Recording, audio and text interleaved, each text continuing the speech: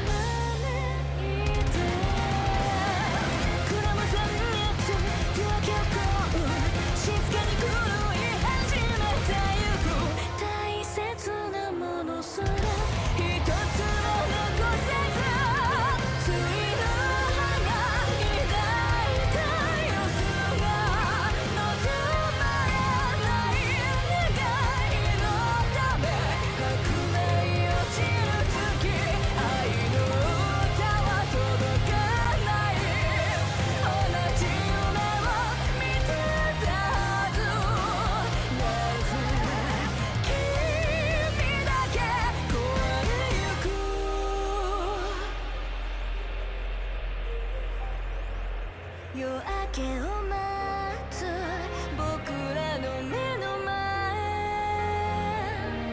正しさ分かられた世に浮かぶ君を苦しめるものなら僕が閉じ込めておくから同じ夢を見られたいか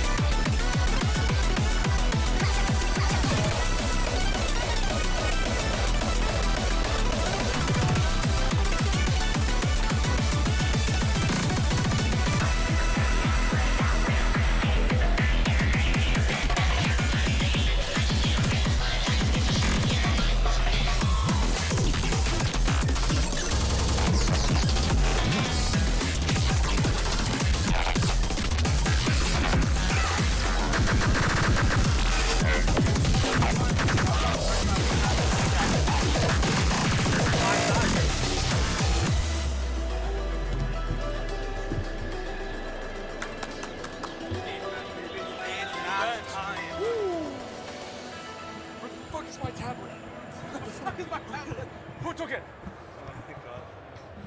Where am I?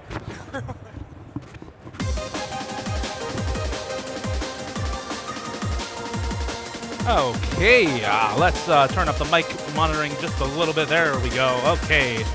And hopefully this is, where can I get the best audio?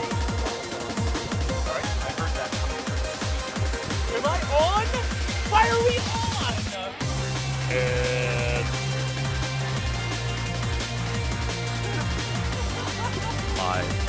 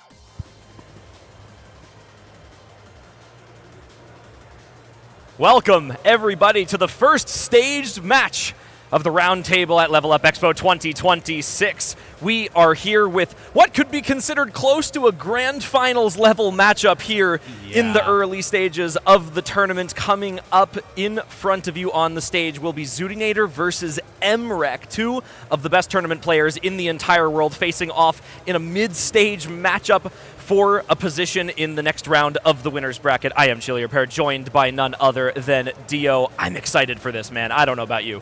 I'm so excited for this match, Chillier, that I decided to start casting a minute early and came through for everyone a full minute before this match started. That's just how excited I am for this winner's bracket quarterfinals match. Zootinator, a top 4 placing player last year at the Roundtable Open 2025 in this very same venue. MREC flying out from Australia, the #1 player in the world, I think in a lot of people's minds, the single best tournament player in the world right now as well. There are people who make arguments for Malashevsky as well, and of course in terms of consistency, but I think just in terms of the raw tournament skill, there's not a lot of arguing to be done right now. MREC is just that guy. Yeah, I mean, the indisputed #1 player in the world. He has set a 1,750 PP play for the challenge on LAN this week, which is close to the record on LAN by far. Yeah. And that speaks volumes about his overall skill cap and his ability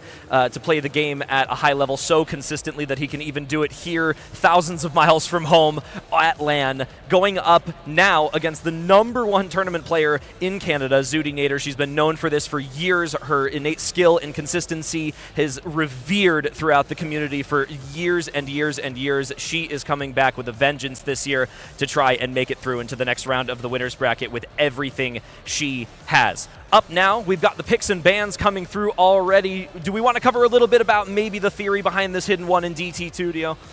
Yeah, I mean, from MREC for the hidden one against Zootinator, she is known to be a hidden flow aim demon. That is potentially her best skill set. You think back to plays like the first hidden FC on Euphoria by Ata. That is exactly Zootinator's skill set, is the hidden flow aim.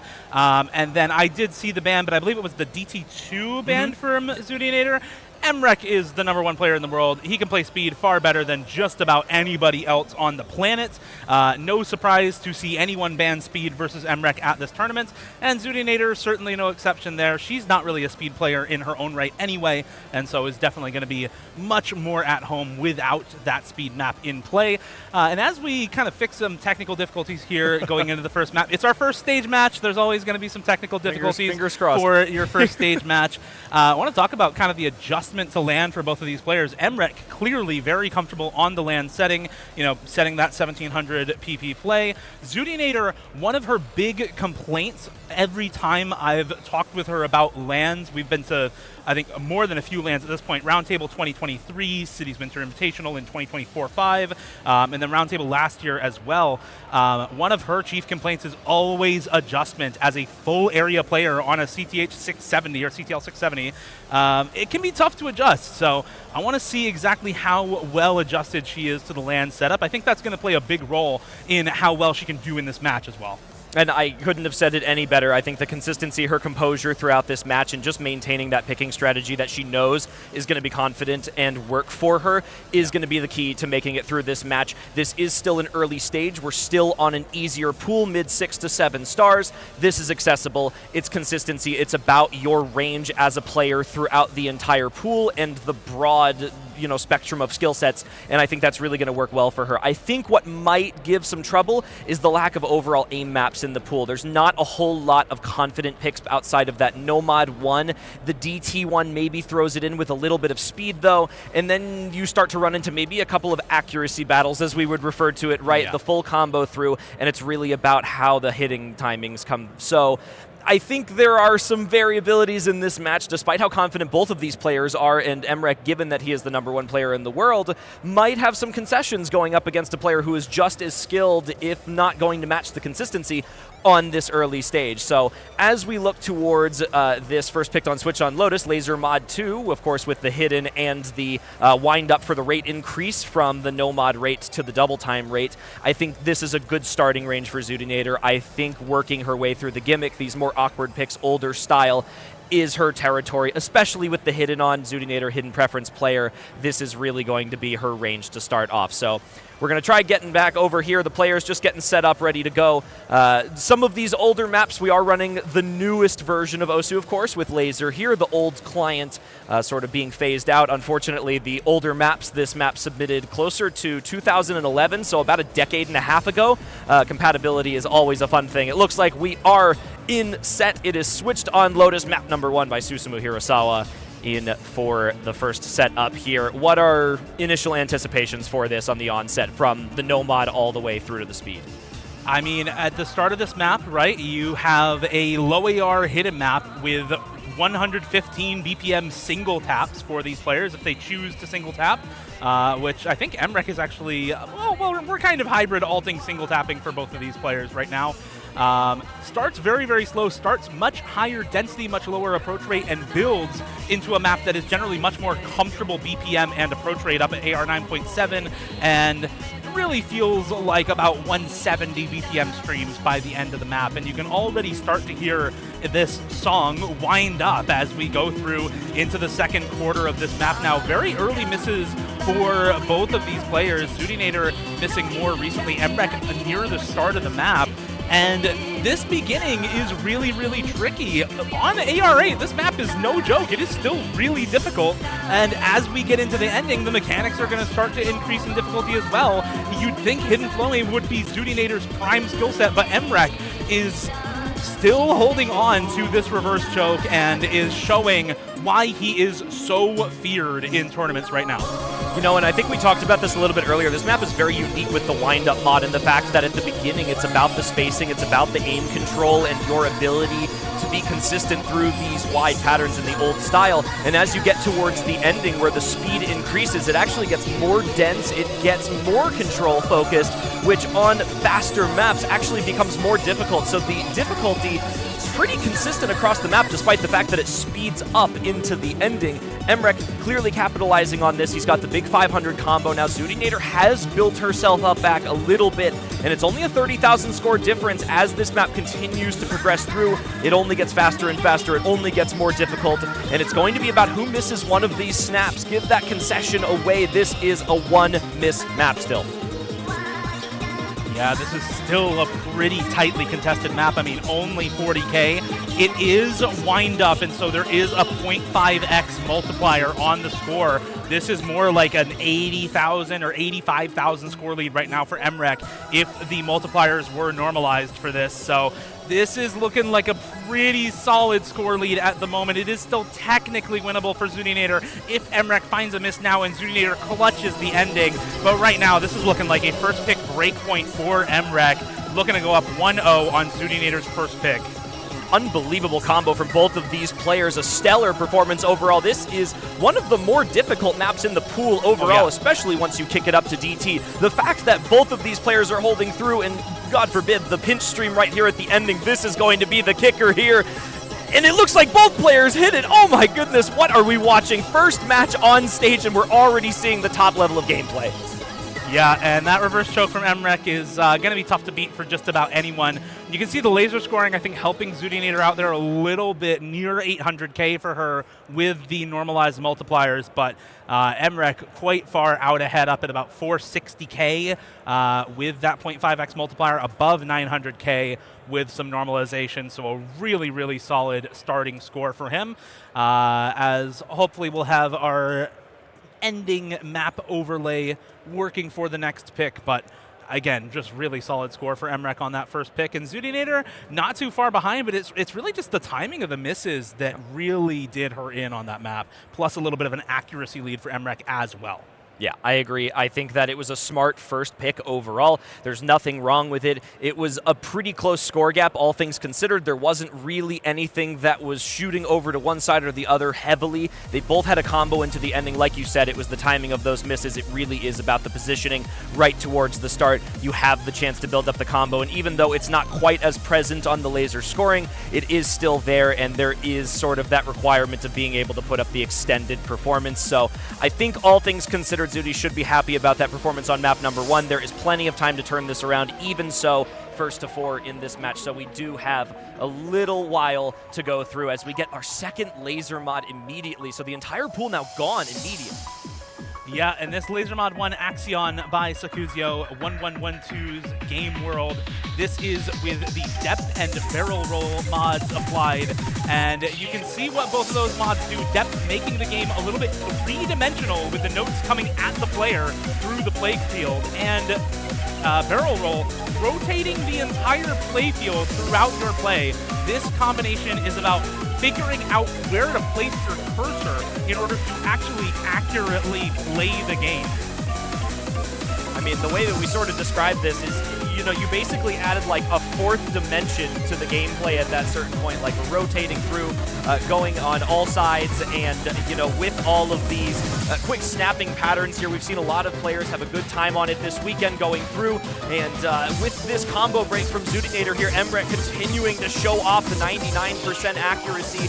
It's only 98.5 for Zudinator, so she is holding strong on here, but it's all about the combo. It's going confidently through. It needs to hope from a break from Emrek to come through here, though. 75K increasing, a third of the way left to go in the map, and there is one more break, and Emrek again continuing to show why he is the #1 player in the world, the #1 tournament player in the world so early on into this match. He is not going to let this go away for a split second. Yeah, and this map can just be really deceptively tough to full combo. These cut streams, and especially these cut slider streams near the end of the map, have claimed so many combos all throughout the day so far. Emrek finding a miss there on the triangle 1/3 to the very end of the map.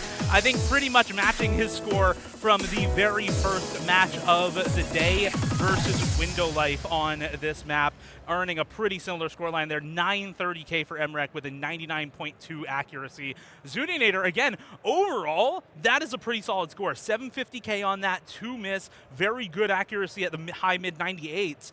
But Emrek is the king of this map right now. I think the top 2 plays on the map are both times that he has played it so far. I am in agreement that this is just a map that you don't want to leave up against Emmerich at this point. And luckily for everyone else, this is the last match that will be played on this pool for him, so no more instant domination with the 900k pluses. But we've got some more difficult maps coming later on, which means he's going to be able to flex that skill cap going through on the more difficult picks. As we look towards our next option in the pool for Zoodinator now, getting that first point on the board is going to be key. This is a best of 7. First to 4 is the winner of the match. So going down 2 break points, that's basically hanging up the towel, unfortunately. In a match like this, we have yet to see anyone come close to coming back from a 3-0 deficit. So getting on the board now is critical. If anything, it is between that and certain doom on this pool. So going into the tech for Zoodinator, she's found another skill set that we know she's confident in outside of that hidden, and this is going to be her next big opportunity to sort of broaden her horizons on this pool. Yeah, absolutely. She is a very, very solid tech player as well. And I think against Emrek, picking your non-mechanical skill sets, I was thinking something like a Hidden 3 or a Nomad 3 or a Nomad 4 would be solid for her. This is a somewhat more flow aim-focused tech map as well, alongside some of the slider aim components. Another potential pick for her, maybe the Hard Rock 1, but staying away from those mechanics-focused maps and into this Nomad 4 we go. Virtual Throne by AR Forest.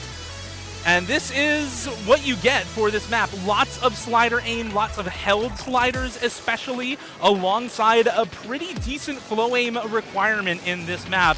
Drop slider end for Emrek, but worse accuracy for Zoodinator. So the score lead early on in Emrek's favor as we get into the first drop. And this is what we would refer to proverbially as mech tech, basically. It's flow aim oriented, it's tapping oriented, but you do have those elements of the technical skill sets, the control based on these sliders and these accelerating streams that they're playing through here. High intensity slider velocity as well, so it's quick to follow, it's quick snaps between these patterns in between, and you're going to see that for the entire duration of the map, including towards the ending where you've got the back and forth snaps through here. Both players comboing through the intro section. Emrek with a pretty sizable accuracy lead, giving him 20k of an advantage here, but this is still either player's map with the breaks to potentially come out later as we get to the more difficult sections of the map. Yeah, and you can see a lot more slider ends picked up now for Emrek than for Zoodinator. All of that missing combo for Zoody is just drop slider ends. They are a little harder to catch in laser. You do need to follow basically to the end of the slider. That's not how it was in stable. With high velocity sliders, you only had to follow until a part way to the end of the slider, not all the way. So it is a little bit tougher to catch them in laser sometimes, and it can catch some players off. These slight mechanics differences within the game on the different clients. And now Zoodinator on the back foot on her own second pick. Really needs to win this and honestly needs to hope for a break from Emrek, but that is tragedy for Zoodinator, an over-aim on the decelerating stream, and that is probably going to be the towel hung up on this map. Emrek still on the full combo, 99.4 accuracy, hits that super high spacing Axel stream into this last PI time he goes. And boy, so does his score, already up 100k.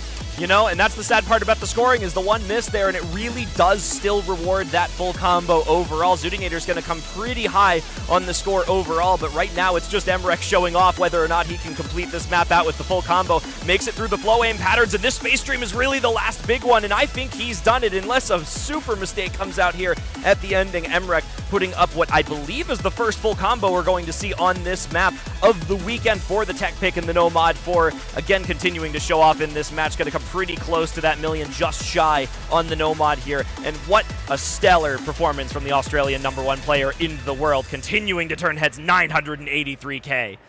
Yeah, the first FC for him on this pool as well, with the reverse choke on switched on Lotus and the late miss there on the LM1. So Emrek putting up the full combo, 99.5 accuracy. Even if Zoodinator didn't find that miss, there was nothing she could do. Emrek was winning that one way or another. That's a quick 3-0 for the #1 player in the world, and he's looking to make it a quick 4-0 and turn this into a clean sweep with his next pick. Let's see where he wants to go. He's got basically pick of the litter here. There's 3 Nomads left. There's the Hidden 2 left if he wants to go there. There's both Hard Rocks left. There's the DT1 left. As many picks as possible open for Emrek here on match point. Yeah, I think normally you would sort of say Emrek going in for the most mechanical skill set would make the most sense here, but I think going up against Zudinator on an easier pool like this, more consistent, it doesn't really make too much of a difference. There's nothing that's going to cap either of them out. It is still going to be the DT1 though, so he is going to go close to home on the double time. He is going to bring the BPM a little bit up to what we would consider the speed map in the pool. This is the fastest overall in terms of BPM at, I believe, coming up just shy of 250 at 245. With DT. So Meltdown going to try and be the final pick for Emrek to close this match out, looking for a quick 4-0 for him up on the stage. No pressure getting to him, it seems. He is calm, cool, and collected. Got the noise canceling on and everything. Just block the world out, perform out of your mind. What a way to start the day for him. Yeah, and here we go into a pretty classic map once again. 2011 map here for Meltdown, featuring Kagami no Rin by Iroha Sasaki. This is a kind of hybrid DT map, a little bit of awkward aim, a little bit of burstiness here and there, but mostly about the aim and a little bit of finger control on this map as well. And this map really does truly have that broad range of skill sets, even though it is a speed map, like you said. It's got the burst, it's got the aim, it's got the quick snapping patterns in here, and it really does bring a lot of what the game has to offer, especially in Double Time, which is a very versatile mod. And actually, as we get to the future pools in this weekend, you're going to see a lot of rate changes coming up on here as well, so above 1.5 and below in some cases. Both players still holding strong at this juncture of the map, but once again, it's going to be Emrek with that accuracy lead, just putting that slight gap that he needs forward in order to keep that lead through every single map. No big breaks. Quarter of the way in, this is a bit of a more extended DT pick here, so there is some room for error, but we are starting to hit the point where any miss will have a tragic effect on the outcome. Yeah, laser scoring is different from stable. You don't get a full multiplier bonus for your entire multiplier, and it is kind of a soft multiplier cap, if I remember correctly, but it's somewhere around 200 is where effectively you stop getting a lot of extra multiplier bonus as you continue to accrue more and more combos. So even if you do miss halfway through, it doesn't cap your score like it would in stable on Score V2 for most tournaments. So if you're familiar with watching the OS World Cup, that's really the comparison I'm drawing there. But both of these players halfway through looking completely fine. It's just the accuracy difference, the double full combo intact for both of these players. 99.45 accuracy for Emrek, 98.65 for Zudinator. And both of them looking stellar right now, but it's just Emrek shining slightly brighter so far on this DT1. The true star on the stage at 99.5. Impressive accuracy, to say the least. I think in order to be top 3 on this map, you need something just shy of 9 100s overall. Emrek looking to come pretty close to that in a LAN match setting on stage. Zudinator not doing half bad, like you said, but 98.7 just isn't going to come up to par when your opponent has the level of accuracy that Emrek has. And of course, as we go through this slow section here, there's really not a whole lot of opportunity for her to capitalize on making up that accuracy. So she has to hope for a slip-up from Emrek at this point in the map, unless whether that be accuracy or a miss remains to be seen. But only a quarter of the way left to go, 750k roughly for both players, and 20k it is still within reach as we make it through this last section before the final speed up here. This is do or die. Let's see, Emrek basically would have to find a miss or a massive chain act drop for Zudinator to win this at this point. And you've just got to pray, if you're Zudinator or if you're rooting for a close match, for that miss or act drop to come through. But hoping for that to come through from Emrek on a barely 7-star DT map is a really tall order, man. This is, a good 3 or 4 stars below his actual skill cap. Not to say Zudi's is all that much lower, especially on her own skill sets, but it's just insane to watch the consistency for both of these two. An AC battle double FC, and it's just the 99.6 for Emrek to take it home. Despite Zudinator full comboing, still losing the map. What can you do? That's just how it turns out sometimes on these early stage pools when you get the AC battle and Emrek taking it home with that really high accuracy, 7 100s total. And an absolute clinic from Emrek the entire match. He showed off everything that he had. He doesn't back down even on these early stage matches and against an opponent as fierce as Zudinator at that, who was putting up full combos on multiple maps. There's just nothing you can do when your opponent's acking that. Fun fact with the 7 100s on that pick, that is number 2 on that map on the global leaderboards in terms of accuracy. I believe the current number 2 with 9 100s, so just shy of that. So just casually setting leaderboard global plays at LAN like you do. So Emrek continuing to show off. I think we can expect to see a lot more exciting moments out of him for the remainder of the tournament, all the way through to the grand finals, and that's really what we're looking for as these pools progress in difficulty.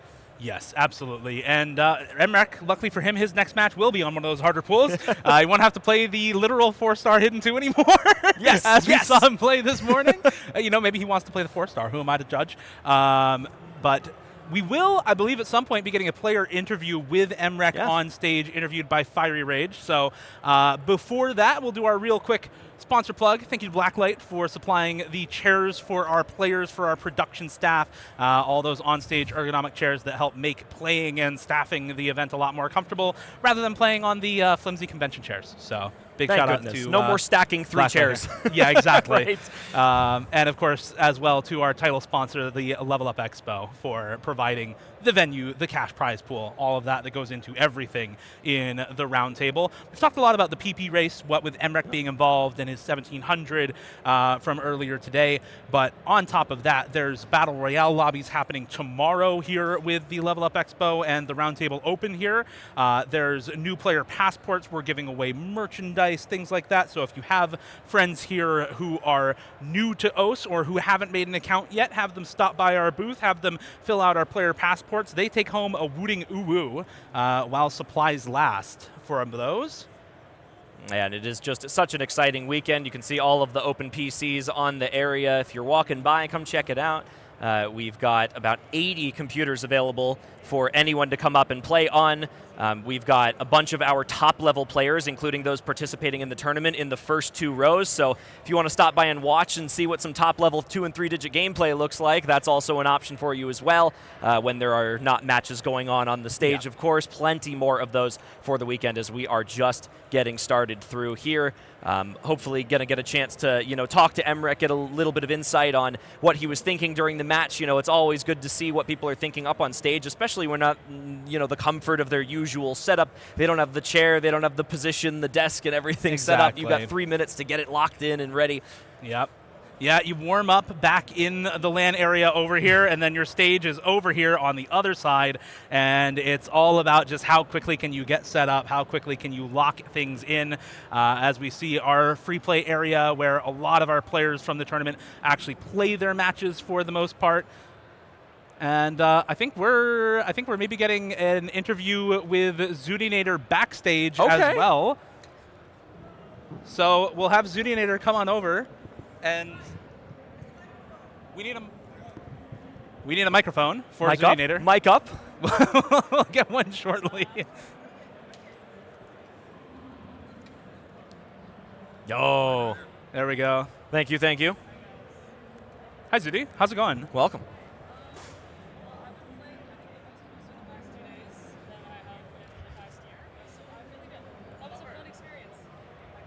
Yeah, nice. It's not on? It's not on. Okay. We're waiting. Try one more time. Is it on? Do we have it? Okay, there we go. Oh, okay. Hello. Hi. Oh, yeah, Everybody? I can hear you in here Okay. now. I can hear. Okay, Are we wonderful. good? Okay. What was I saying? So basically, I was born, and then I came to. No, I was kidding. The match was really good. Yeah, I've been playing a lot of OSU this past week, but it's so nice to see everybody. That was a really good experience. Way better. The convention's been way better than last year. Like exponential amount of effort by all the staff. So I've been having a really good time. Even if I had lost, it was maybe like a 15-minute match. I don't even know. It was like a 15-minute match, but it was really fun, and I'm really happy that I get to fight against Emrek, someone that I'm really inspired by. I mean, you looked good and confident up on stage. I think, was it not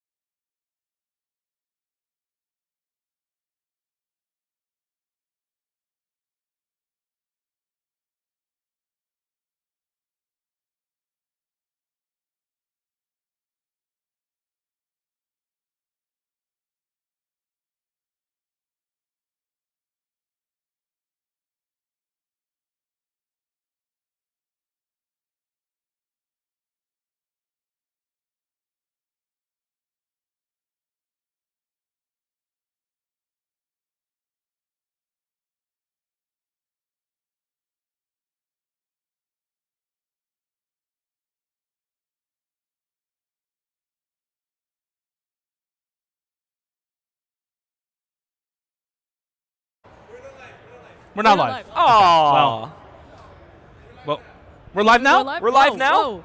Okay, my interview was so good, I broke everything. we're back. Hey, everyone. Yeah, so speaking of that higher production value this year, Zudinator, Level Up Expo. How are you enjoying the Level Up Expo this year? You know, it's just been great, honestly, from our perspective. It's been great. The amount of side activities I'm really enjoying. Like the stamp rally, if you guys don't know, they're doing like these Osu passports. You can get people's signatures, you can do a little quest, and you can get a Wooting Uu, which is really great. I even talked to some of the Wooting guys that were here as well. You know, we have to play on laser. That's a different conversation for another time. Yeah. But other than that, yeah, it's been very good. Okay. I've heard very mixed reviews about all the laser mods. Some people like them, some people hate them. Yeah. They're interesting. I think my problem is getting laser to work. Okay, I was just on the stage actually, and I had to run and ask Chili Repair how to get my mouse unstuck from the right side of the screen because I literally didn't know how. We love tablets. We love tablet compatibility. Yeah. So exciting! It's an exciting day, I think. So I think our power cut. I think when we asked the last question, but like, was it exciting getting back on stage after to step back up into the competitive environment like that? Yeah, because you've been on like a little bit of hiatus, right? Yeah. So A little bit of a hiatus, but something like this I can never pass up the opportunity to come to. And like I said, I don't know if it came on stream or not, but being able to play against someone like Emrek, even if it's a really short match, I really look up to him, and you feel the prowess of someone like that. When you're not double on the SC stage. act battle, you know. Oh yeah, my act was not doing anything up there. Okay, there's a lot of stuff going on, but yeah, I respect Emrek so much, and being able to play against someone like that is just, it's phenomenal. Like it feels crazy, someone you look up to. It's great. Well, that's awesome. I love that. No, and I get that experience. That must be, it's so. And again, this con is just the culmination of everything that this game aspires to be. I feel like, it really is nice getting everyone out here, seeing in person, really getting that offline gameplay going. So exciting stuff as usual. All right.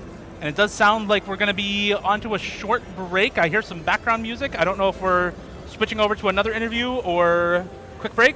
Another interview? One more? Wonderful. So Zudinator, thank you very much. We're going to transfer your mic over to Emrek. And see you later. Emrek, hello. There he is. Hello. Hello, how Welcome. goes it? I'm feeling good. Congrats on the win. Thank you. Appreciate it. So I think the big question everyone's wondering, when you come to a LAN like this, you've been to Roundtable before, invitational, coming to the Open at the LAN here. What's the experience like seeing this many people viewing with the stage in the Open PCs compared to, back in LA, being back in this environment? Is it more exciting? Is it more stressful, even though you're the number one?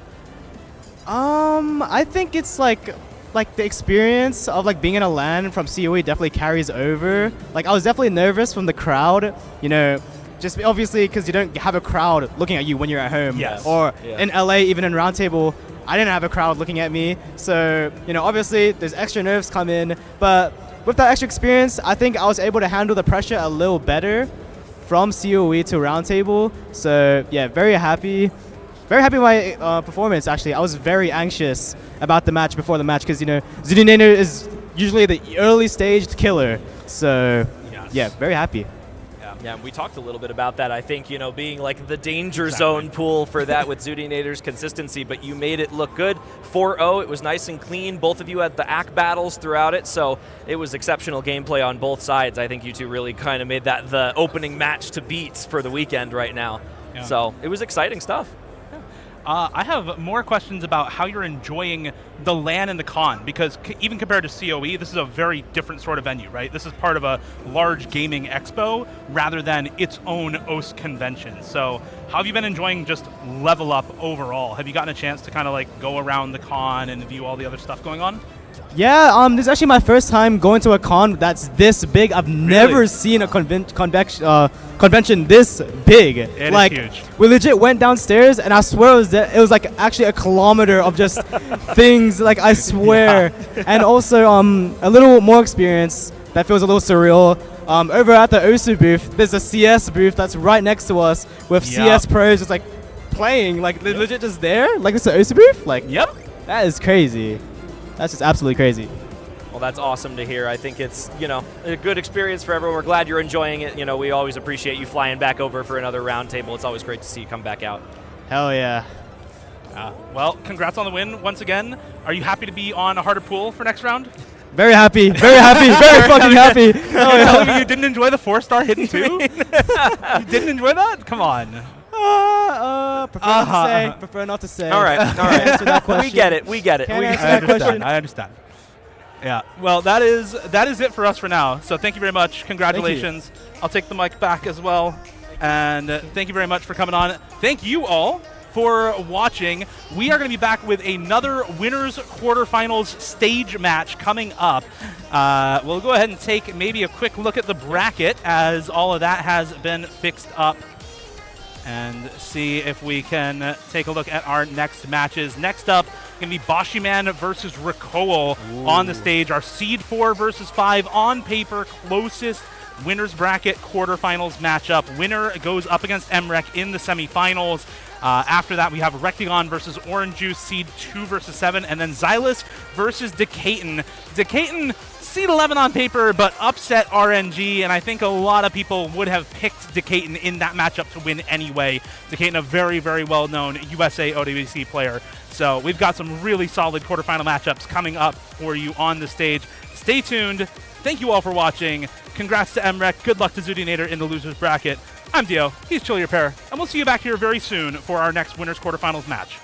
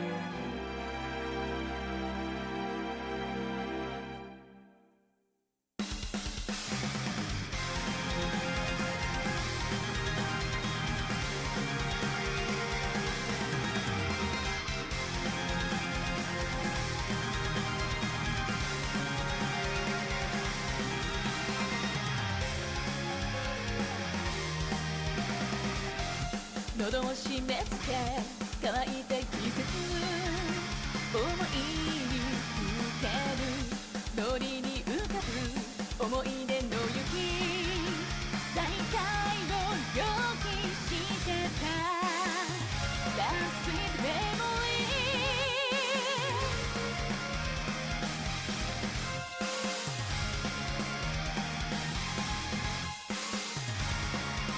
待つことに慣れすぎて痛みさえ感じないの麻痺してる焦がれてる刺激が太陽だまた求めてる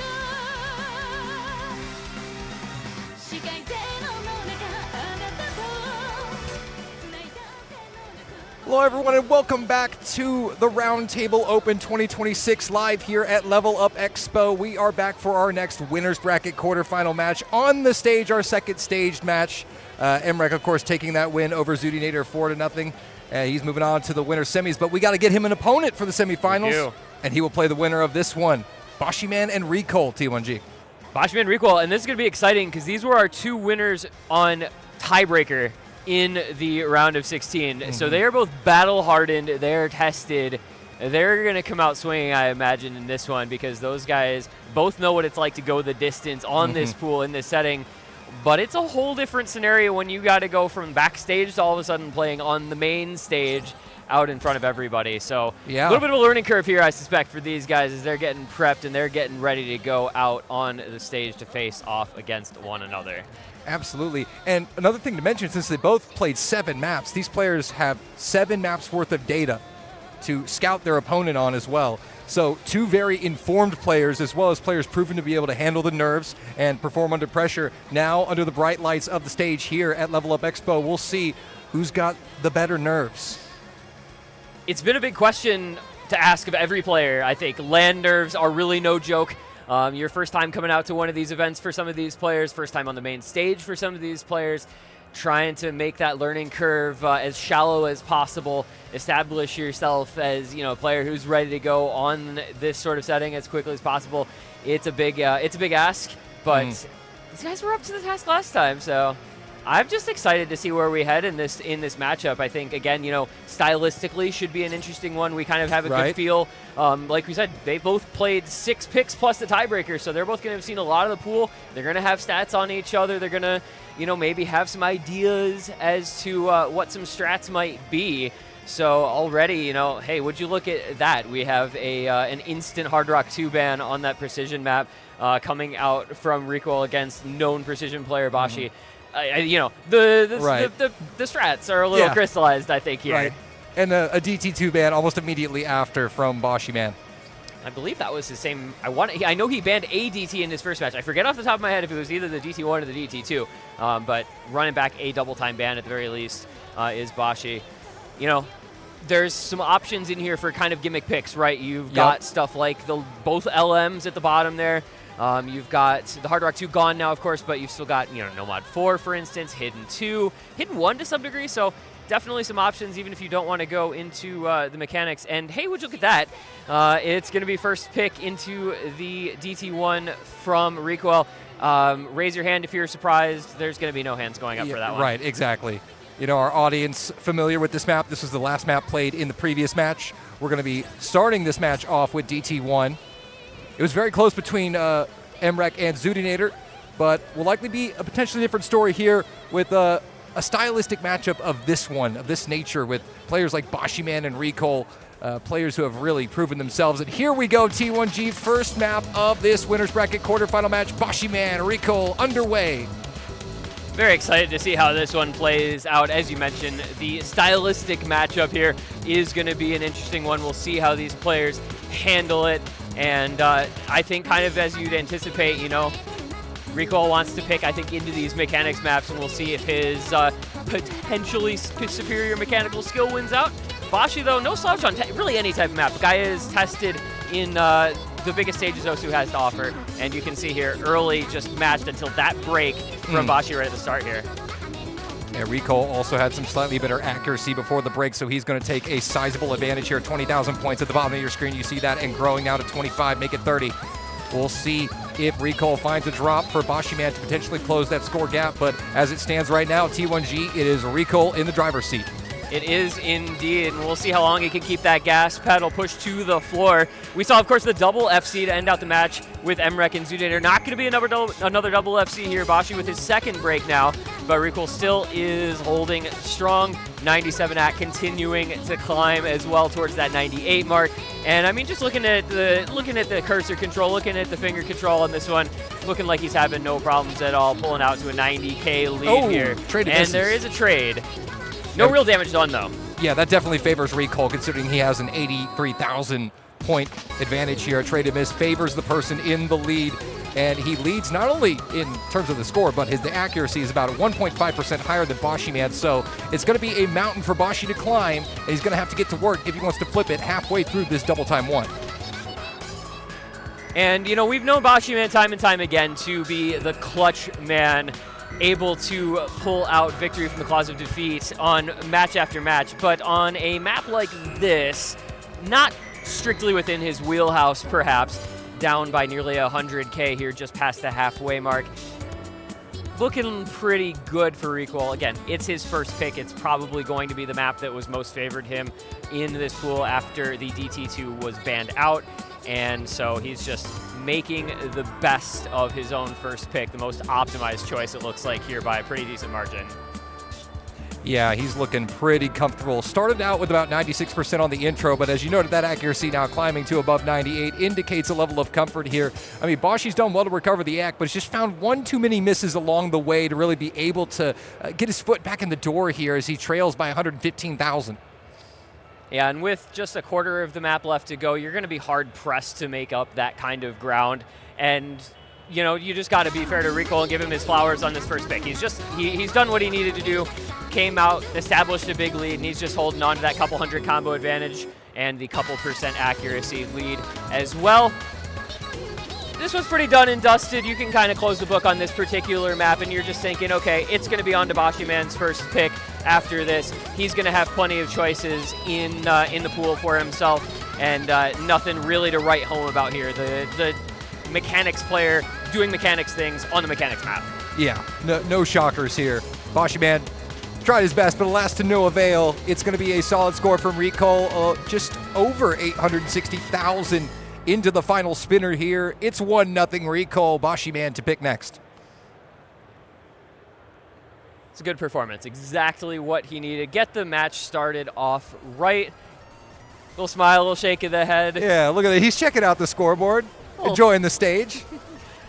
It's a fun experience, man. I don't know. I mean, there's so few times are we able to have this kind of setting here at a big stage like at Level Up. So just really exciting for us, but exciting for the players, exciting for everybody in the crowd as well. So really awesome to see these guys having a good time, their moment in the sun and the limelight up there on the main stage. So really excited to see where this match heads as we are looking at the man who's going to have his own first pick to come here in just a moment. Got to think it's probably going to be one of those gimmickier picks in the pool, and indeed it is. Laser mod number 1, Axion with barrel roll, with depth.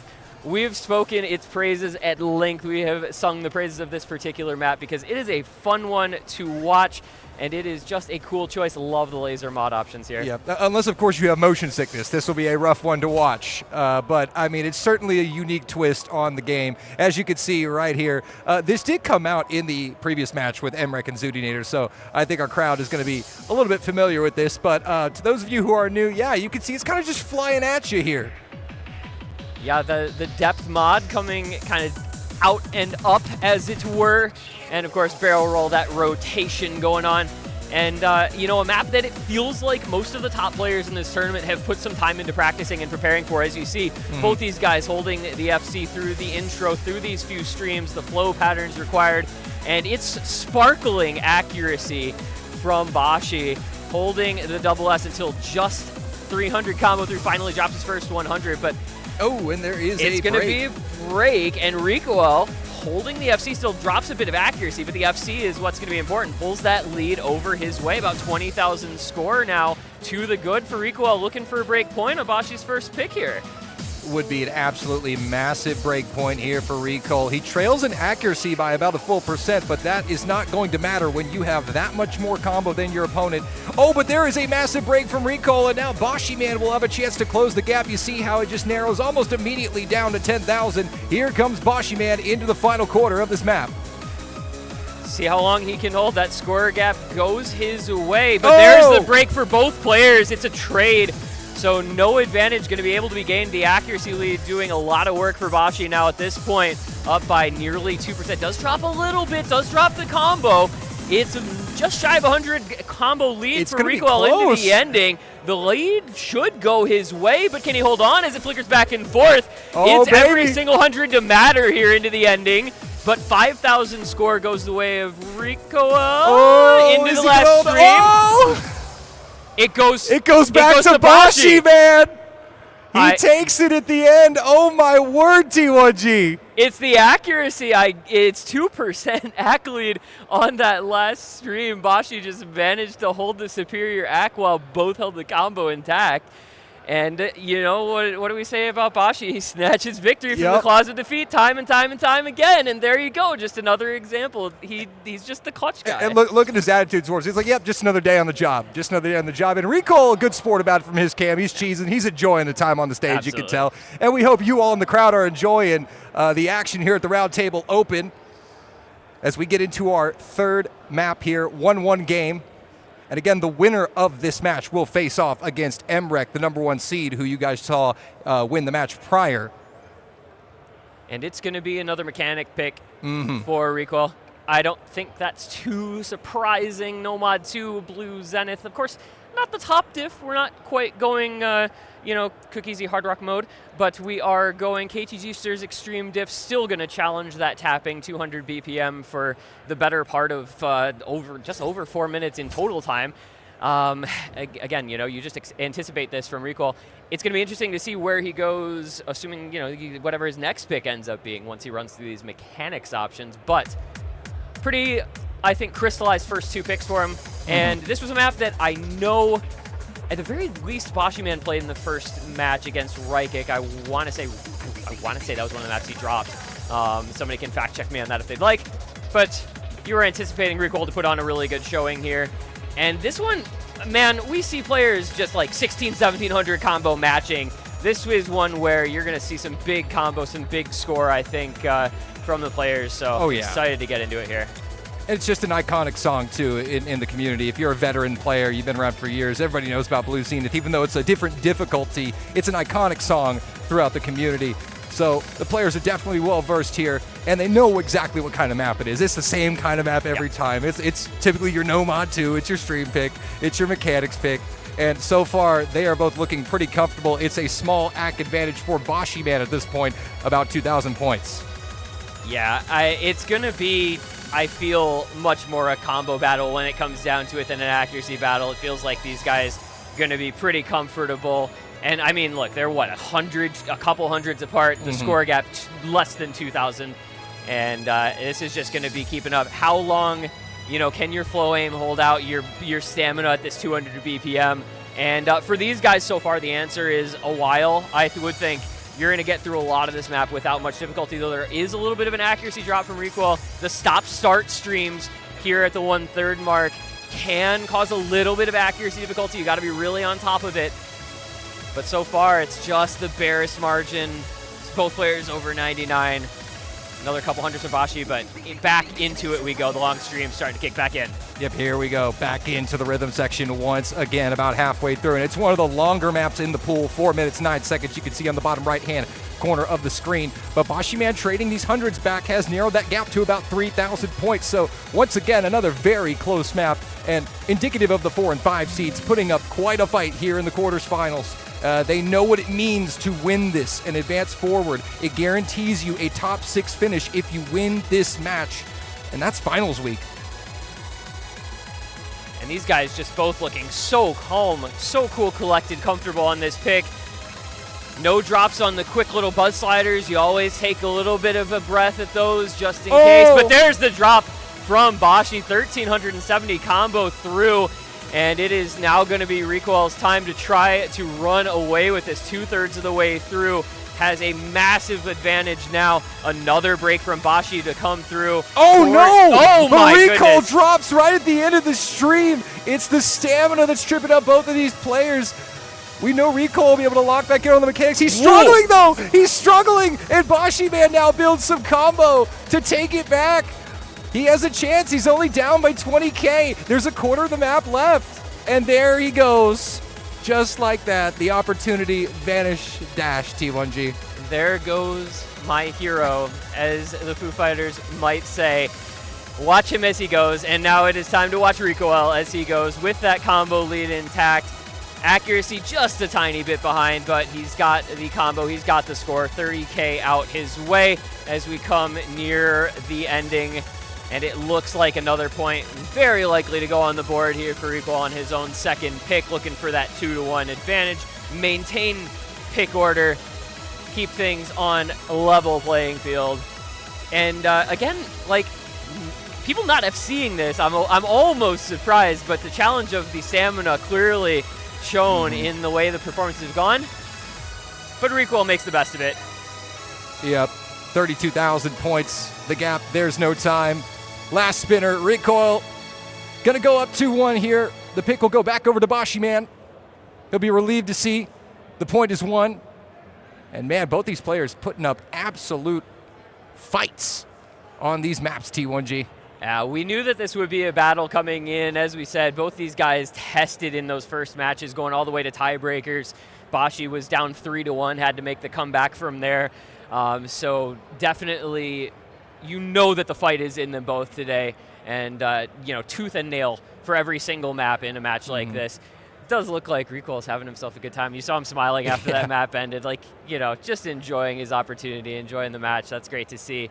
Next week, Bashi Man, though, do we just go hidden 2? I feel like we should just go hidden 2. I mean, yeah, he's probably just going to go hidden 2, honestly. I mean, maybe LM2, but I mean, you got to pick hidden 2 surely at some point if you're Bashi Man. But no, never mind. Okay. It's a little Hard Rock 1 action. We're going to go Boss Rush. The Giga Banger of the Hard Rock pool here. It's, kind of aim tech, as it were. Slider aim, slider jumps in this Hard Rock pool. Bashi saying, all right, you can ban out the Hard Rock 2 against me. I've still got the Hard Rock 1 here. I'm still feeling good about it. Likes his chances. A little less gimmicky, perhaps, than that LM1, but certainly within his skill set and then some. But I feel this is one that could be a real challenge, could be another real fight both ways. Oh, yeah, and it's a very short one. 2 minutes and 3 seconds. It's a short Hard Rock. Here we go, though. It's a better start for Bashi Man with a 99.3% act. Over to Recoil, who's got 97.7. Yep, it is both players. Oh, it's a miss-aim. Recoil actually over-aiming on those kick slider jumps. Going to hand Bashi Man the early advantage into the first drop, into this first real slider aim section. And we'll see how far Bashi can push this advantage. The accuracy, once again, just sparkling from the US OWC mainstay here. Already up by 80,000 plus score. Drops just a tiny bit of accuracy, but still over 99. Recoil with another break on that little slider pattern. And Bashi just running away with this one, man. Halfway through, 140K the lead. Golly. I mean, that's the consequences of a short map, right? If you miss, your opponent just combos half the map. The score gap just goes crazy. And 150K is absolutely massive. it would have to be a break basically on this little build-up from Bashi for Recall to have any sort of chance in this pick. And he doesn't look too likely to give anything away on this map. He is looking locked and loaded and ready to put this point up on the board. You can really only watch and hope if you're Recall or Recall supporter on this one, because Bashi is just set in stone with this combo. 99 acts still, and the FC in hand, looking strong. Absolutely. I think the only question that remains now is just how good is this score going to be out of Bashi, man? We know it's going to be good enough for the point, but is it going to be good enough for the full combo? We're going to find out here. Ending sections. Bashi, man, looking to light it up in Las Vegas here on Boss Rush. Can he do it? Oh, yeah. 7-digit score, 1,026,481 points for Bashi, man. Proven he is the boss, perhaps, this occasion. Takes the point. At least on that map, for sure he is. Exactly. Absolutely. That is a score and a half, man. 99 AC FC, like, just stellar. Oh, there, he smiles. He smiles. A smile from the man. He's not a robot. No, he's not. He's been perhaps a little serious looking so far, but that one brought a smile to the face. Yep. For sure. And now it will be the final picks for each player. Yeah, but now the smiles are probably going to start fading here. It's 2-2 game. This is it. Your last picks coming up, and it's going to be Hidden One, the pick from Rico. Little good rush. We're just pick and tapping as Rico, but this is more about the flow aim than the real tapping requirement. As we've seen, time and again, it's really about that hidden flow aim, your ability to stay through the Axel, D-cell streams, the tech patterning with the finger control in the middle, buzz sliders. It's a lot more than, like a Nomad 2, right? This one offers a bit more in terms of the skill requirements, but Rico's been up to the challenge of his own picks so far in this match, and one more gets him, at worst case, a tiebreaker and a match point on Bashi's pick if he wins this one. So, stuff starts to be a little bit on the line here. Right, exactly. The stakes of the match start creeping in. Both players realize this is for a guaranteed top 6 finish at the Roundtable Open. And just some small act drops here from Recall. The only thing to report here, but Bashi, man, looks absolutely comfortable on this pick, T1G. He does. That accuracy, again, it feels like map after map. Bashi's AC has been so high, maintaining the combo, maintaining the AC, giving himself every advantage that he can. What can Recall do to try to combat it is going to be the question. Over, a percentage and a half behind here, a third of the way in, and the double FC alive for the players. Oh, that's a break for Bashi, and a big accuracy drop as well, and that's going to open the door for Recall now. If he can hold through this middle section, he's going to have a great opportunity to build himself a score lead. Half the map gone, and Recall with a chance to guarantee himself at least a tiebreaker in this winner's quarters. He's looking very good. His accuracy has only improved since the start. Just had a shaky start with 96 AC, but now is on the verge of 99% accuracy. Bashi, man, building back up, trying everything. The supreme act from Bashi, man, here is giving him some hope, but unless the miss comes out from Recall with an act drop about right now, it's going to be over. Yeah, it needs to happen pretty quickly here. Crests the 99% mark, so that accuracy gap is really tricky, but there's the miss from Recall. We come into the very ending with a chance. It's 80K, though. That's still a fair amount of score to try to build back. But Bashi on that 600-plus combo might have given himself room here. Oh, another miss from Recall here.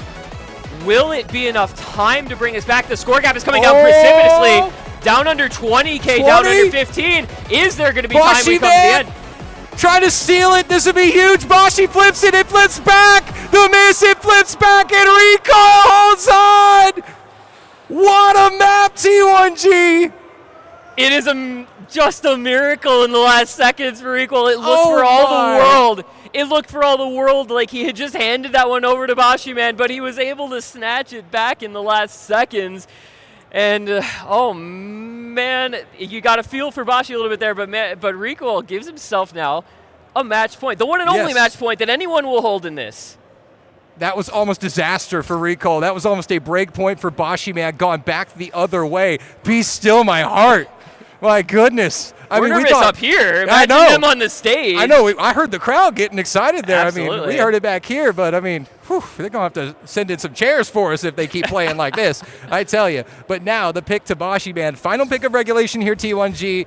It's all on the line. It is either a 4-2 win for Recoil or we are going the distance in the winner's quarters. And it would be the second consecutive tiebreaker for both of these players if we go to tiebreaker.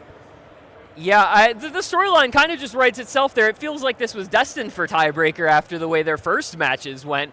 And now Bashi Man just, needs to capitalize one pick of his own here to make that happen. The options starting to diminish, and it looks like we're getting an LM2 last pick. It's going to be switched on Lotus wind up. Wow. So there is no hidden 2 pick here out of Bashi Man. Hidden 2 sitting unpicked, unbanned, unbowed, unbent, unbroken. Shotgun Senorita remains unpicked this time. LM2, oh man, what can we say about this laser mod special here? This is a Kirby Mix Deluxe. If you've been around the game long enough and you see Kirby Mix Deluxe, you know one thing, old map, weird mapping. Yeah, it's got that grid snap, geometric alt style. You've got the crazy flow patterns coming in as it just ramps up. The map itself ramps up, and then you add into that ramp up with the wind-up mod, making the map speed up as it goes through until you're playing DT by the end of it with the 1.5 wind-up max. And so, we're going to see what these players have in store for us here. I want to hear it for Bashi Man, the old map master. Can we see a just absolute clinic on this map, or will it be yet another battle between these two? That's going to be the question we're going to be answering over the next couple minutes. And it's a long map as well, 4 minutes, 19 seconds. One of the longer maps in the pool. I don't know if it's quite the longest map, but it's certainly up there. And Recoil, a solid start on this despite worse accuracy. Keeping Bashi Man in check here, but we're only a quarter of the way through. Still plenty of map left. We'll see what Bashi Man has in store for this map. He needs to deliver to send this one to tiebreak, and there is an early miss from Bashi Man. Oh, but Recoil does trade it, so the crisis is averted. Just a reset for the players. The accuracy very similar. The combo ever so slightly in favor of Bashi, but practically negligible. It's just going to keep on going, though. The map is just increases in difficulty, increases in hype level as well as long as it goes. A break there on that circular linear pattern from Recoil, though, offers a little leeway to Bashi Man to try to grow this lead just a bit. You can see still under 10K. This is still firmly within touching distance, but the longer the combo holds for Bashi and the more we see those breaks coming through for Recoil, the better it's going to look for a tiebreaker. Bashi Man trying to give himself a shot in this matchup. Has to send it the distance, has to get this one to tiebreaker. Recoil has dropped down to 92.9% accuracy. It might be too little too late unless we get some struggles from Bashi Man here shortly. Another miss from Recoil. T1G, the script is reading TB right now. I don't want to jinx anything yet, but Bashi Man is looking poised to send it the distance. I'm sure these players don't want to go through another tiebreaker, but they may have to.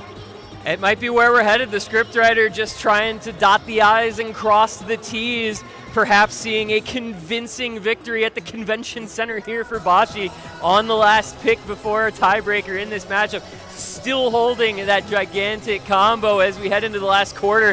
Things just escalating to the maximum crescendo that this map is going to have to offer. But it's a one-man show for Bashi here as Recoil continues to struggle and Bashi continues to do what he is best at and just put on a clinic on these style of maps. This is what Bashi Man is all about. Showing you what he's capable of. Finds a drop there, but it matters not because the work has been done for Bashi Man. Level Up Expo, we're going to tiebreaker in the winner's quarters. Bashi Man and Recoil will play back-to-back tiebreakers for a spot in top 6. Could it have gone any other way? Was there any other outcome that anybody would have been satisfied with in this matchup? I don't think so. We would not have accepted any other outcome. No. There would have been riots, protests outside. the streets would have been flooded with angry Osu players saying, "We demand a tiebreaker." Fortunately, we will escape that fate by making the tiebreaker happen organically. We head once again into Eternity by You, which has been a highlight song, a highlight map for this round across this entire day. It's an absolute cinema of a tiebreaker. And we get to hear at least one more time. Who knows? We might hear it more. We've still got some more matches in this stage, but the next rounds will be on a different pool. So this might be one of the final times we get to hear it, but we get to hear it on the stage. The Level Up Expo gets to hear this wonderful song. I'm sure these players are not too thrilled to be in this situation, but I'm sure looking back on it, they'll be grateful for this moment to have played such a hype match on the stage, live at a convention in front of people. It's just a great moment for them. You saw Recall in the beginning of the match. He was looking back at the screens, taking it all in. But now it's serious time.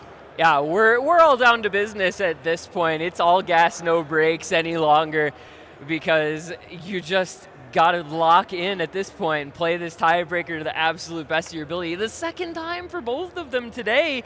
I mean, you don't normally see people practicing tiebreakers too much. You don't normally get to play the same tiebreaker twice in a single day. And here we are for both of these guys forced into that situation. So it's gonna be interesting to see who can steel themselves and hold their nerve to try to eke out a win. As mentioned, get into the semifinals, get into that top 6 guaranteed spot, and a matchup against the greatest player the world has ever known, dare I say. Against the globally ranked #1 player who has held that spot for the past, 5 years, I believe? Something like that. That brief interim of a couple days where he's lost it in that entire period. But other Right. than that, yeah. But neither of these guys has shown any fear so far today, and I don't think they're going to do that either in this tiebreaker or in the next match. So here we go. It is Eternity by You, an Osu original from, I believe, Taiko World Cup 2025, repurposed as this custom map from the Osu Standard World Cup. And man, oh man, what a great scene we have for this TB. It's been a cinematic of a match. Definitely one of the best ones of the tournament so far. It's a banger track. It's 2 amazing players. Level Up Expo, here we go. 5 minutes away from a winner. Will it be Bashiman? Will it be Recall? 1,000 points of difference. Their accuracy is pretty much identical. It's a slight advantage for Recall here at the start. It is practically dead even, my though. goodness. I mean, the hundreds, not even 1,000 points separating the players. 3-digit Dead. score. Dead even. Every 100's going to count. Now, obviously, that won't last forever, but as long as it does last, it's a pretty awesome thing to see. Well, you say that, but it's still there. It's still there. It's still there. We still don't have 1,000 points separating these guys, both holding the FC through the first 700 combo. The scriptwriter's just working overtime on this one, man. Okay, finally a 4-digit score gap. Okay, my heart was getting about worried. Yeah. I mean, that's still a minuscule score difference in the scheme of a 5-minute tiebreaker here. We're only a quarter of the way through. Both players holding 97s right now. Bashiman going down below 97, but still 2 full combos intact. That is absolutely insane. It's an accuracy difference that Recall leads. Yeah, the tapping advantage that we saw from Recoil in the earlier maps that he picked could come into play a little bit with that accuracy lead here. You see it building him out just the smallest lead, and there's a break from Bashi 1/3 of the way through. 1K combo in, and that is 1K combo in favor of Recoil, looking to come out the victor on this TV, but there's still a lot of time left. This map does not let up. It is relentless. And man, oh man, it's the breaks from both. It's a trade. And the accuracies are dead even. It's only a 15K lead for Recall. The stage is set for Bashi to try and make his patented comeback. But these 2 players have been trading all match long. Neither has seemingly had an overwhelming advantage over the other. And it plays out even into this tiebreaker as they trade misses yet again. 96% accuracy for both players. Halfway through T1G, 2 minutes away. Who's going to be the clutch one to come up with the big combo in the back half? You get this rhythm change section, you get some tech, you get some crazy slider patterns, but both of them deciding now's the time, I'm going to hit everything. It's a break from Recoil. And Bashi trying to work away at this 15K lead. It's going to go back his favor. 300 combo to the good for Bashi, man. The clutch player of the day. Can he do it yet again as that lead goes over? And another break from Recoil comes in. Recoil now down to 95.2% accuracy. Bashi Man 95.9. Now Bashi Man in the lead. Largest lead of the match for him. But a single break will immediately open the door for Recoil. It's still anybody's game, but Bashi Man, if he can be clutch once again and hold down some combo, may very well have all he needs to secure the dub. It's a 400 combo advantage, which is just going to be enough to hold on. It's going to be enough to continue holding this 20K scorer lead, but he has to keep it alive. Little bit of accuracy drop. Maybe the nerves started to come in for both these guys. The setting is huge. It's a miss from Bashi.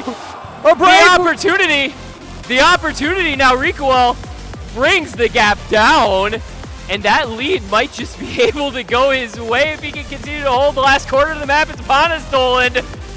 Here we go, 2,000 points of difference. Recoil now taking the lead back in this tug of war tiebreaker. He drops as soon as he gets the lead. Oh my goodness, Level Up Expo, here we go. It's an absolute cinematic into the end. Who's it gonna be? Will it be Bashi Man? Will it be Recoil? Who's got the ice water in their veins, T1G? The score lead just flips back and forth. It won't stay on either side for long. This is ridiculous from both players. Nobody is able to earn a lead bigger than a few thousand. It's Recoil out now by just 4K. One break, though, could still spell his own doom. He's got to continue holding through these crazy slider patterns, the cut burst and everything. And he's doing it, though. He's making it happen. The lead's still just barely on his side. Can he hold it down for the last few moments? Accuracy as well. They're dead even on accuracy, a 1/10 of a percentage. They have to maintain accuracy as well. Recoil now into the final sections. Breaks! Bashi Man! A chance to steal it! Here comes Bashi Man!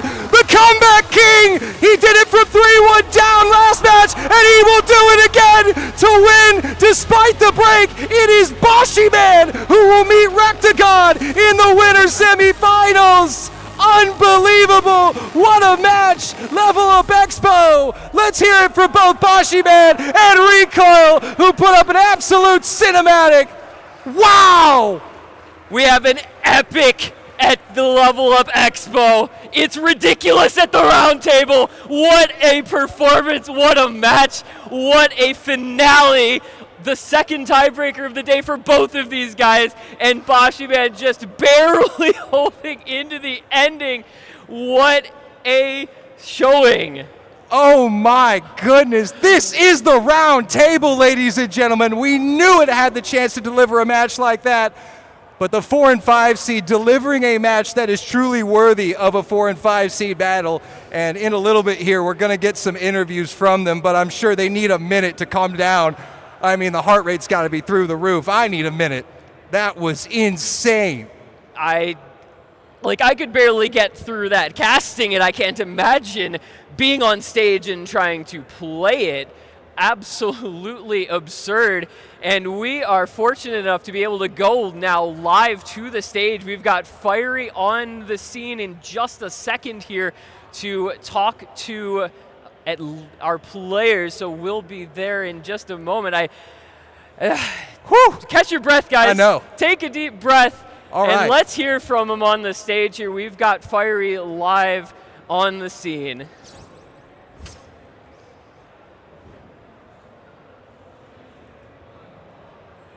Uh-oh.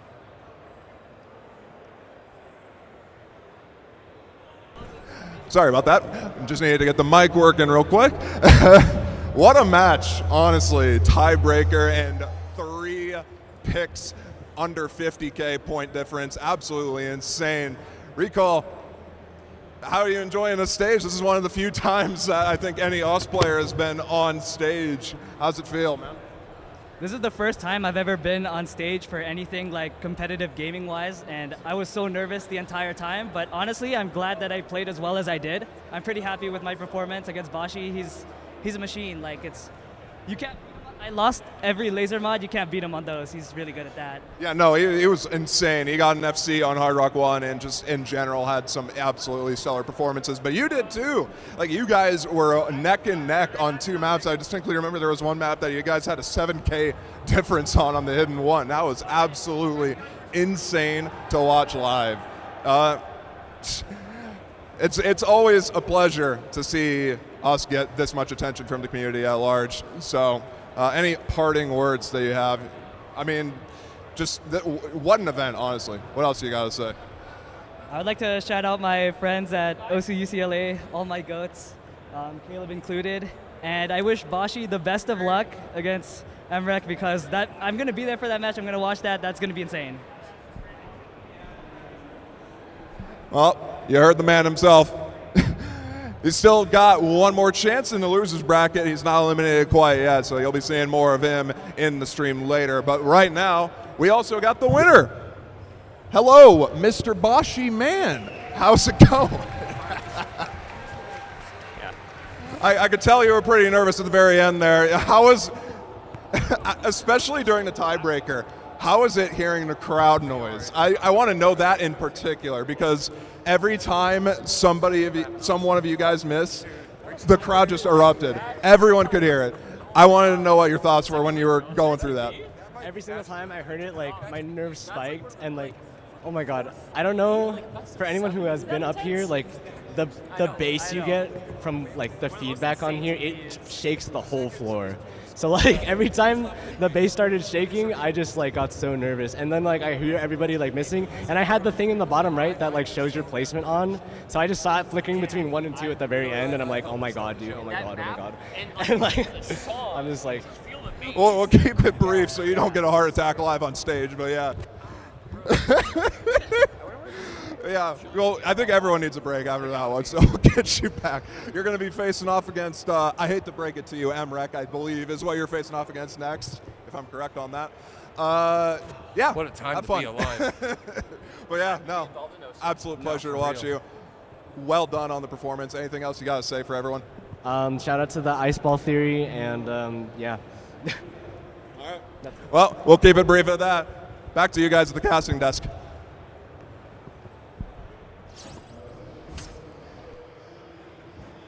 Well, thank you, Fiery Rage. Appreciate that. What a match, T1G. We needed a minute there.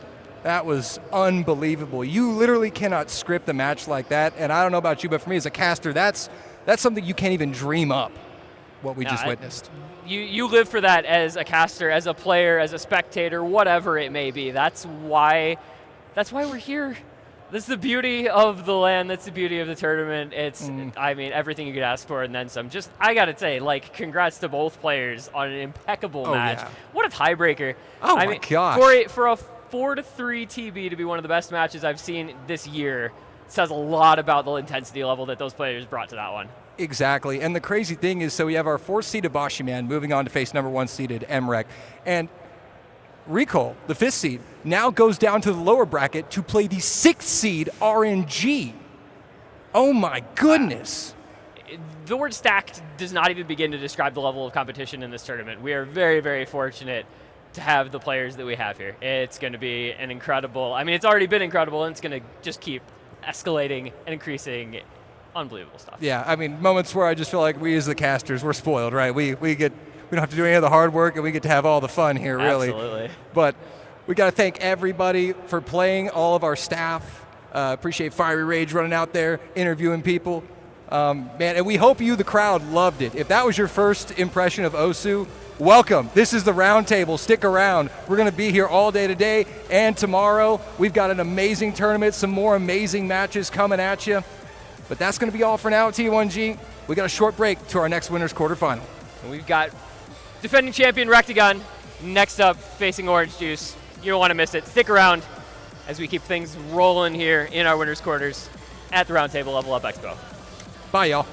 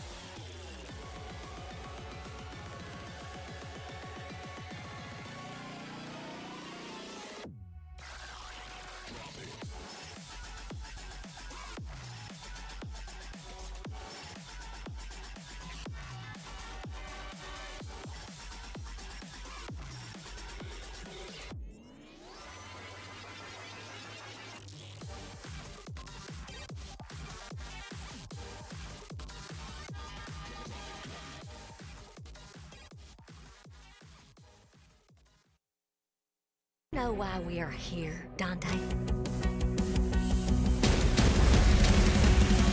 There have been some issues. You lost your mother, and now your brother suddenly back? Virgil, what did Mundus do to you? He set me free. You're gonna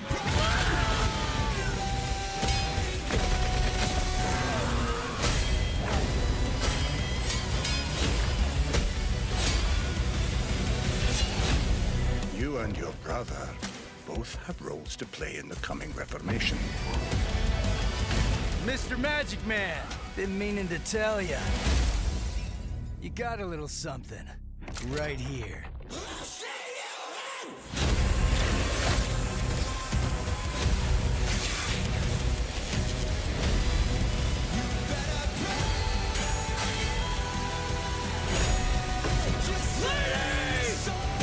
The Sons of Sparta, at last.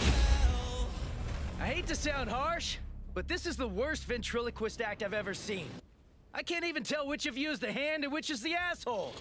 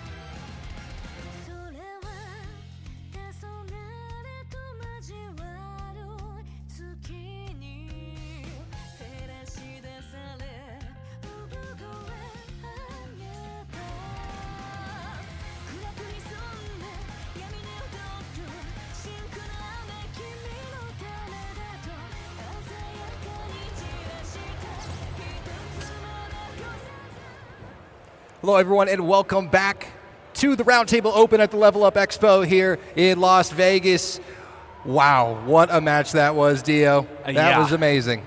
Yes, it was. I was watching from the crowd out there as well. It was a hell of a match and a hell of a tiebreaker that we had there between Rectagon and Ricole. I can only hope that this next match up is going to be even close to as good as the last one that we just had. Rectagon versus Orange Juice, our seed 2 versus 7 in the winners bracket quarterfinals, fighting for that spot, guaranteed top 6, guaranteed finalist placement. And one thing that I don't think we've been talking about a lot on stream is the prize pool distribution for the main tournament.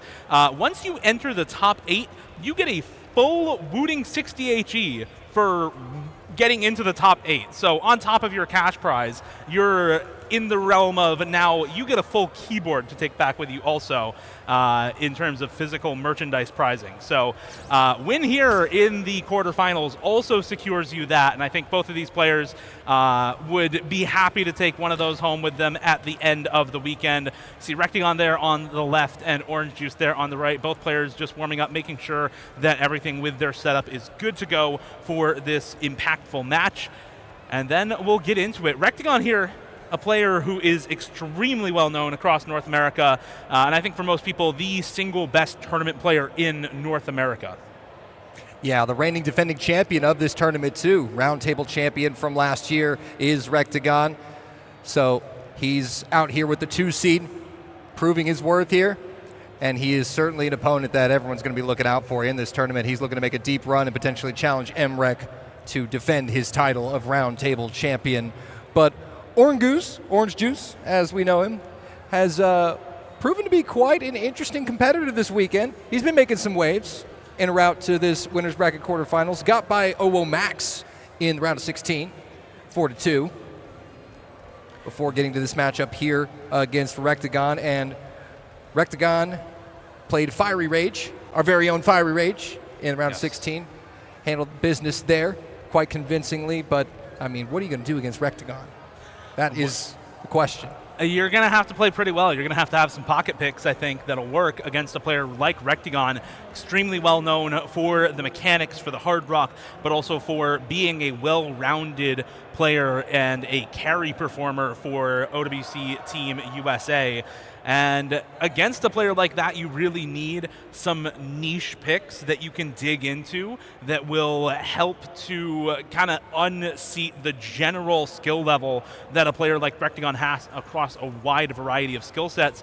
To that end, I think the laser mod picks can be very solid. I think this hidden 2 that is very practice-focused, almost memory-focused, can be very, very solid for players up against Rectagon. We'll see if Orange Juice is poised to take advantage of those sorts of picks or not as we get into the bans and then the pick phase for both of these players. Orange Juice as well, returning competitor, I believe was around about top 6 last year at the Roundtable Open 2025. So another returning solid competitor here in Orange Juice, looking to make a deep run once again as seed number 7. And let's see where these players want to go. For Rectagon, I would honestly expect one of those laser mod bans or a hidden 2 ban to come out of him. And as for Orange Juice, I think you're looking at a Hard Rock 2 ban or a Hard Rock 1 ban, depending on what you feel like not playing into Rectagon, as those are maps that I think he's going to be able to abuse against a lot of players in this tournament.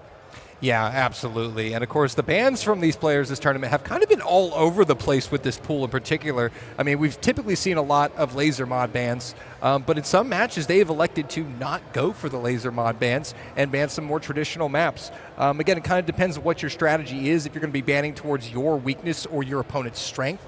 Again, we've seen both those strategies played out here this weekend, but the players definitely taking their time this go-around with their picks and bans might indicate that they're not exactly confident here.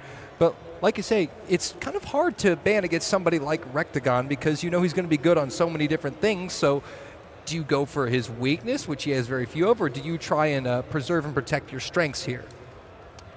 Yeah, exactly. It is a tough choice, but I think just banning into maybe your own worst maps is honestly completely fine. Banning into Rectagon's best, also completely fine.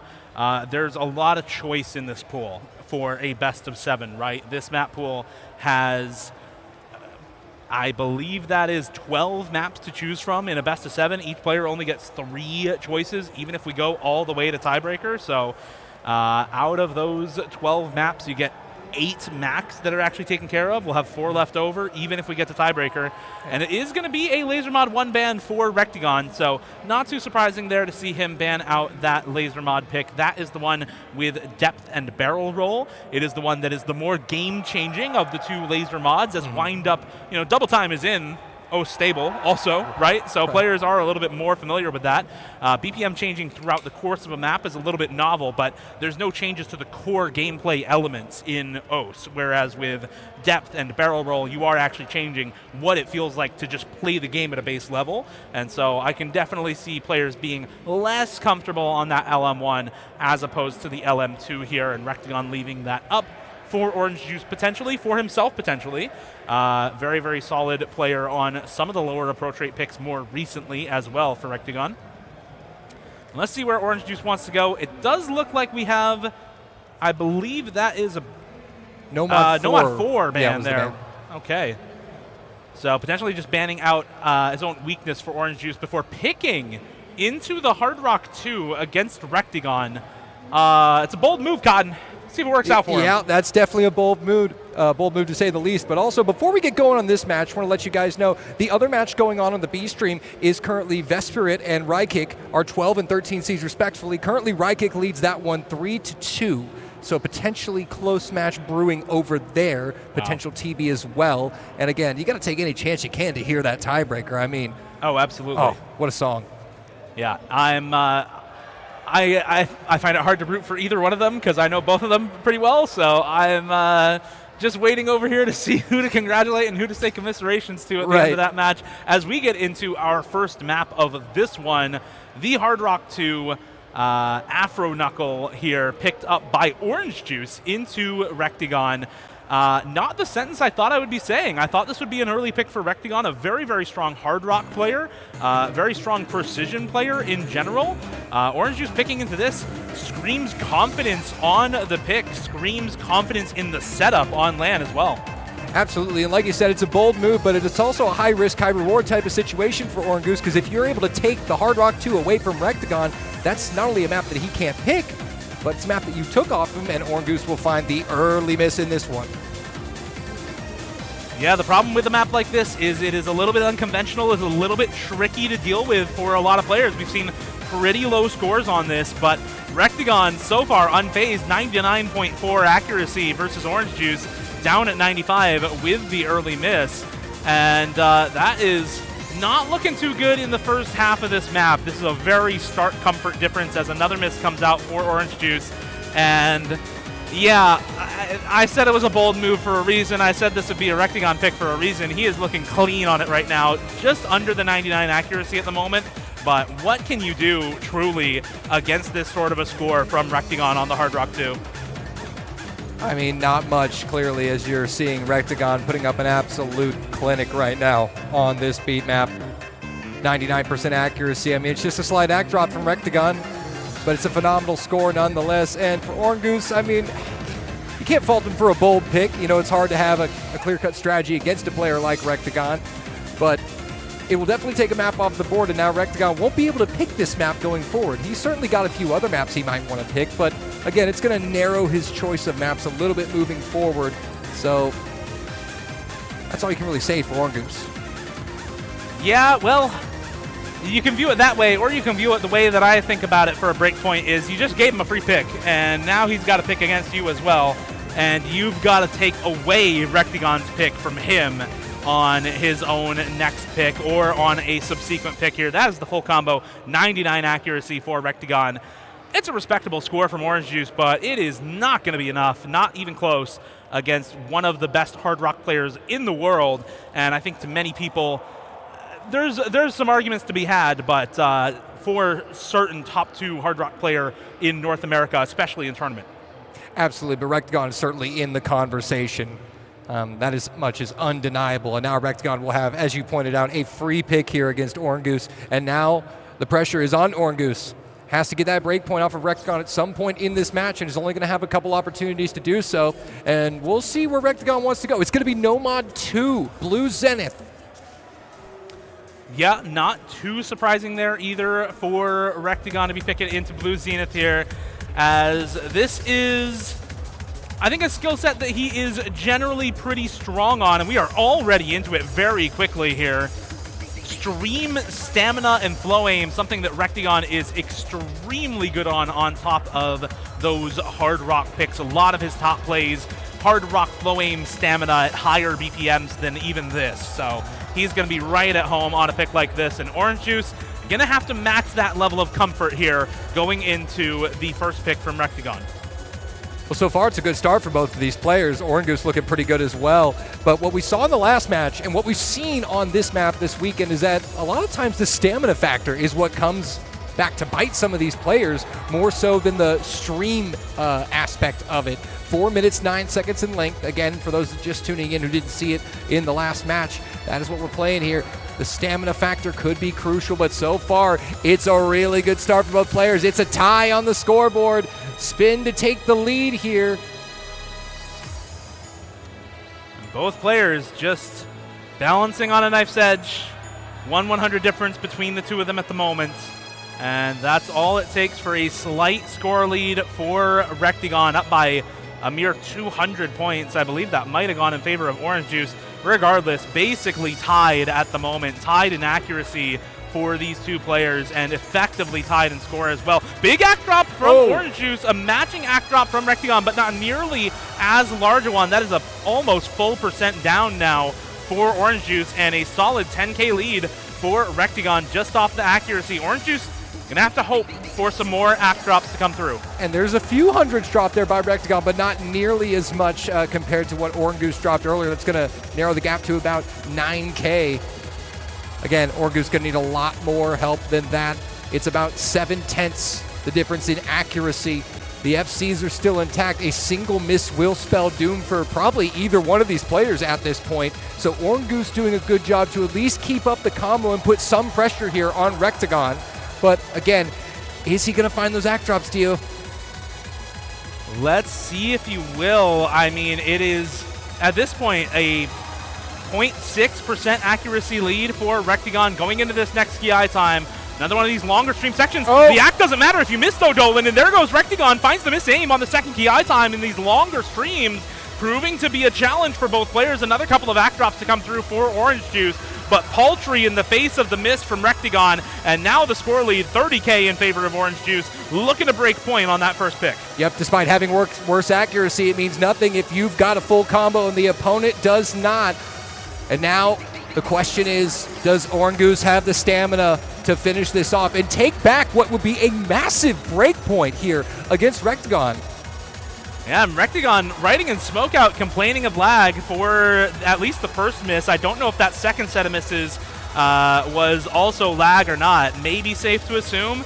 If that's the case, that's just rather unfortunate for Rectagon. Another miss instead of act drops comes through for Orange Juice as well. Rectagon with the chance to still actually take this. I mean, he does have the combo lead. He does have competitive enough accuracy. If he can clutch up the ending here, there's still a possibility that Rectagon can take this. Those earlier misses from Rectagon not big enough, but unfortunately there's another miss right at the start of this ending Ki time, and now Orange Juice with the combo lead, with that accuracy lead, gonna clutch it out into the ending. Orangoose locking it down here on the back half of this map. A nice recovery from Orangoose, and a very consequential break point taken back by the challenger Orangoose here, the 7th seed against Rectagon. Level score 1-1.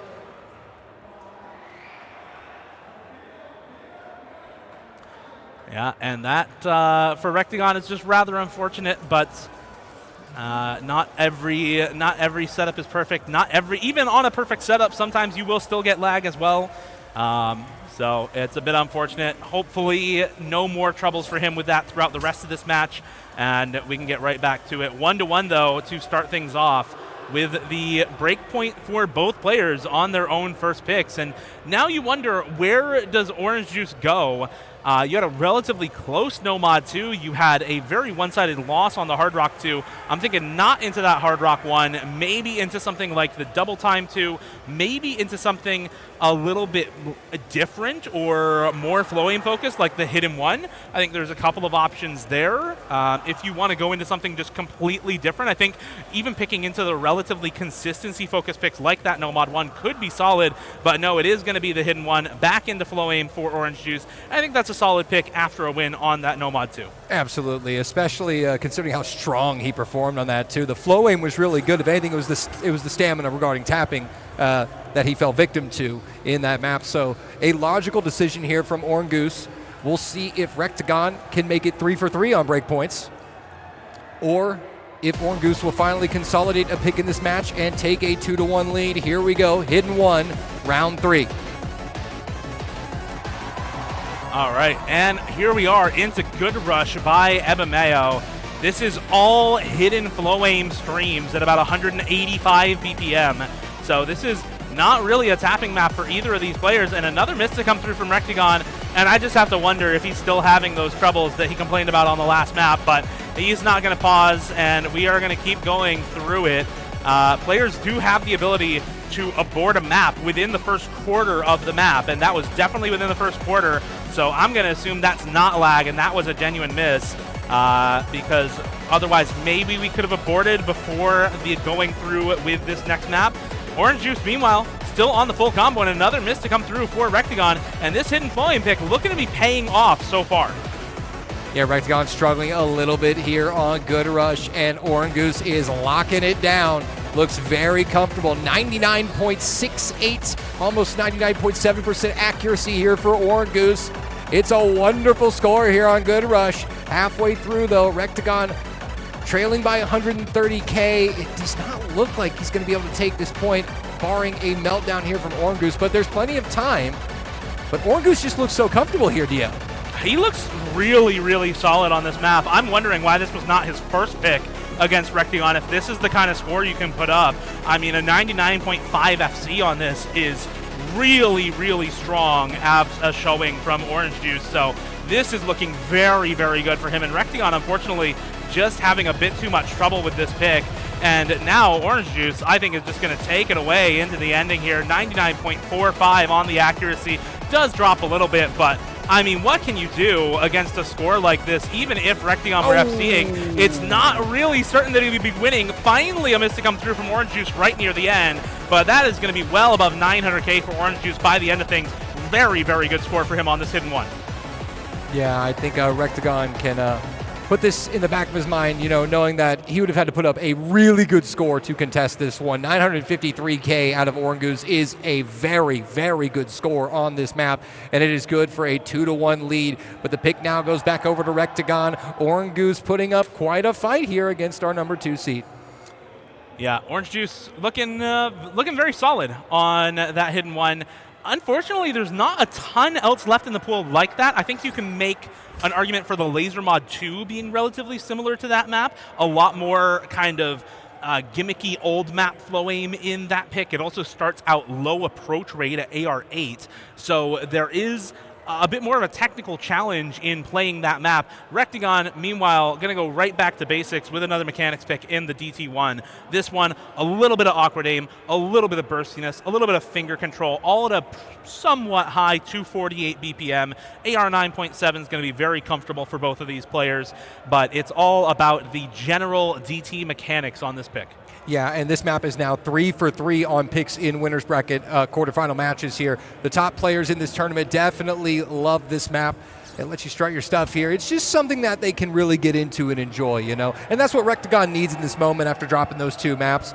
And we know that he can absolutely put up a phenomenal score on a map like this. Absolutely. I think the big problem for a lot of players when picking a DT1 like this is that you know that your opponent can also put up a very solid score. You're effectively committing to an ACK battle or a choke battle between 2 players, and we kind of expect a double FC or 2 very, very high scores from both of the players on a map like this, as it is very, very straightforward, relatively simple mapping style. A miss right at the start of the map here for Rectagon, but the accuracy lead is just massive. Orange Juice dropping a ton of AC right at the start of the map here. Gonna need to recover that in order to break even, even assuming that that miss does nearly as much damage for Rectagon. Orange Juice way down. Yeah, I don't think that miss is going to be too consequential here for Rectagon, given the accuracy of Orangoose right now. And he's looking to settle in here with about a 15K lead off the start, and that's mostly just accuracy. That's actually all accuracy, because Orangoose actually has the slight combo advantage due to that miss from Rectagon. And we see Orangoose dropping more accuracy now down to 96%, and Rectagon now has stabilized with 99.73. And an AC battle is exactly what Rectagon needed, I suppose. Looking very, very comfortable. 99.35 accuracy on this so far. Orange Juice down at 96, so down a full 3%. It is a 25K and climbing score lead for Rectagon, now just about at 30K. And he is just going to keep this pain train rolling as far as we can tell until a miss maybe comes through. If you're Rectagon or you're rooting for him, you want him to clutch out this reverse choke and not find any misses going into this next PI time. Of course, we gotta say, Orangoose is doing an admirable job keeping some pace. This lead is only 30K for Rectagon. Orangoose still on that full combo, so putting up enough pressure here to contest the map as we're only halfway through, and this is a very long double time map. Before double time's applied, it's nearly 5.5 minutes long, about 3.5 after you apply the DT. So he's doing a really good job. We'll see if Orangoose can keep up the pace into the back half of this map, Dio. Yeah, let's see if he can do it or not.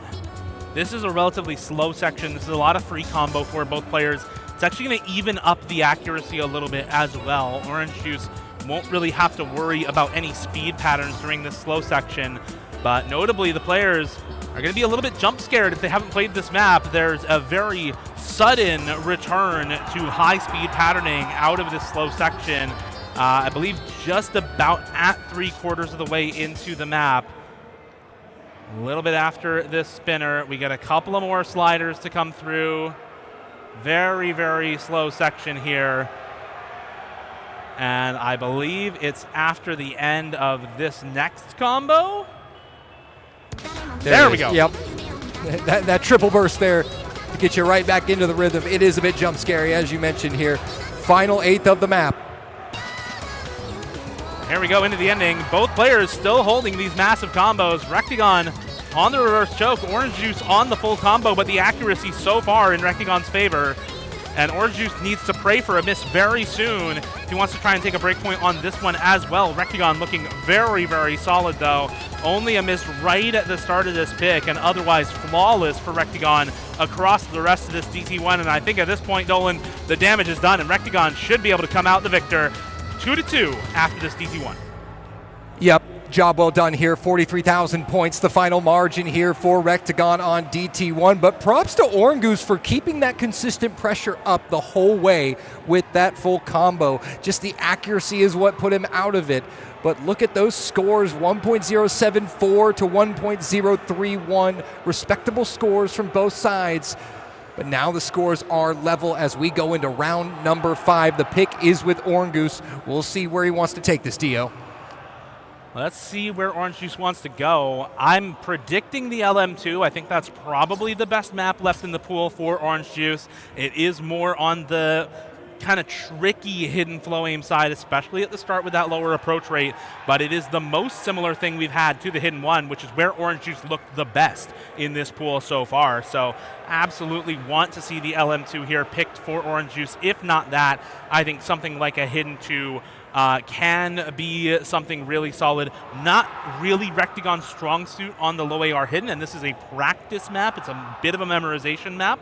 So I think one of those two picks would be very solid here for Orange Juice. Rectagon can just be comfortable going for high accuracy plays on relatively simple maps like that DT1. Orange Juice, not so much. Going to be needing something else, and this is a gambit if I've ever seen one. Orange Juice potentially not comfortable on the Hidden 2, not comfortable on the LM2, or just extremely comfortable on this Nomad 1. Io Chikaishi by Ayalis. This is a classic awkward aim density map in the Nomad 1 slot. 210 BPM for a good 4 minutes.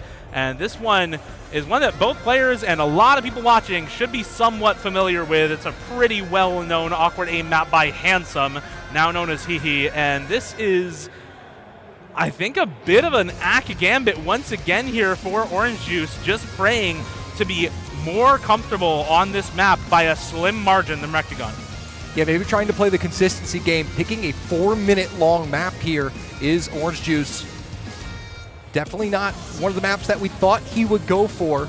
But again, he let us know right out the gate, Dio, he's bold. He makes wild picks here. He's got a method to his madness, and we'll see if it pays off here, because if he could take this point, he guarantees himself tiebreaker against Rectagon here in winner's quarters.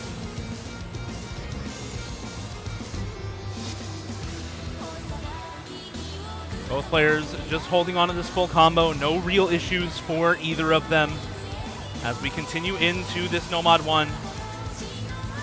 No big deal for either of them here. We're about to get into this first PI time though, Dolan, and this is where things really start to pick up, is here. And indeed, they certainly have that score bar flickering back and forth between these two players as their accuracies are dead even, folks. Doesn't get any closer than that, but we're only a third of the way from home on this one. All right, let's see if they can finish out this first PI time with this double full combo intact. Neither of them finding a miss there near the end. And we're back into the blue combo colors. We're back into the clear for these players on the super high spacing patterns. There are still some difficult, especially wide angle, awkward jumps coming through in the rest of this map, but nothing so high spacing as during those PI times. And right now, it's just the pretty much identical accuracy for both of these players. Look at that score bar in the middle. 0 score difference between them. Finally, 100 dropped for somebody, and it goes right back to 0. Finally, a 100. It looks like a real 100 now for Rectagon. And we get a 3-digit score lead for Orange Juice here, just slightly ahead in the accuracy as things have continued to stay balancing completely evenly between these two throughout the entirety of this map so far. We're just waiting on any drop from either of these players in this second PI time.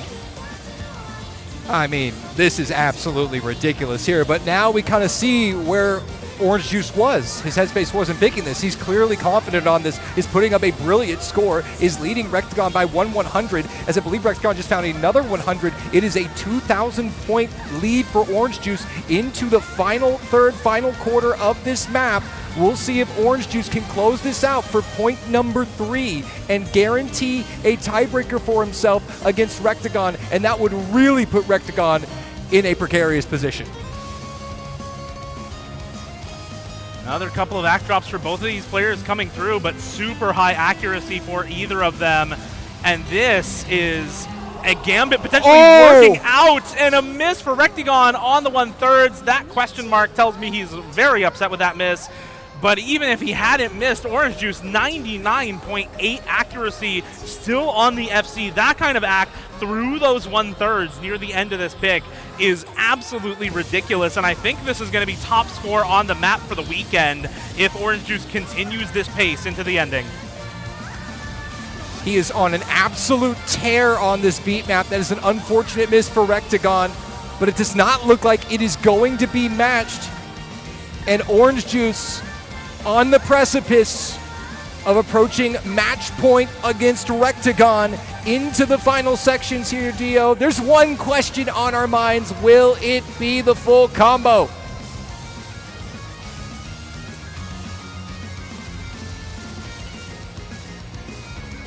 And there it is, full combo for Orange Juice, 99.85 accuracy, 3 100s only for Orange Juice. Rectagon understandably upset about that miss, but even if he didn't find that miss, there was no winning that pick. Orange Juice just incredible accuracy all the way through. I don't have the stats in front of me, but I would put some money on that being the best map of the weekend for anyone on that No Mod 1. Best accuracy full combo of the weekend. That is a really, really solid consistency score there from Orange Juice. And we get, I think, a pretty insta pick here for the last map from Rectagon. Hard Rock 1, Boss Rush by Usao, going to be the last map for him. And I think he was just saving this until the end of the match. We saw what happened on the Hard Rock 2. I think you picked the Hard Rock 1 here any day of the week, and you're going to be happy about it. Rectagon, again, one of the best Hard Rock players in the world. The Hard Rock carry player for the USA OWC team for quite a while at this point, alongside their general fill player for basically everything. But this is his specialty. This is where he truly shines, is on maps like this that are slightly complex, a little bit of aim, a little bit of sliders, a little bit of flow aim on this map. And this is going to be, I think, a very, very solid pick for him. Let's see if he can convert this into a tiebreaker. Exactly. That's one thing we got to remember. The pressure is on him, even though this is definitely his wheelhouse, his skill set. This is what he's best at. Orange Goose has absolutely shown up big time in this match with his consistency. But can he take down Rectagon on Hard Rock? That would be an insane way to win a match here. But already Rectagon showing you why he is one of the very best Hard Rock players in the world. An early miss from Orange Goose as Rectagon maintains the double S a third of the way through. Dio, it's a quick one. Yeah, it's a very quick one so far, and already up 50K for Rectagon. This is going to be a really, really solid score lead. He is still on the double S nearly halfway through, Dolan, and up 200 combo, up 80K halfway into this map. He is looking stellar right now on this Hard Rock 1 pick. This is the kind of monster that Rectagon is when you put him on these Hard Rocks. We saw it on the Hard Rock 2 once again, and so far, so good on this Hard Rock 1 as well. Yeah, exactly what you would expect out of Rectagon. Just Rectagon doing Rectagon things. No big deal. Another day at the office.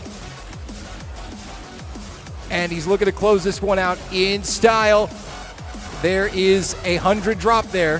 One slider end so far for Rectagon dropped on this map. Make that 2. I see one other X dropped for him, but he is looking incredible. Not a single mistap so far, just slight misaims on a couple of slider ends. Finally a 100 for Rectagon there, but a miss to come through for Orange Juice as well. And this is just a phenomenal score for Rectagon on this map. 3 100s on No Mod 1 for Orange Juice, sure, is really, really incredible accuracy and consistency. But to get that same level of accuracy on a Hard Rock pick, especially one with those kinds of slider requirements, one actual 100 and just a few slider ends dropped there for Rectagon alongside it, that is a really, really incredible score on the Hard Rock. And now, Dolan, 2 matches in a row, it's time for tiebreaker. Listen, my heart cannot take another one of these TVs. My heart cannot take this, Dio. But we are going to back-to-back tiebreakers in winners' quarters here at the Level Up Expo, at the Roundtable. This is what it's all about, chat. We get to hear the lovely tiebreaker song once again.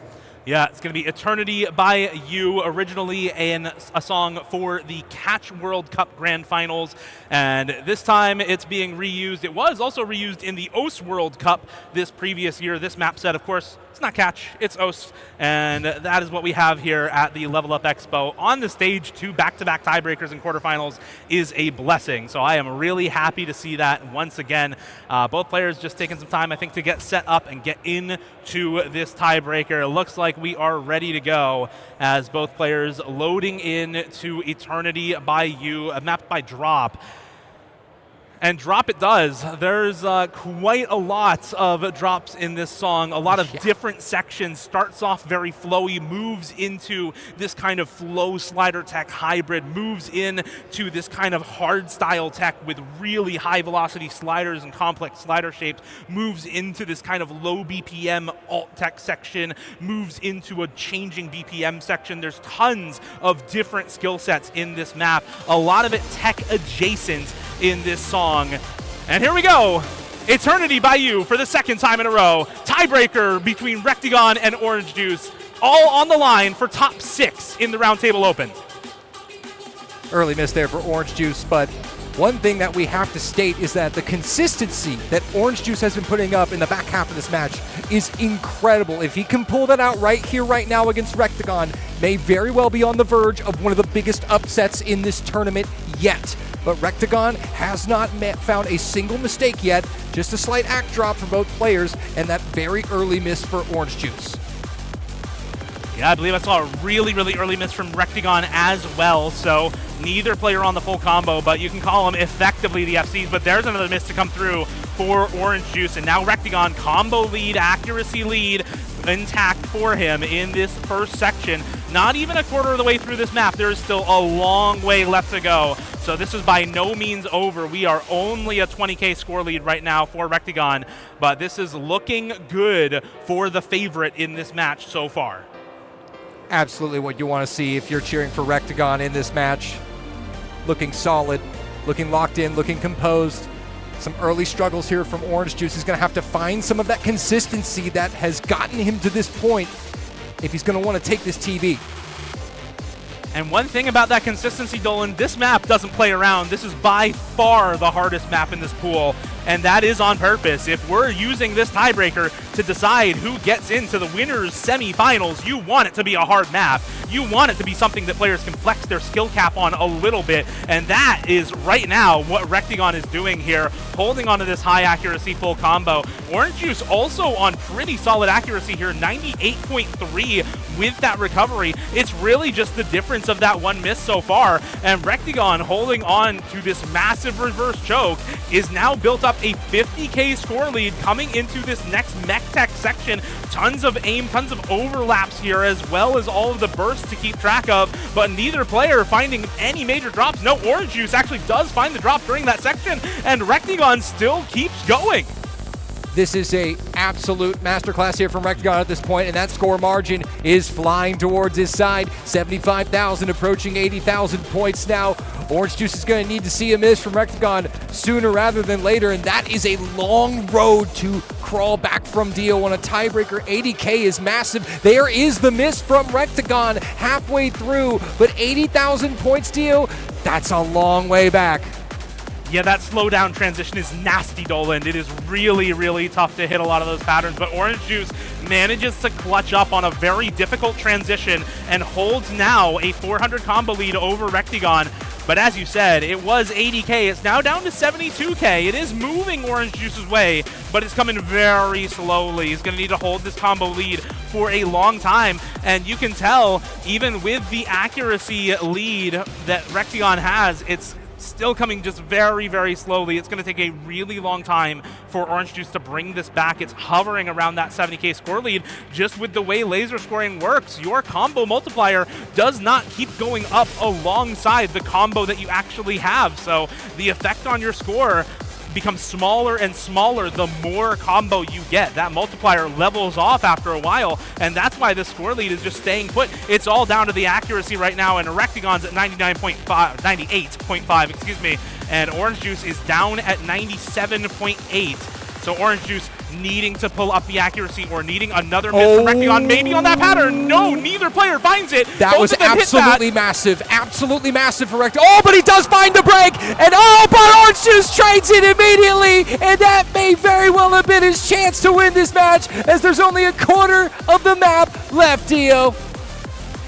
Orange Juice is going to need a complete fall apart from Rectagon here in the last quarter to make up a 70k score lead on an over 5-minute long tech tiebreaker like this. It's just not realistic to expect that to happen from Rectagon on this map. We've seen how composed he has seemed on the rest of this, especially on the first half of this map. He has looked incredible on this map and is up above 600k for a reason. Both of these players doing absolutely fantastic on this, but Rectagon right now putting on a clinic in the tiebreaker, up 90k now almost over Orange Juice, effectively off the back of that accuracy lead going into the ending of the map here. Heartbreaker there for Orange Juice. Had a chance unfortunately trades the miss at the worst possible moment, and that miss is going to seal his fate. Rectagon is going to fend off a serious challenge from the 7th seed Orange Juice to advance to the winner's semis and punch his ticket into the top 6 of the 2026 Roundtable Open. The defending champion making a statement here as he closes out the win. GG, well played to both players. Yeah, very well played indeed, but it's Rectagon playing better in the end. It is the defending champion, as you said, defending his winner's bracket run from the 7th seed Orange Juice and knocking Orange Juice down to the loser's bracket. It was an incredible fight put up by our challenger. Orange Juice played the role of it so well, but unfortunately the stamina and consistency just ran out when needed most.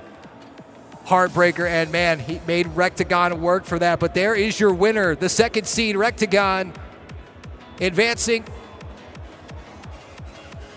And we are going to get ready to get down to some interviews here shortly on the stage.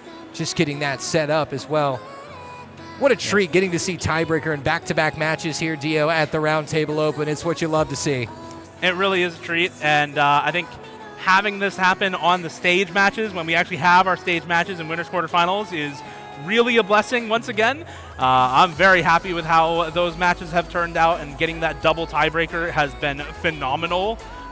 Getting to showcase as much of the pool as we can, as well as the skill these players have, to be able to force themselves to that tiebreaker, to be able to get such ridiculous scores like 700K on that tiebreaker is an incredible score there from Rectagon.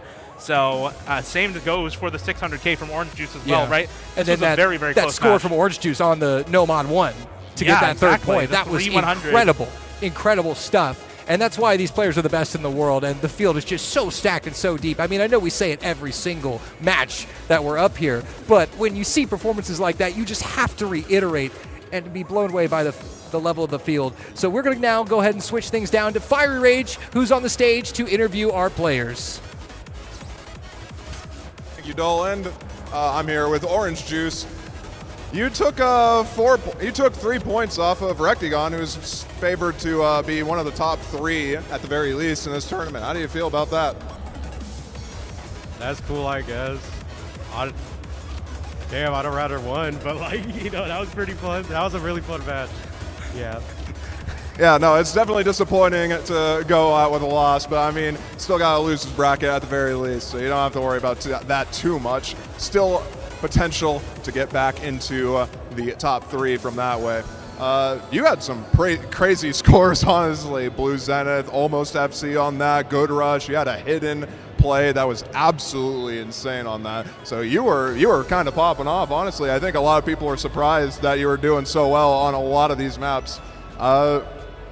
Any other final words you got to say? GG, I guess. That's it. Well, he's heard it from them.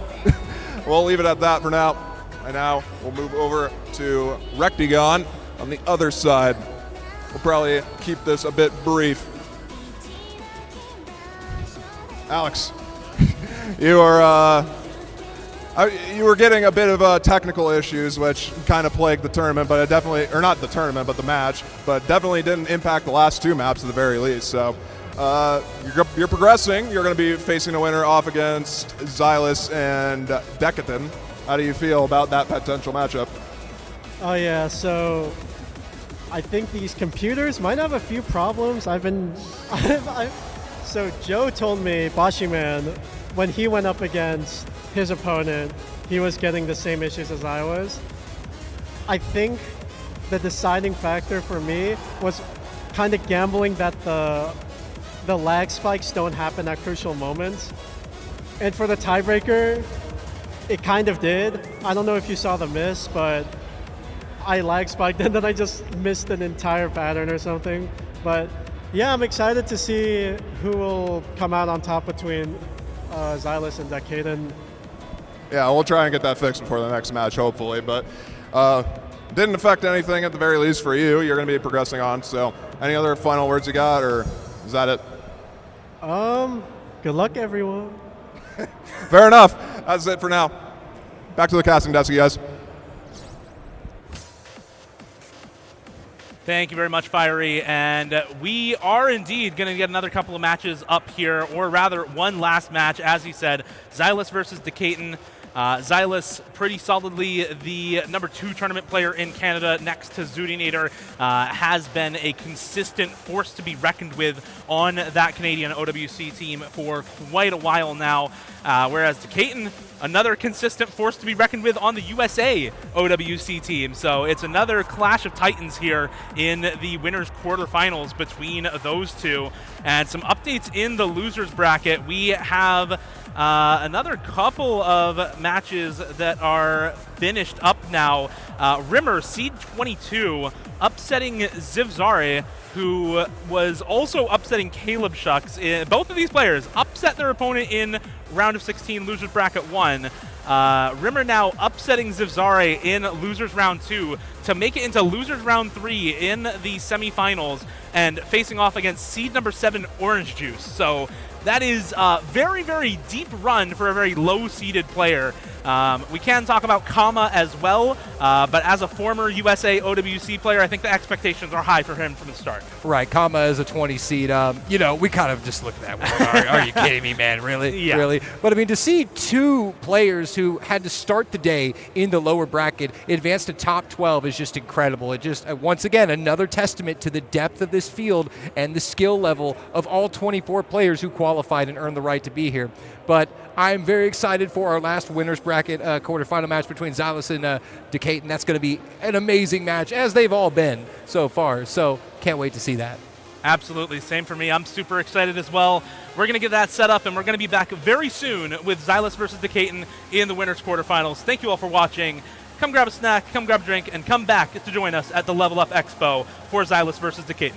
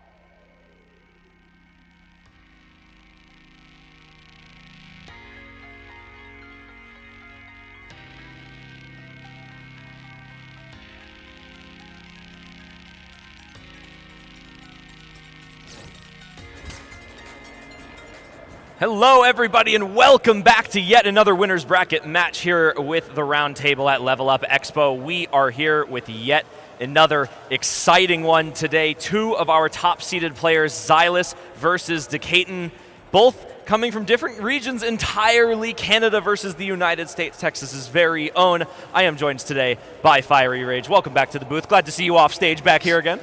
Yeah, no, I don't have to do interviews anymore, thankfully, for this match. But this, you this mean you don't like it? No, it gets tiring after a while. You got to go up like at least 2 sets of stairs. That's fair. Fair. Coming up with the questions, got to get everything set up, right? Yeah, on paper, this should be the closest match, I think, of this stage. Yeah. You got Xylus, DT Prodigy, very well versed in speed and hidden. Deca, on the other hand, no mod, hard rock, loves those consistencies types of maps. And this should be a very interesting matchup. I'm very interested to see how this plays out, because on paper, both of these guys should be trading picks. 100%. You know, in Decaton, I think, you know, a little underseeded from that qualifiers. There we really generally expect him to be closer to that top 8 carry performance player for the United States and their World Cup team. Likewise with Xylus for Team Canada for many years as well. Their top level player, one of their top 2 performers alongside Zudinator for a very long time, so he can certainly hold his own on these consistency-based pools. He sees it very often. Decaton, likewise, both of their strengths are their skill caps, so it should be interesting to see on this easier-sided pool, 6.5, 7 stars, how both of them fare. We've seen a lot of ACK battles today, 2 tiebreakers back-to-back, so they've got a lot to live up to in this match. As we go through the bans pretty quickly here, going to be that Hard Rock 2-Gon as well as the Laser Mod 2. So upon investigating this, I would say probably Decaton banning out that Hard Rock 2, and then Xylus banning out the Laser Mod 2. I would say. Is it the other way around? Yeah, it would be the other way around. Xylus banning the Hard Rock 2, not wanting to deal with the precision from Deca, and then Laser Mod 2. Deca just doesn't really want to deal with AR8 hidden. Yeah. There is going to be an AR8 hidden open up regardless. Just probably more confident on the hidden 2 than the Laser Mod 2. Yeah, and that makes perfect sense as well. I think both of these two have so many overlapping skill sets that you do sort of get to that point where the bans and picks sort of overlap in terms of skill sets. And this first pick coming out from Boss Rush here, an understandable one, like you said, maybe avoiding that precision a little bit, but getting back into that mech tech on the aim, the sliders. It is about that accuracy requirement, and I think we're going to be seeing quite a bit of that in this match between these two as they look for this first point on the board here, going up with Decaton starting us off. Yeah, Hard Rock 1 I think is a bit more of a toss-up than Hard Rock 2, at least in terms of raw skill mechanics. There's a lot more in common in this Hard Rock 1 with just general mech tech. There's not really anything crazy like you would see in the Hard Rock 2 where there's precision and all. So Xylus definitely has a chance on this, but on paper, Decaton is well favored on this. We'll see what happens. Yeah, it's a smart first pick from him. He's strong on the aim, he's strong on the accuracy. Xylus not going to shy away from any Hard Rock pick whatsoever. and we're going to have to see what happens once we get into those key eyes. A couple early act drops for these two. We did see Rectagon hold a double S for basically the entire map, just a match ago. 1-100 into the ending.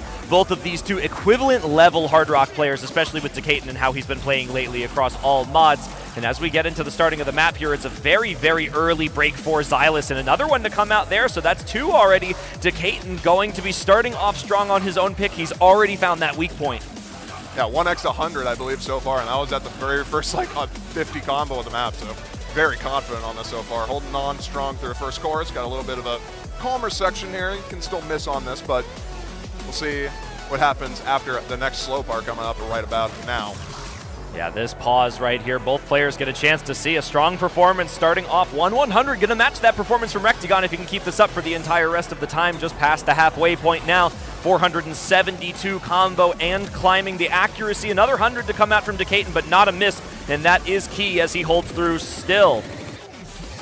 Here we get into the second hard part. This is where the tech-oriented part comes in play. A lot of slider aim involved on this. No one really having any issues with it so far, though.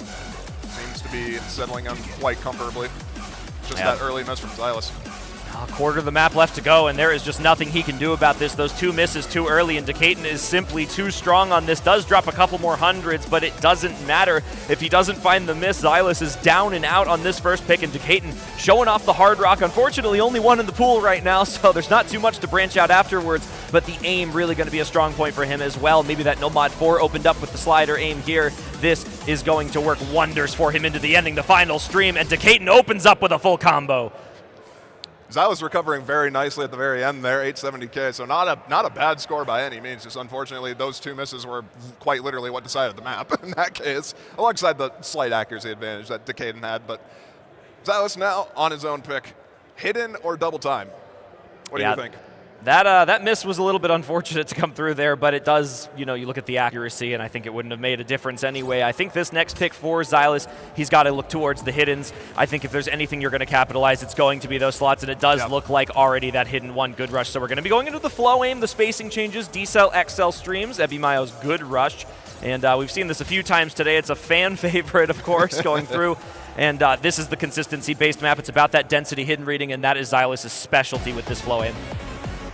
Some people might be thinking, isn't Decaton really good at streams? Hidden flow aim streams are a different beast entirely. It kind of requires almost its entirely separate skill set, quite frankly. So not too surprising to see Xylus pick into this.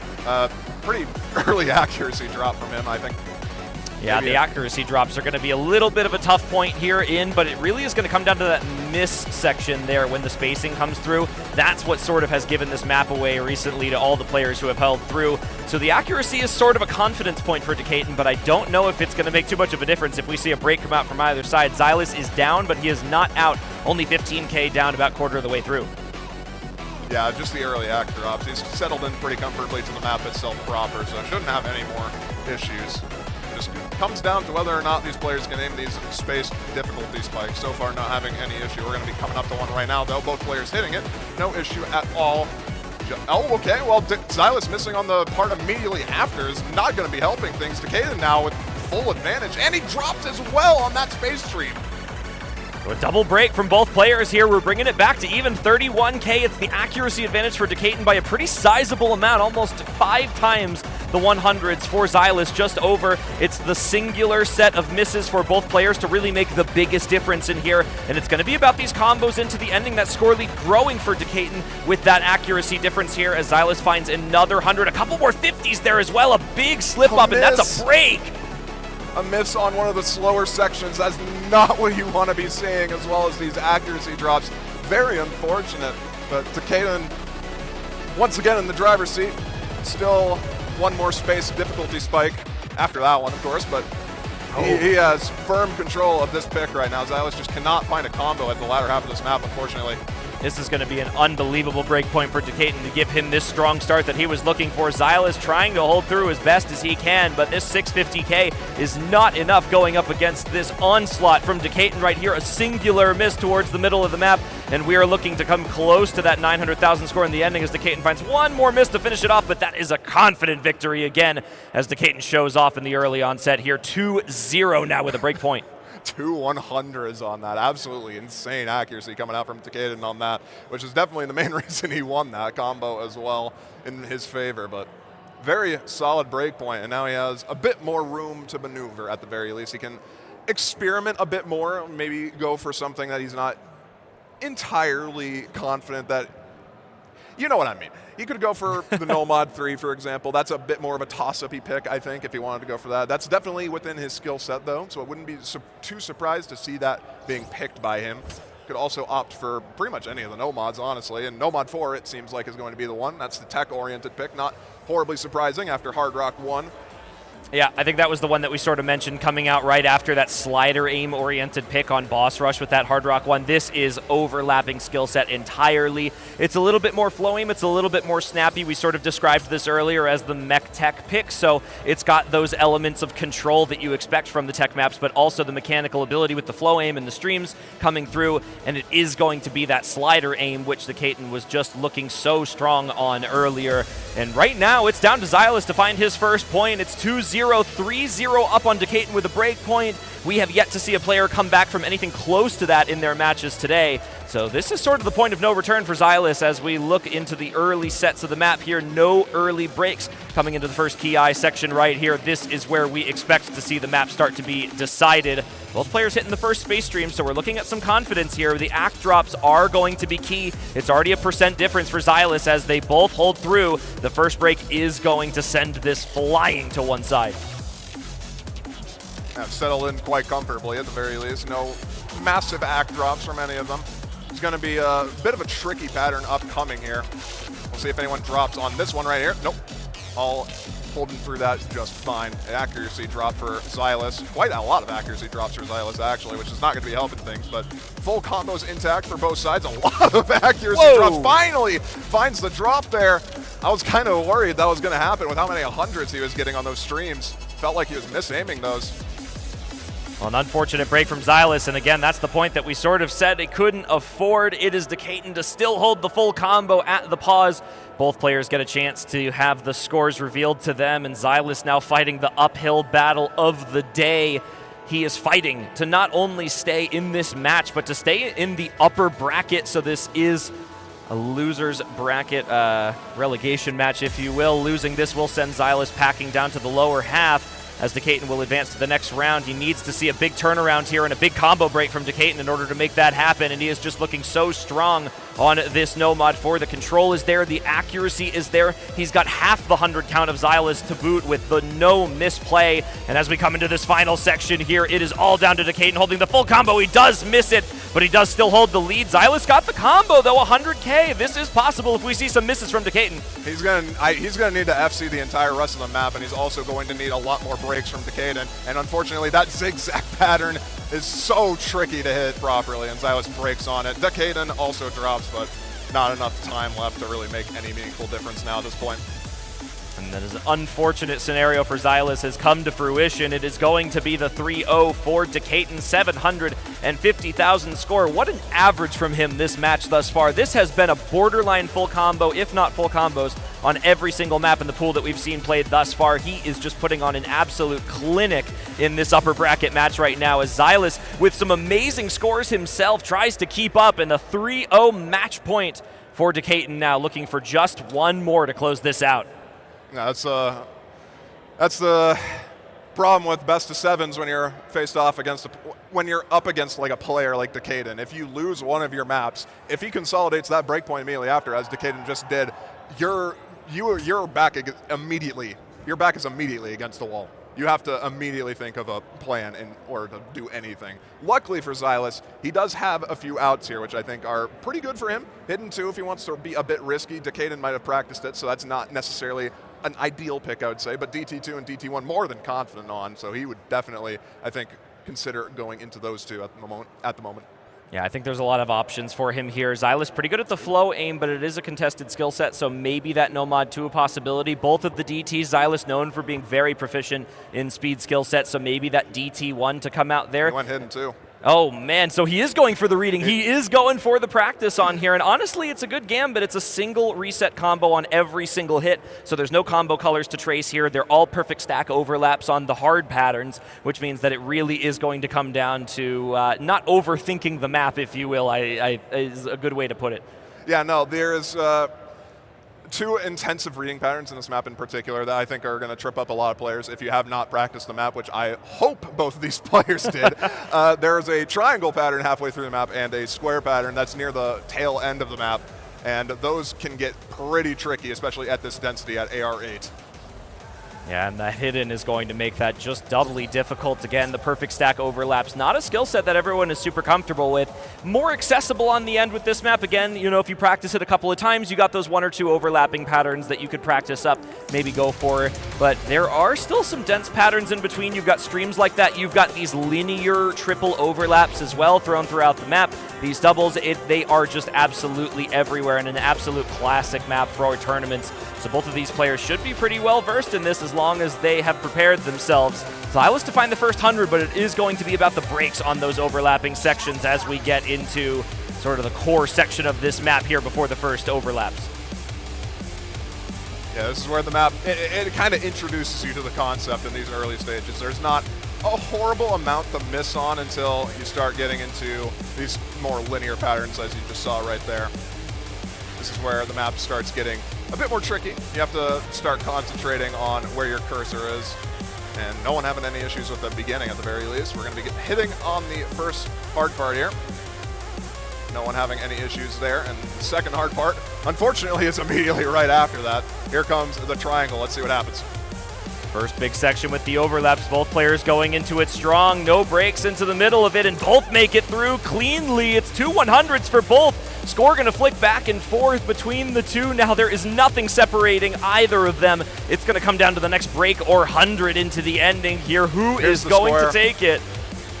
It all comes down to this square at this point. This is the only real missable pattern in the map. Oh, and Silas drops it on the square. That is not what you want to be seeing. Decaden holding through it, and he has a runway to the semifinals if he keeps this up. And it looks like it might be too little too late. 930K for Decaden, the 2 100s holding, and the unfortunate miss from Xylus going to send him packing down to the lower brackets. And Decaden, the deceptive 11th seed overall going into this bracket, going to be making it into the semifinals winners bracket with an unbelievable performance, showing off everything he has in a full combo on the hidden 2. Absolutely insane overall consistency performance from Decaden. That is why he was on the OWC team for as many years as he has been. Not really much else to say. That is just a masterclass of consistency. Couldn't have said it better myself. A carry player for the United States on absolutely every slot that he is in for, and a pivotal player, and really showing what he's capable of in this match to move into the next round. So congratulations to Decaden for winning this match up here, as Xylus now falls down to the losers bracket, and we'll get a chance to look at that in just a few seconds to see what the lineup is going to be. We do have a couple of more matches for you all today, one more set of the lower bracket, as well as a couple of player interviews. We're going to be going with Doland up on the stage in just a few minutes to go check in with our competitors, see how they're feeling after that one. Interested to hear their thoughts. Decaden with a strong 4-0 victory. That comes pretty infrequently to see in these top-level matches between players of this caliber. So I'm excited to see what they have to say. Yeah, no, it should be insightful insight. I think we're just about ready to swap over to them as well. So. Yeah, we've got our friend Doland running up to the stage right now. Hopefully, gonna put some quick stuff up there. We're running up now, and we will take a second to see, or we're bringing them down here. Either way, we will have interviews for you all. Maybe we can take a look at the bracket really quickly in the meantime while we get that situated to see what the matches are looking like for the rest of the weekend. You can see there's a couple active ongoing. So last winner's bracket match here, that's going to be Rectagon versus Decaden in this matchup here. Boshy Man versus Emrek on the other top half of the bracket, going to be another good one to go through. And then they're snuck down on the lower bracket here, going to be Rico L versus RNG, Zudinator versus Kama. It is going to be Rykik versus the loser of this match here, so that'll be Xylus, and then it'll be Orange Juice versus Remor. So plenty of matches to come here today. All 4 of those will be this afternoon before we sign off, going through, and the players are quickly packing up their stuff, maybe get a chance to get them down here and talk afterwards. Yeah, the winners bracket matches are done for today. We're only going to be seeing Rektigon, Decaden, Bashi, and Emrek are going to be happening tomorrow early in the morning. You guys are definitely going to want to be here for that. Losers round 3, you can already see, is underway. You got Recoil RNG 2-1 right now in favor of Recoil, apparently. Yeah, So, strong performance. Recoil has looked really good this weekend. He's been good. It's very nice to see him pop off, especially after taking Bashi to that cinema tiebreaker that you got that was casted a while ago. Yeah, stack it up. Absolutely insane. So exciting stuff from both sides here today as we look forward to the future matches. It should be noted as well that every player that places within the top 16 will be receiving prizes for the Roundtable LAN this year. I've got a quick view of Xylus up here packing his stuff up, getting ready to head out for the day. Everyone's getting all situated and ready to go. Maybe get a chance to ask a few questions over here. We'll see if we can swap over to them here. I don't imagine we'll be getting them down to here on the caster desk, but poor Doland waiting for someone to talk to up there. Poor guy. He's just wondering what's going on. That's fair enough, man. I respect it. You gotta do what you gotta do sometimes. But yeah, we'll see what happens with that. We should be hopefully getting word about what we're going to be doing soon-ish, I imagine. I think we're dragging Decaden down here. See I if think we we're can, dragging him down. We're dragging him down by force. He can do it. He can do it. I believe. Doland, bring the winner to us. I will preemptively move to the side. I see him now. Join us. Good morning. Hello, Decaden. Welcome. Do we have a microphone for the fellow? For him. Where did Doland put the mic? Do we have a microphone? Doland grabbed the mic because he was under the impression that he was going to be doing the interview on stage, and I don't. Okay. Oh, thank you very much. We got the mic. We got the mic, everybody. Don't worry about it. Let me make sure it's turned on. I got you. It is turned on. You're good. Are we good? Welcome, you two. Exciting match. Good to see you down here at the desk. It was a closer match than it looked in terms of score. You two were neck and neck on so many maps. What is it like getting back up, and especially you Xylus coming for a repeat performance at the Roundtable here, Decaden, you coming out here for the first time to the Open.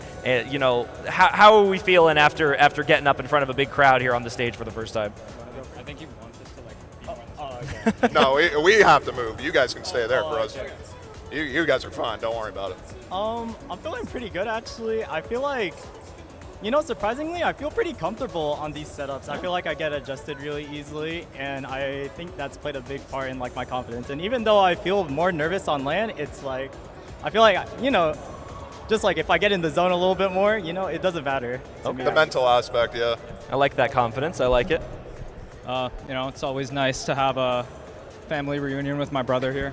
You got move your mic a bit closer to the mouth. Okay.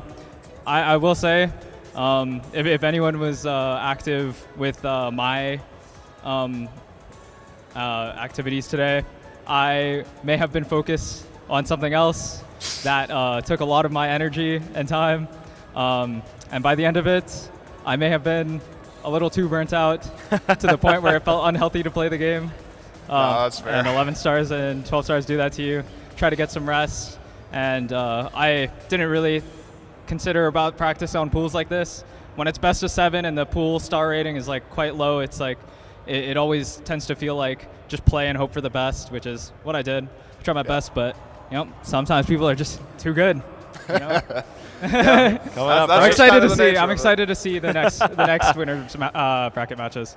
Well, you're not eliminated quite I'm not yet, eliminated. At the very least. I will be way more prepared Yeah. next time. I did play on the stage last Roundtable, and I will say I do remember hearing the music and the casting simultaneously while playing. I had headphones and they were open back, and I was like, this time I brought IEMs. And I was like, oh, I need to bring with something with even more noise cancellation. But it wasn't the worst. It was definitely you got prepared for it at the very least. You know what to expect. Yeah. So I think a question we've also been asking everyone today, especially given you two and your skill cap and your range in tournaments, are you excited for a more difficult map pool for the day 2? Is that going to be better for both of you? Yes, indeed. Oh my yes, of course.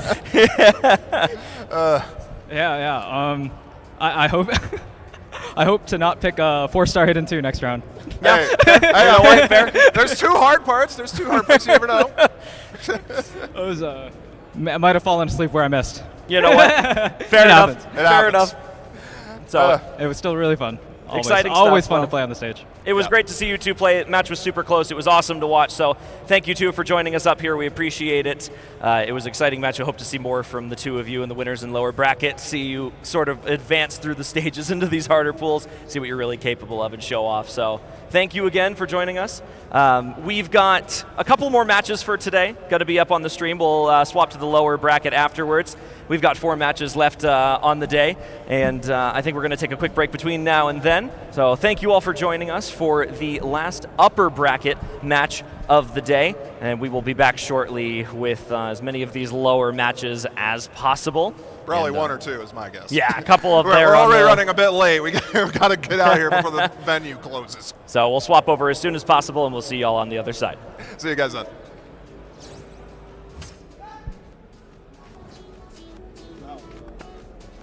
Nice. Holding the mic runner. Yeah. Well, our worst nightmare team. Worst nightmare? The sweep?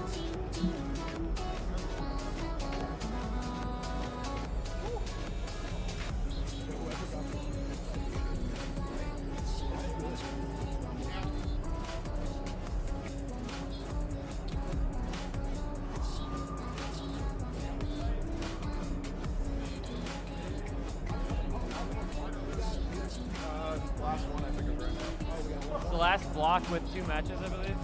Yeah. Oh, Lord. So the last, there's 2 matches going on right now, and there's 2 matches. One of them is going to be streamed on the Age Premiere, I think. Maybe? No, I have no idea.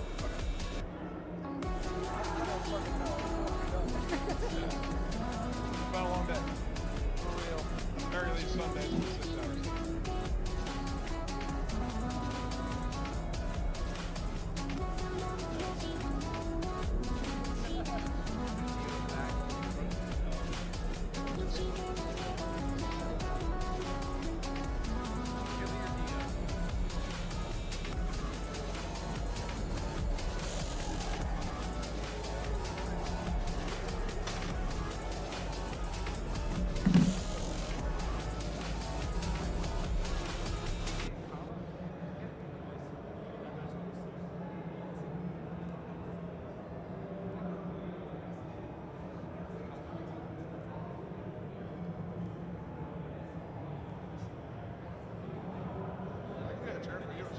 See, I would No, not why be sitting we on are that here, floor. Dante. There have been some issues. You lost your mother, and now your brother suddenly back? Virgil, what did Mundus do to you? He set me free. You're gonna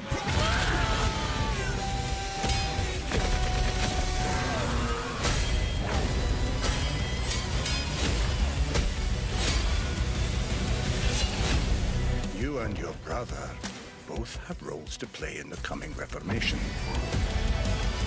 Mr. Magic Man, been meaning to tell ya. You got a little something right here.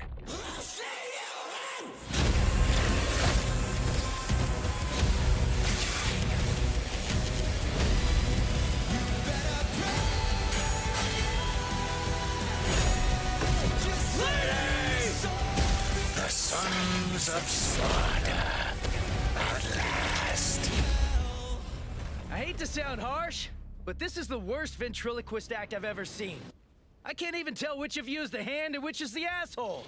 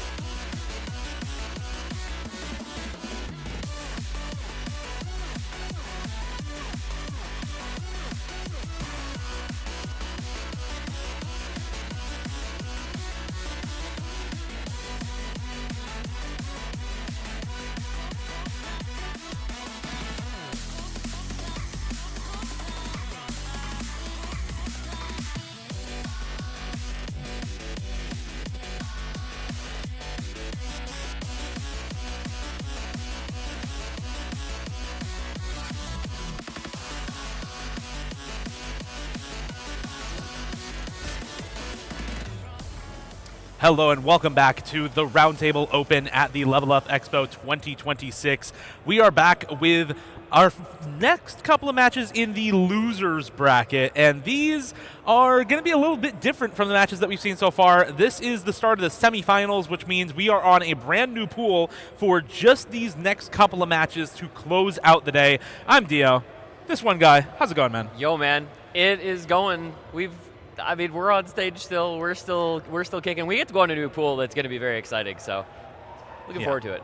Absolutely. You can see on the bracket here, we've got Zudinator versus Kama ready to go on the stage. These two players, Zudinator facing off against Emrek in that winners quarterfinals, did find the loss 4-0 on stage. A chance of redemption here for Zudinator on that stage in a best-of-9 format. You can see Recall versus RNG, with RNG winning that one out 5-2 rather than 4-2. Now going up in that best-of with a much bigger pool and a much harder pool, averaging around 7 or so stars for this one rather than about 6.5 on the last one, and with quite a lot of maps up and around that 7.5 star range for your mechanics picks.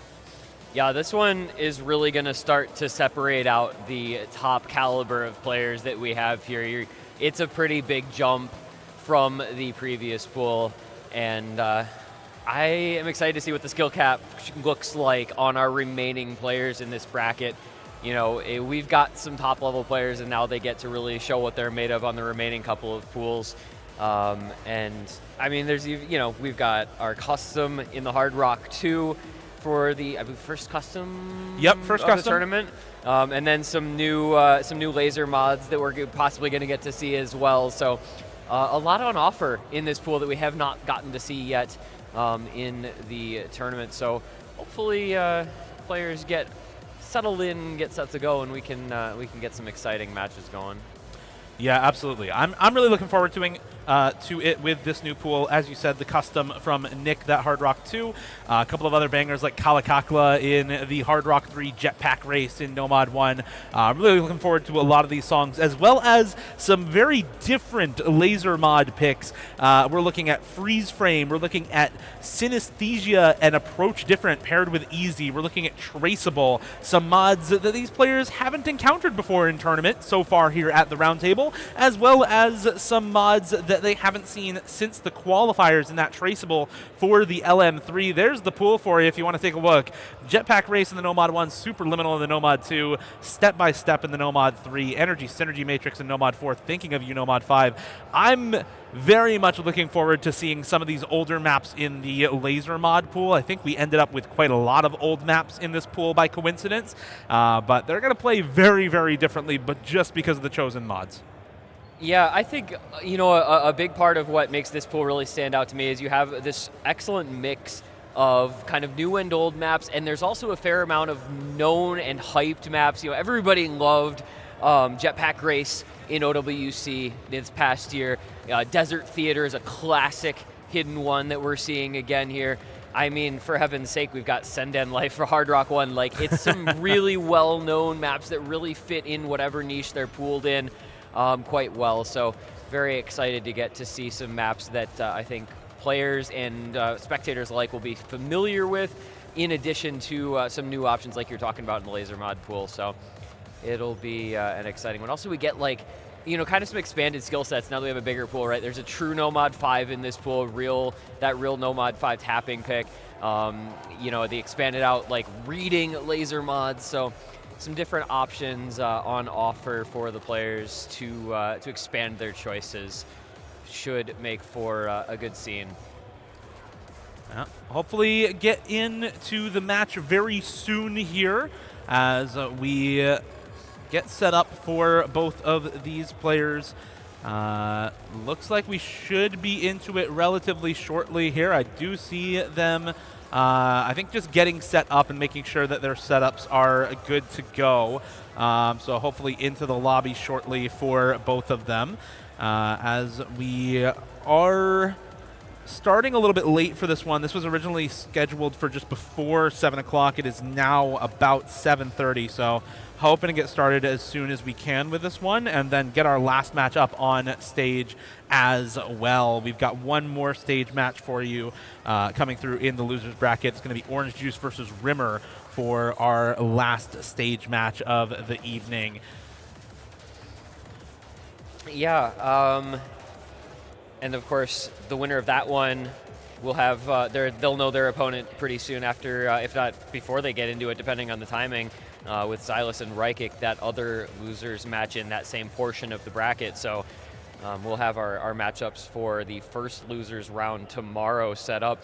And of course, to remind folks, we've got the semifinals starting off tomorrow, first thing in the morning in the winners bracket. So we'll have that to look forward to as well. Emrek Bashi and Rectagon versus Decatur coming on the pool that we're going to be seeing tonight. That'll be starting off the day tomorrow with a bang. I think some exciting ones for sure there as well. So plenty of good matches still to look forward to. This block in the losers, and then whatever when we get into the winners tomorrow, those will be some cool ones as well. And I mean, these matches have plenty to live up to, right? Because we've seen back-to-back tiebreakers already on the stage in those quarterfinals. So we've got, kind of to pardon the pun, the stage set, for some really excellent, exciting matches to live up to the hype that we've already established. Yeah, we definitely do. I am super looking forward to it, and I think I don't seek any confirmation yet. While we're here, we can do our sponsor plugs real quick, of course, for the Level Up Expo, the actual venue. Thank you to Level Up Expo for providing all of our cash prizes for the main tournament, as well as all of our side events, as well as our other sponsor, Blacklight, here, making chairs and other ergonomics for the players, some of the casters, and production squad as well in the back rooms here, making our time spent here a little bit more comfortable.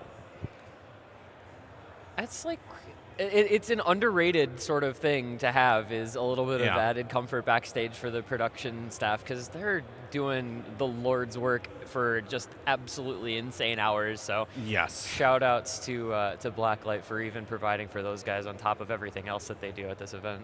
Yeah, absolutely. And at this point, I think we are just waiting for these players to get into the lobby, hopefully as soon as possible. We'll see if we can. We'll see if we can get started very, very quickly here. And it does seem like we're maybe getting into it in just a moment with these two.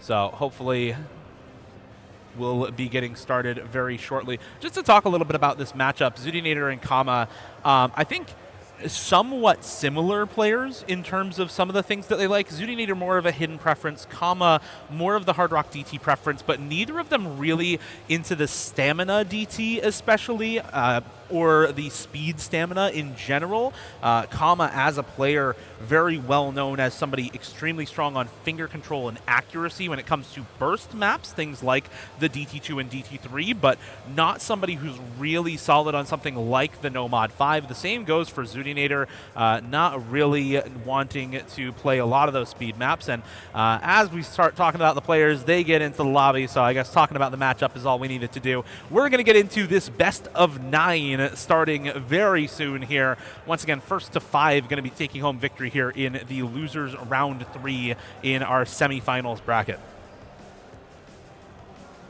So the question's going to be, still only one ban, but an expanded pool. Makes that decision of ban, maybe a little bit tricky, because there's going to be maybe a few more options to choose from that you want to see removed. And as you mentioned, kind of some difference in skill set a little bit. In terms of where, Zudi super well known for hidden and aim and such, Kama super well known for finger control, some of that kind of techier aspects of finger control tapping. So, do we see like a Nomad 1 ban or a hidden 1 ban from Kama, and then something, one of those DTs I have to imagine is going to be Zudi's ban. But that will leave up some options for both players in their preferred skill set. So I do think they will have some good choices that they're going to feel very strong about on both sides, even with a ban removing, maybe one of the best. And it is going to be a DT2 ban from Zudi. I am not surprised. No, not surprised at all. And I think Kama will probably end up banning out one of those hiddens, maybe something like the Nomad 2 as well. Zudinator, an extremely strong flow aim player, but no, it is just going to be the hidden 2 banned out Wayward Romance taken out of the pool by Kama.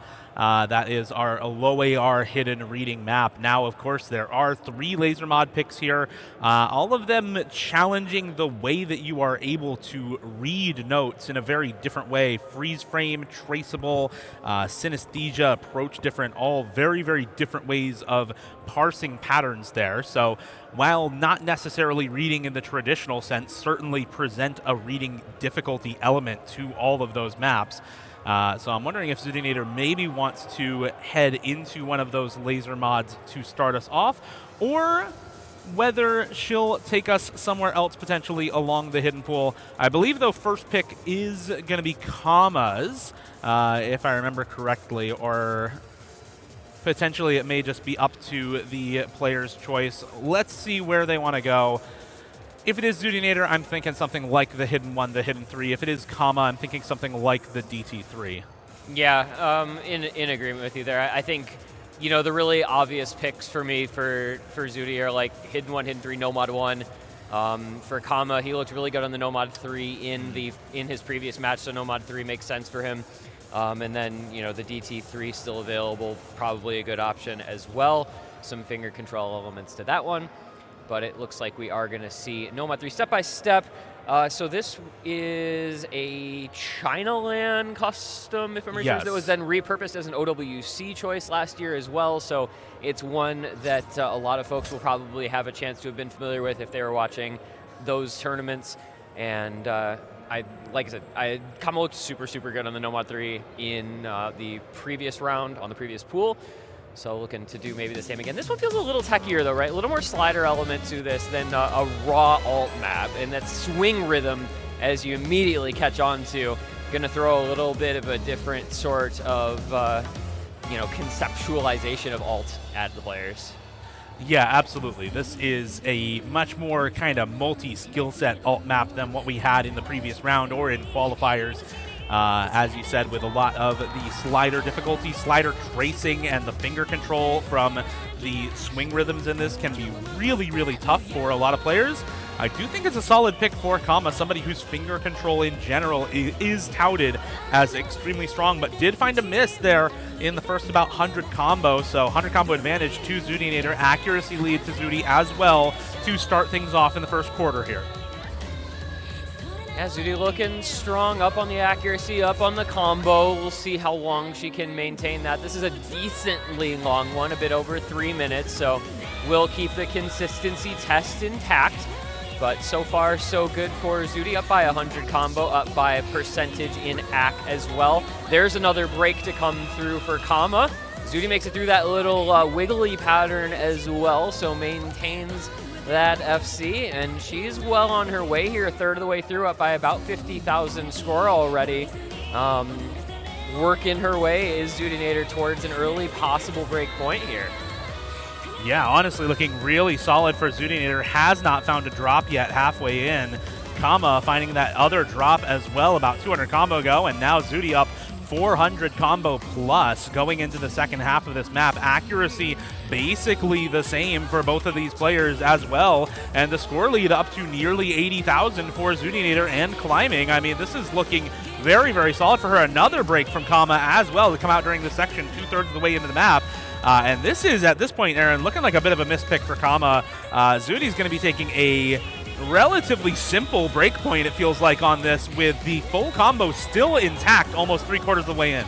Yeah, she is just running away with this one. 900 combo and showing no signs of letting up, making it through some of these challenging alt patterns and doing it very comfortably. Really impressive stuff here from Zudi on her opponent's first pick. mispick possibly indeed, but at the same time against, what's looking like maybe even an FC coming out, what more, how do you combat that? You would need an FC of your own to be fighting against this. So, mispick or not, this is still a great showing from Zudi. Finally breaks, but it's a trade, and we've got ourselves an early break point by a pretty considerable margin. Zudi looking very, very strong here. Just going to be a little shy of a 200K lead, and good start. Good start for Canada's premier tournament player here. Yeah, absolutely. She is having a very, very solid time on this map, and is going to be off to an early lead with this breakpoint, nearly 200,000 score up over Kama, maybe 200K going into the end. Almost gets slow slidered at the end there. Not quite going to be 200,000, but still a very, very solid score line for her, and she is going to take that convincingly on that Nomad 3, so very well played to Zudinator. Kama with a solid score as well, but just not quite able to find a combo chain really anywhere throughout that map, and that really, really ended up hurting the overall score line for him, despite having pretty similar accuracy to Zudinator overall. Yeah, I mean, the big story I think there was just the 300 and change max combo for Kama on that map versus the 1,000 max combo for Zudi. It's just hard to do much when your max combo is that far behind your opponents. And here is a chance for Zudi. Early consolidated break point would be really nice to see here. And as we kind of mentioned, there's a few picks that look very good for her, and to the surprise of probably no one, it's going to be the hidden one first pick, Desert Theater. This is an extremely well-known, kind of prototypical hidden one from a few years back, where a lot of slightly awkward aims, some kick slider jumps, some awkward regular circle jumps as well. This was in every tournament pool you saw, it felt like, for about a year straight a few years back, and making its triumphant return here in a slot that it will be well-suited for, and a player that it will be well-suited for in Zudinator. Yeah, absolutely. And AR 9.7, even in spite of being 200 BPM, this one is still a little bit dense, but really not much on the density overall on this pick. You're really, as you said, all focused on the patterning and how Hidden makes the patterns in this map more difficult, rather than the density aspect that lower approach rate awkward aim maps tend to get with Hidden in this slot. Both players off to a pretty solid start on this one. Full combo intact for both of them. Accuracy slightly higher for Kama. To be expected, I think, throughout this match in general, unless we go into any long stream picks. But Zudinator still holding on to that full combo, still 99 accuracy herself, looking good to the start. Yeah, and there's that early drop from Kama, so Zudi can now look to establish a lead as we near 1/4 into this Ki in the chorus. You can see, why this map is known in this slot. The awkward slider aim, the awkward jump aims, even awkward rhythm tapping thrown in for good measure, but Zudi handling it well. Kama maintaining extremely good accuracy, and that is going to keep him in touch on the pick, but that combo lead of 300 followed by another break from Kama there is going to give Zudinator quite a solid advantage. 1/3 through now, and that lead climbing above 50K. Looking good on a very preferred skill set for herself is Zudi. Yeah, and with that miss from Kama, she's going to be out ahead and solid in that early score lead as well. Already that lead ballooned up to about 75K. It'll probably stay around this mark, 75, 80K for Zudinator until the foreseeable future, barring any act drops, but it is actually those act drops that do come through for Kama, and so the lead continues pushing further and further towards Zudinator's side. 99.56 accuracy for her is going to keep that score lead pushing just a little bit onto her side, now cresting 100,000 halfway into the map, and this is looking pretty solid for her, but you see how much just one miss can do, and what it did to Kama's score. The same can happen if Zudi finds a miss halfway through here into the second Ki time. Now we go. And Zudi not looking to let up any misses anytime soon. Her consistency on this stuff is absolutely legendary. Stand full area, perhaps that consistent aim, so good. And she is just continuing on a tear here. Still the FC intact and still looking super, super comfortable. I'm sure she's played this map just a time or two before, and clearly extremely comfortable on it. Just continues to grow that lead out more and more. The FC still alive, the lead over 140K. And there is another couple misses from Kama. Nailing coffin type of stuff, if it was not already, certainly feels like it is now. Question remains at this point, will Zudi drop the full combo on this map and really consolidate this breakpoint in style for the 2-0 lead? If she can do so, point pretty much going to be confirmed, so just has to hit this ending to make sure that it looks as good as possible. Yeah, wow, what a score. I mean, very likely to hit the ending here for Zudinator, I think. We'll just have to see if she's able to clutch it out, but this is going to be a 2-0 start for her to this match, regardless of how the ending goes. Let's see if she can clutch out this ending. 99.6 accuracy, hidden only, is nothing to scoff at on this map. And that is a hell of a score for her own first pick. FC'd like it's nothing with some impeccable accuracy from Zudinator. Very, very well played to her. And, you know, I think probably not to anyone's surprise, she is the only hidden Hard Rock FC on this. And with 8 100s, that is looking like a pretty solid hidden-only leaderboard score as well, down at about number 24 or 25 on the leaderboard, just from the hidden-only play there from Zudinator. So fantastic play from her. Yeah, really, really well done. So well known for this skill set, as we were saying, and showing us why. Shoutouts, Kama, by the way, had a lower 100 count on that map, 6 100s versus the 8 100s of Zudi. Unfortunately, 8 misses versus an FC is going to be more than your own downfall. And so that is a consolidated breakpoint for Zudi for the 2-0 lead. A very quick next pick here. And so you talked about at the beginning of this match how Kama is generally considered a very, very strong finger control player. Certain elements of speed and tapping definitely well suited to him. Not always known as a traditional No-Mod 5 player, but here he is picking this relatively traditional No-Mod 5 anyway. Yeah, and I think this is probably just a read into the weakness from Zudinator rather than a specific strength of his. Maybe he's been working on the longer stream stamina, who knows?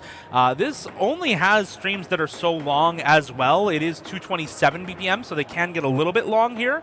But it's certainly not a death stream map. I don't think anyone would say that. This is originally a Hard Rock custom from, I believe it was OWC 2024. I believe in the semi-finals. Been a little bit since I've looked at exactly where this is from. But here we go, into the burst speed No-Mod 5 pick here for Kama. Lots of these consecutive bursts back and forth between each other. And some of these longer streams now starting up, and Kama the first to miss out of the two of them. And yeah, he is having a little bit of trouble when these longer streams started to crop up. I think was just betting on Zudinator being a little bit worse on it, but unfortunately not having a good time with it here. No, and there is the first break from Zudi to drop the FC, but she's already out to a 70K lead. This is looking, unfortunately, like a little bit of a wet noodle fight here between these two. 90 ACK and plenty of misses from Zudi. 85 ACK and continuing to drop for Kama. Neither player having a very good time, unfortunately. Maybe a bit of a swing and a miss here for Kama at the opponent's perceived weakness. Zudi saying, I can at least combo through enough to build a lead, and then it's just up to you to try to bring it back. And she's out in front by enough that it's going to be a tough ask for Kama to bring it back. Already halfway through another break. He's just not in. It does not look quite prepared for this skill set the way he would have needed to be. And Zudi was able to fake it for a couple hundred combo, and that was kind of it. Yeah, it's also the accuracy difference, right? Zudi is dropping, you know, some chain hundreds and some misses, but Kama is dropping just way more of them on a lot of these longer streams, and so the accuracy staying in Zudinator's favor is going to help her out there as well. When you have the wet noodle fight, it's the accuracy that often matters, and so the accuracy here for Zudi is going to be helpful for her on this map. Neither player having all that good of a time now into the last quarter. We do get a little bit of combo built up for both of these players, but yeah, this is a little bit of an unfortunate pick for Kama, and hopefully not going to be picking into anything similar for his next pick after this, as Zudinator are going to be taking a quick 3-0 lead with 2 breakpoints to her name already. Yeah, you bet on yourself. Sometimes it works and sometimes it doesn't. Unfortunately, not working out here for Kama and Zudi.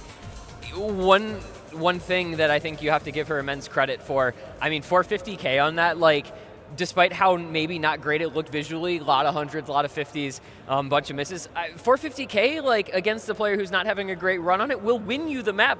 Yep. Not an insignificant amount of the time. That's something that she has been able to do is, like, you know, fake it till you make it on the speed stuff. At least get to where you can force people to maybe pick away from it just a little bit, unless they're a true speed star, which unfortunately here Kama was not. Now Zudi gets her next pick to try to go double break .40 match points the rest of the way through.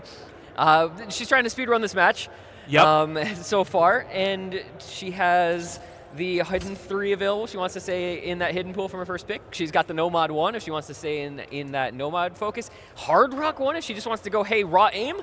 It feels like the world is kind of Zudinator's proverbial oyster at this point in this match. Yeah, after the breakpoint on the Nomad 3 step-by-step, I was looking a little bit more towards the Hidden 3 and the Hard Rock 3, but of course, after how the Hidden 1 went, I think the Nomad 1, the Hard Rock 1 also look very good for her on this pool. And really, when you are ahead in a couple of skill sets, there's no reason to go into the unknown with these laser mod picks. So I think she is going to be pretty likely to stay in the quote-unquote regular maps for this pool, within the Nomad, the Hidden, the Hard Rock, the Double Time. Probably not the Double Time, but you never know. Maybe a DT1, who knows. As for, again, I think your Hidden 3, your Hard Rock 3, your Nomad 1, your Hard Rock 1 are the most likely maps that we could see here. But I could see some things like the Nomad 2, Nomad 4 maybe being solid for her. Both of those are a little bit more flow aim focused as well. So definitely can be solid for a player like Zudinator there. Yeah, and I mean, I would almost go so far as to say she's an underrated DT1 player just because her aim is so good. Yeah.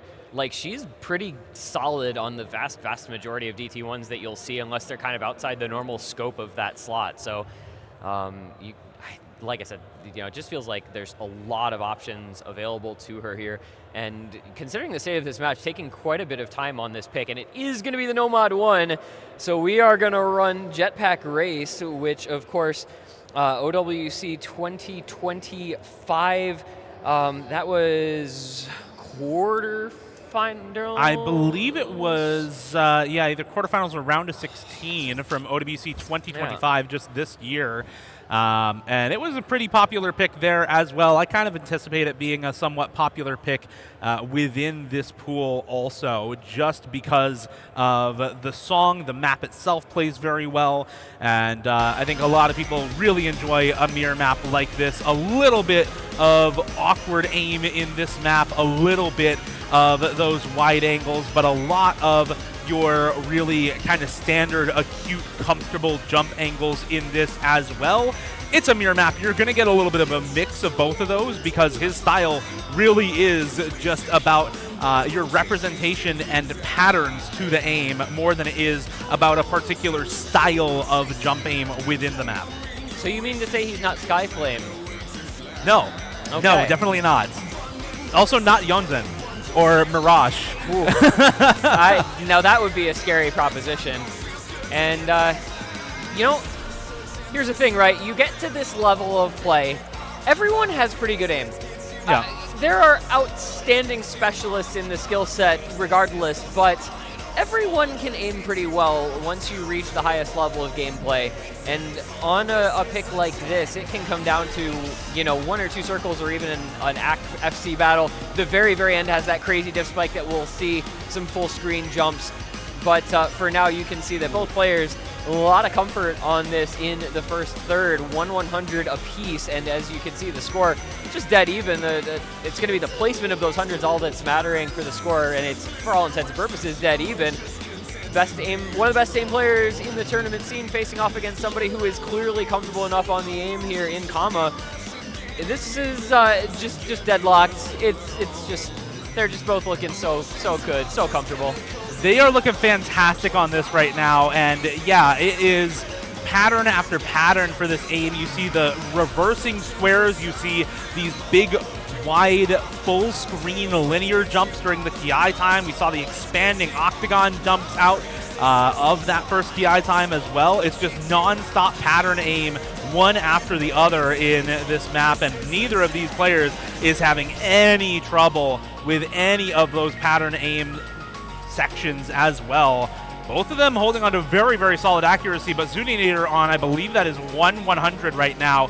Kama on the 99.7 accuracy himself, so also on a very, very solid run. And here we go into some really, really difficult jumps in this breakdown section. All of them hitting the sentimental skyscraper patterns as well, but Kama finding the miss just at the end of it, and now it's Zudinator off to the races. Yeah, and I mean, honestly, that's just the map. That's the map over. That you can't miss in that section against an opponent who hits it and really expect to have much of a chance. Kama's struggling a little bit out of the back of that section as well with a couple more misses. And Zudi's just going to run with this now. The lead instantly out to 90,000 and continuing to grow. Once again, it's just going to be a matter of can Zudi drop another crazy FC on an aim map, because that's just what she does. You give Zudi a comfortable or uncomfortable, does not matter, any style of aim you ask of her, she's going to show up and she's going to drop an impeccable score. Just the 2-100 still for Zudi on the FC into the ending. Couple crazy jump patterns to come here at the end. The only question left to answer, will she hit it all? Will she bring home the FC to make this 4-0 look even cleaner through these little bit of tappings and a little bit of slider jumps, big full screen jumps to come at the very end into the wiggle, and she does it.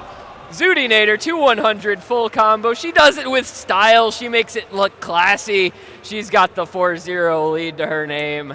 Yeah, I mean, what a score for Zudinator. Best Nomad act by a full 100 on laser as well, where you have to hit slider heads accurately. So that is going to be the single best Nomad play on the map from Zudinator. The only other players with a better 100 count look to be P. Capone, fellow Canadian, and of course Malashevsky, who has 0-100s 150 with the hidden hard rock on that, to be expected.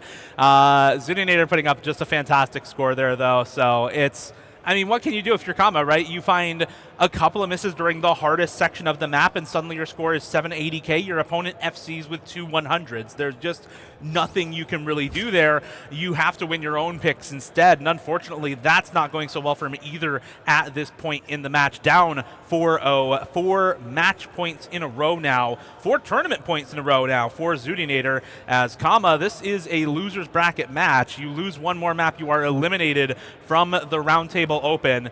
And so now we get to see where Kama wants to go for the very potential last pick that he has here. It is the DT3 to try and start up a comeback. Yeah, and I feel like we've been kind of waiting on this pick. With Zudi banning out the DT2, it felt like this was kind of an inevitability from Kama, kind of a tapping forward DT pick. Got a little awkward finger control element to it. Feels like something that I would have anticipated him picking first, if not second, rather than waiting. We talked about, understanding where he was coming from with the Nomad 5, but I feel like this was a better option regardless. Yeah. So I do think this represents the best chance of him at least staving off elimination by one more pick, giving himself another opportunity to try to pick up one of these break points back and keep himself alive in the tournament.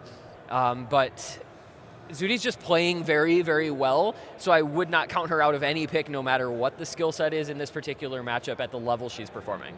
No, definitely not. She has, I brought this up the last time that I casted her on stage, but she has complained in the past about having troubles with getting set up properly at lands and having stability for a full area, right? When you are trying to aim across your screen, it creates a lot of wiggle and movement on your table if that's not properly secured. So it seems like that's not really an issue for her here in this matchup, and at least on the stage. So we are I think looking at a Zudinator who is really comfortable on the setup, and that is incredibly important.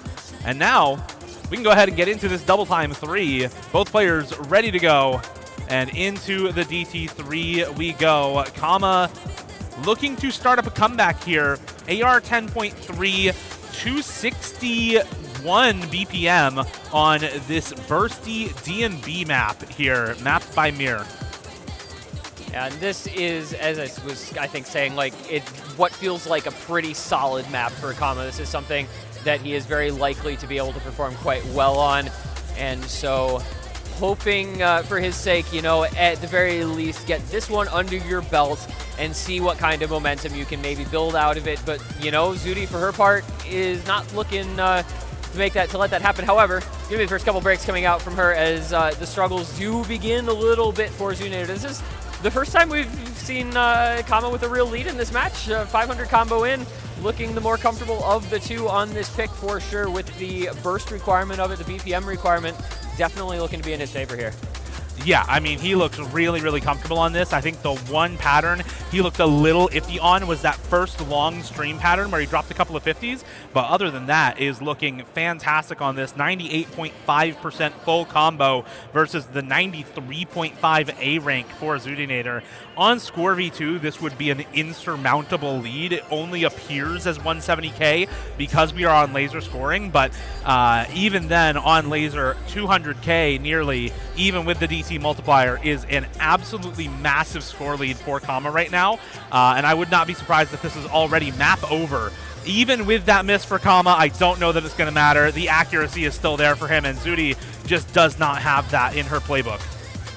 Yeah, 5% accuracy gap is going to be pretty much unrecoverable for Zudi. Even if she FCs the rest, it would take an act of God at this point for Kama to be able to drop this. That accuracy looking so solid for him.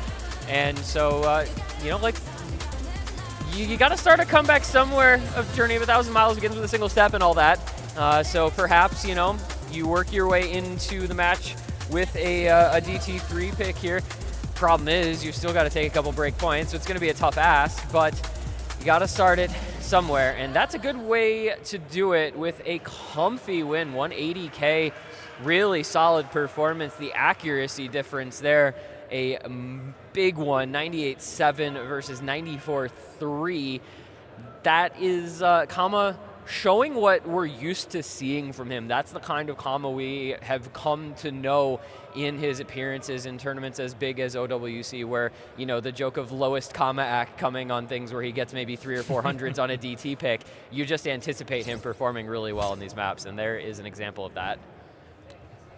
And now we wait on Zudinator's first match point pick. She gets 2 picks up here at match point with 4 on the board already, trying to knock Kama out of the tournament and secure a spot for herself in the top 8. Again, once you hit top 8 in the tournament, you are actually securing a full-size keyboard for yourself rather than a keypad. So there is a big jump in the physical merchandise prize that you get for getting in the top 8. And it does look like we are getting a Hard Rock 1 pick here for Zudinator. I think to no one's surprise, Hidden 1, Nomad 1, Hard Rock 1 down the line for Zudinator here, just picking all of the AIM maps that aren't DT1. This one, Send and Life by Remo Prototype, the nostalgia diff.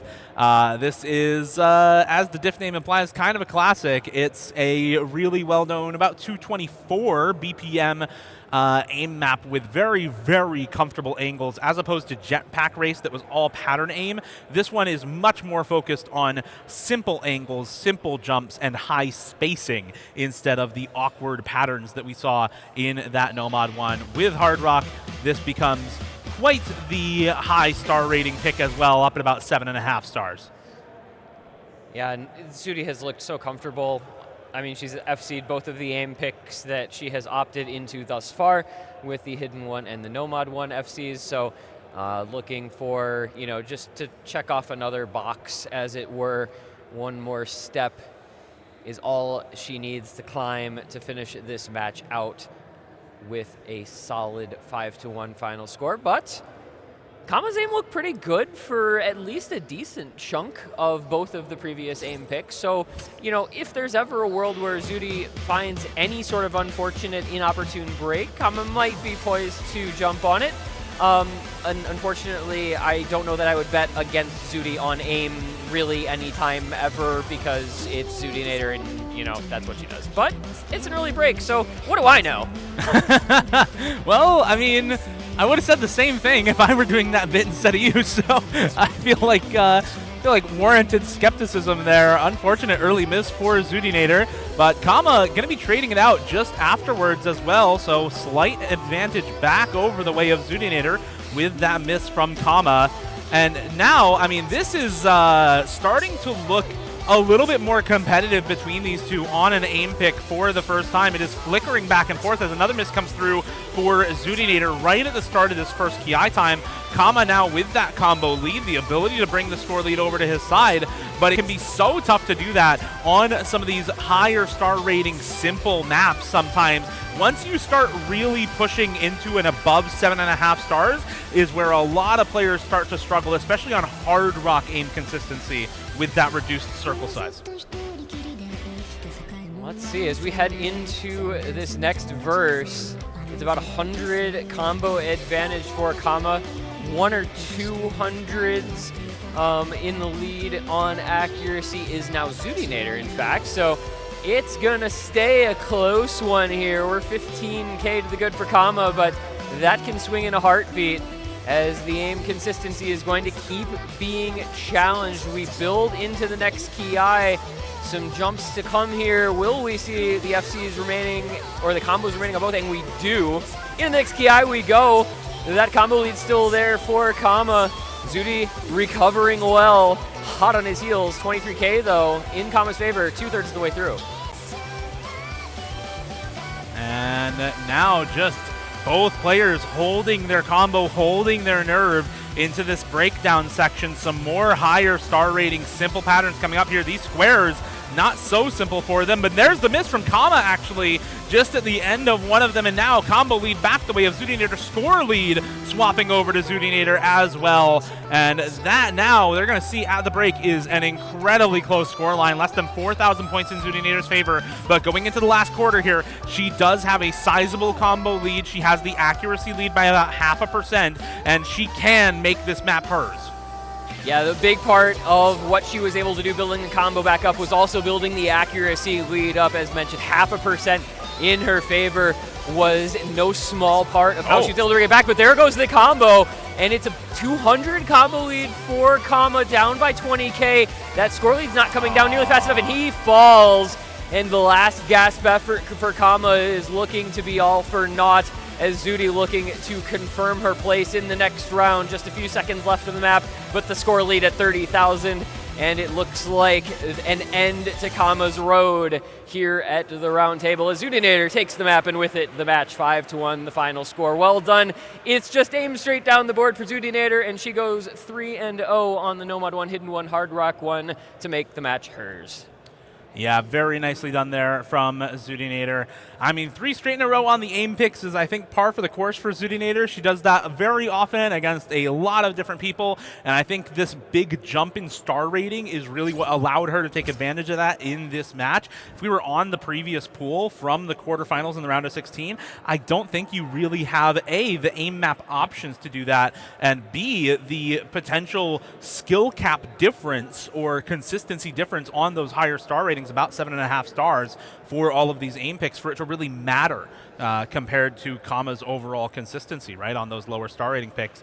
And unfortunately for Kama, just a couple of picks that went awry in this match, and so a quick end to that match and an end as well to his bracket stage run. He qualified in as, I believe it was seed number 20, and so for him to even make it here into the top 12 is already a bit of an achievement in and of itself. So very, very well played to Kama, trudging through the losers bracket the entire way here with not even a single second chance, only 1 life throughout the tournament, and unfortunately snuffed out here by Zudinator. Yeah, and you know, he has been a strong player in tournaments for some time. Did take a bit of time off, right? This is a little bit of a return to tournament play for Kama at a huge setting right here in the convention center on the stage. That's a lot to ask for really coming back from a bit of an absence. So, you know, it's a good performance from him, but Zudinator's the better player at this juncture, and proved it there. So we will see her advancing onward to face off against RNG. And there's a player she will not be able to aim abuse, because RNG is real good at aim. So that's going to be a fun matchup to come in the next round. And I'm not sure if we're going to be getting an interview with anyone here, so we Looks like we are. We will be getting, it looks like, an interview with one or both of these players. But just to mention, we have Xylus versus Rykik. As you can see there on the screen, Xylus looking to close that out to move onward into losers round 4. Our one remaining matchup on the stream will end up being Orange Juice versus Rimor. As soon as we move on from this one, get through our interview and into the next match. That'll be the last one of the day, but for now we are going to bring in our victorious Zoodinator to the stage for a little bit of a chat with the victor here. As well as Kama and also. Kama as well is going to join us. Wait, what were we supposed to say? It sounds like it is on, so. It's on. There we go. Okay. So yeah, congrats on the win once again. Commiserations for your loss. How was this was actually for Kama? How was it starting in the losers bracket and still making it to top 12? Honestly, it was very surprising, especially since I don't really expect that much going into this, since like my first tournament since like OBC 2024 or so. I haven't played like for a year and a half, so I think I honestly did really good. I'm happy with how I did. I mean, I could say I could do better, maybe, but I'm happy with it, I'd say. And she's just really good, so like, I don't know.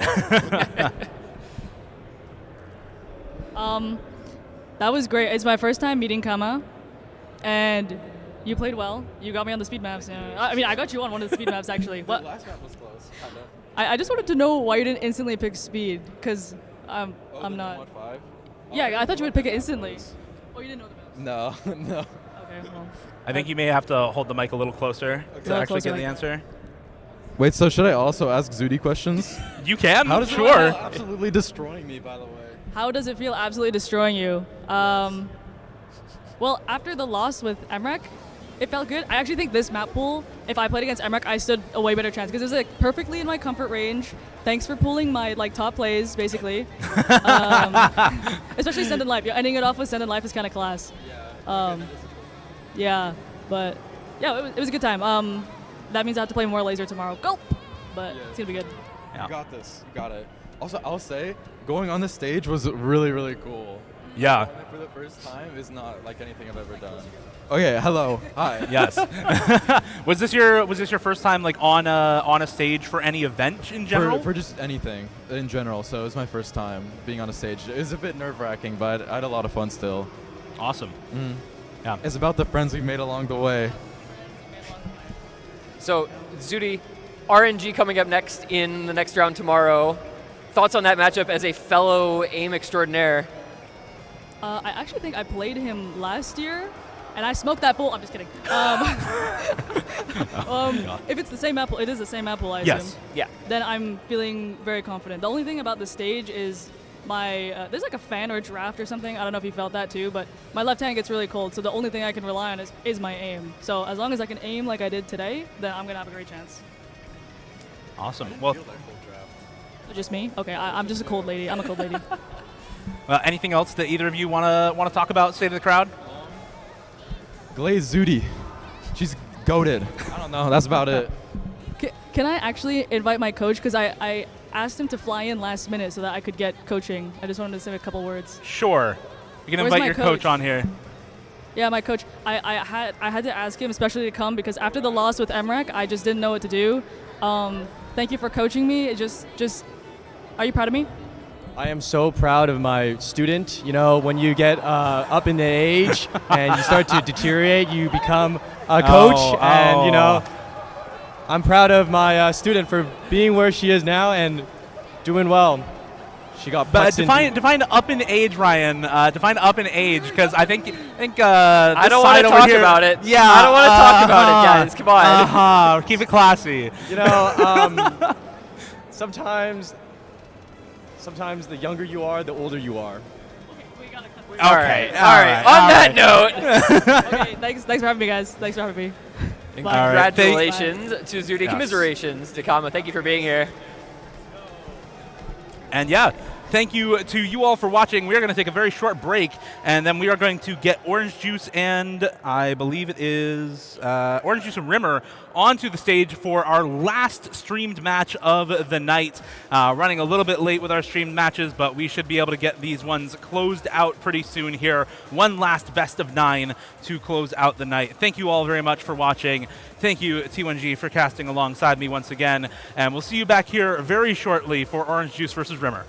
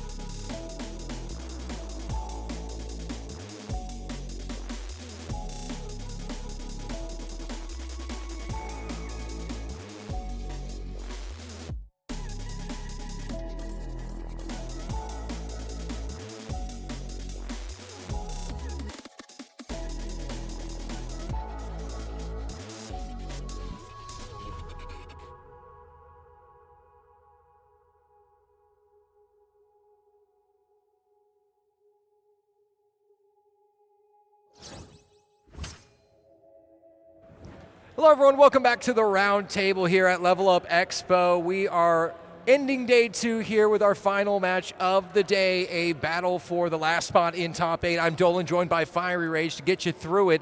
It is going to be an interesting match between Orange Juice, who we saw earlier push Rectagon all the way to that tiebreaker, against the lowest seed remaining in the tournament, 22nd seed Rimmer, who has been on an absolute tear in the lower bracket, Fiery.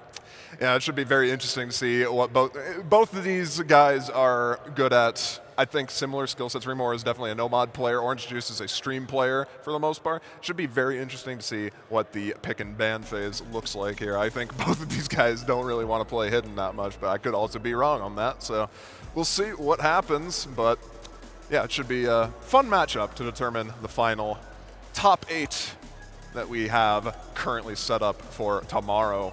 We have there is the bracket. You can already see the bracket. Emrek Bashi, first winner's bracket, Rectagon, Decaden, second winner's bracket, and then you got RNG Zudi. Xylus awaiting the winner of this match. And that's pretty much it. And there is a full-size Wooten keyboard at stake here. Top 8, I believe, gets full-size Wooten keyboard. So a lot to play for here. You know, most people leaving the venue for the day, it's after 8 o'clock. Apologies for getting a little bit of TV maintenance here. You guys can't see it, but there's people. We have people. Tournament host BTMC diligently working on this TV for us, so we're just having fun here in the last match of the day. Really, I mean, we're waiting for the players to get ready, so it's not. The Poon doing his thing, not having any part of the shenanigans here. But as you can see, there's our player cams. That's going to be Orange Juice on your left, Rimmer on your right. First time seeing Rimmer on the stage. And hey, yes, there he is. Yo, Ed. Yo, Ed, welcome. Welcome to the stream, bro. Tournament host BTMC. Apparently there was a film of plastic on this TV that we casters look at the entire time. Nobody knew that. But that's what we do here at the round table. We make it work. There's Dio. You know Dio. You see, it's the last match of the day. We kind of just, we don't care. We all want to go home. We're good. We're good, boys. Let's go. Applaud at everyone. Yeah, we love our staff. Working very diligently here to get us through it. But there is the map pool, so we're going to see what the bans are going to be. It looks like for Orange Juice, it is going to be DT2, and Rimmer's going to be banning out Hidden 2. Yeah, not too surprising to see Hidden 2 banned. That's the low AR map in the pool. Not wanting to deal with it, just get it out of the way. DT2, not wanting to deal with speed, fair enough. We'll see what the second round of bans are. I believe there's 2 rounds of bans in this, as the map pool, as you can see, has expanded quite a bit. It's expanded by 1 slot per map.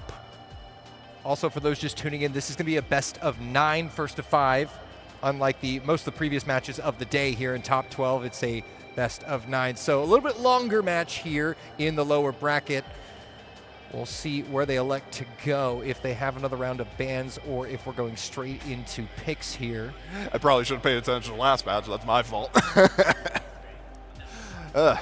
Nonetheless. It's been a long day. It's been a long day. What is it, 8? It's 8 It is going PM to be a at pick, this and point? it's going to be Laser Mod 1. I believe Zudi Akama stayed away from the Laser Mod pool in their top 8 match, or top 12 match, excuse me. But Orange Juice welcomes the challenge, and we'll dive right into Laser Mod 1 here. So that's what we're going to be getting first. I think we can go to the moon. And I will be completely honest here. I've not seen Laser Mod 1 or 2, so this is going to be a completely new experience for me. I'm worried about what the map pool team has cooked up after the Laser Mod 1 from the last time. Well, we're about to find out. Orange Juice Rimmer getting set to go here in our final match of the second day of the round table. We'll be narrowing the field down to 8 competitors. And then we'll be on to day 3, the final day. Just getting some things squared away here. But Laser Mod has been an absolute trip this weekend with the barrel rolls, the wind up. You got depth, you got traceable, you got pretty much everything under the sun that you can imagine. It is invigorated, I think, an entire new mod category for that purpose, which is very interesting to see these players tackle for the first time in at least a bigger stage. I know there was laser mods in the closed invitation, or not closed invitational, but the Laser Grand Arena. Yeah, LGA. Yeah, that's yes, right. LGA. I believe that's the only time in terms of a major tournament that it has been hosted, though. So should be. It's always an interesting sight to see, since Laser's constantly developing, and you always have different different changes being added all the time. We've just got informed that the map will not load. Well, so that might be a problem. Is a thing. Maybe this is why it was not paid. So are they playing the map? They must be playing the map, and we just can't see. We have no idea. We got scores at the bottom of the screen. They are playing the map, and we have scores, and we just cannot see them. So we're live commentating the scores, everybody. But let's go. It's been a struggle for Rimmer. It looks like we have no idea what our two players are going through right now. But I think Rimmer is happy that we can't see it either. Yeah, I mean, Orange Juice rather having he's not having any issues with this map whatsoever. He's practiced it enough. Wanted to pick this into Remore, and justifiably so, running away with it here. That is a very unfortunate set of circumstances. I don't think I've ever seen that happen. I don't think I've ever seen a map just flat out refuse to load on a client. Just not. And the first match completely avoided this. Exactly. So we didn't know. That's this insane. could have happened in Zudizama. They just did not pick it. Oh, hopefully the rest of the maps, fingers crossed, should be a bit more friendly in that regard. At the very least, we know. And now apparently we got the transparent overlay, boys. We're the map now. We are playing the map, boys. And there are the scores. Some very impressive scores at the bottom of the screen here for Orange Juice, who's eclipsed 500,000, approaching 550. And for Remore, this is just gonna be move on to the next one, right? I gotta make some entertainment somehow, you know. Oh my gosh! I mean, like, we're just standing here. It's not very entertaining otherwise. We are physically and mentally exhausted. All right, we're doing our best. I'm ready to hit chat. the hay, bro. I have no idea what Twitch chat's even saying, but this is just peak content. This is why you tune in to the round table, right? This is absolutely peak content. Should be almost done though. We started about, I think, 2 minutes ago, so map is length 3 minutes, so should be finished relatively shortly. IRL storyboard. Finally, IRL storyboard. Yes, we finally did it. This is what you're going to be seeing in OWC 2026. Yes. Casters dancing on the IRL storyboard. It looks like the map has finally concluded with Orange Juice taking it with the score of 673K to Remore's 209K. Again, Remore struggling on that one, but what do you do? It's laser mod. It would be nice if we could have seen it. I would have loved to have been able to talk about what actually happened, but we could not see what happened because the map just said, no, we're not going to load. Another thing to note, Remore, rank 2K. Yeah, the highest rank so far, the highest rank remaining in the tournament, I believe. Exactly. Everyone else is 3-digit or higher. So, I mean, and the path that Remore has gone on to get to this point here in the lower bracket had to go through window life in lower round one, won that one in tiebreak, and then defeated Ziv 4-1, earning a spot here. Yeah, window life as your first matchup in the entire tournament is kind of rough. That is kind of crazy. Nonetheless, we already got the pick from Remore. It's going to be DT3. It's a bit more of a adventurous pick, and we'll see how it plays out for them. Yeah, we saw this played in the Zudinator Kama match. It was, I believe, the one map that Kama did take was this double time 3. Yeah, this is the speed-oriented map, so wanting to get some of the speed out of the way after the DT2 ban. Not horribly surprising to see this being picked. I just read that tiebreaker diff name. Oh my goodness, that is German. Yeah, I mean, it's made by a German mapper, so. You know, that is lots of German. But here we go. Finally, we've got some gameplay on the screen. We have gameplay, what? In this matchup.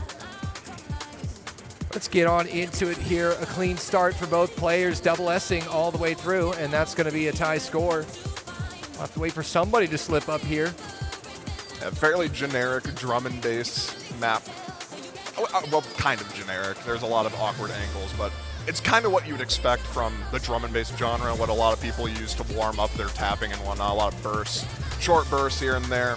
So far, Remore struggling a bit. The only combo drop at the moment, Orange Juice, 97%, maintaining that pretty consistently. Yeah, early drop there for Remore along with some accuracy. Orange Juice did find a drop as well. Well, not a drop, but dropped some accuracy down to 98%, but it's still rocking the full combo and a 70,000 point lead at the moment. We'll see if Orange Juice provides a miss for Remore to have a shot to get back into this one, but right now it's a commanding lead for Orange Juice.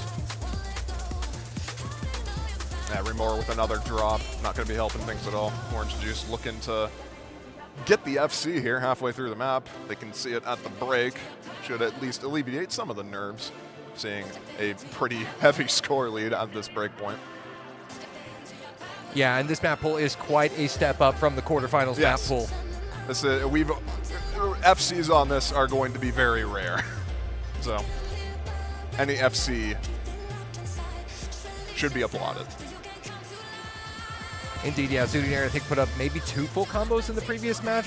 Got quite a bit of applause from the audience, but warranted as, well, speaking of FCs, I mean, Orange Juice still doing the thing. Just dropped some 100s, 97% act, but still maintaining that FC, and is looking like it's going to be a 2-0 score line here in favor of Orange Juice. Yeah, unfortunately, Remore's pick backfiring quite heavily here. Orange Juice more than comfortable on this. Longer burst kind of struggled there a bit, but hold the combo. We'll see if he can close out the FC here. We'll see if he can get it done. Orange Juice here into the final sections. Will it be a full combo? Yes, it will. Orange Juice puts up the FC on DT3. 1.012 million points to Remore's 655K, and the pick will go back over to Orange Juice. Well, he has a chance to consolidate a break point here and not give one up. He's got quite a bit to choose from. Hopefully, he chooses a map that does not break immediately. That would be very nice. That would be ideal. that would help quite a bit, I think. A map that we can load and see played. We can actually watch.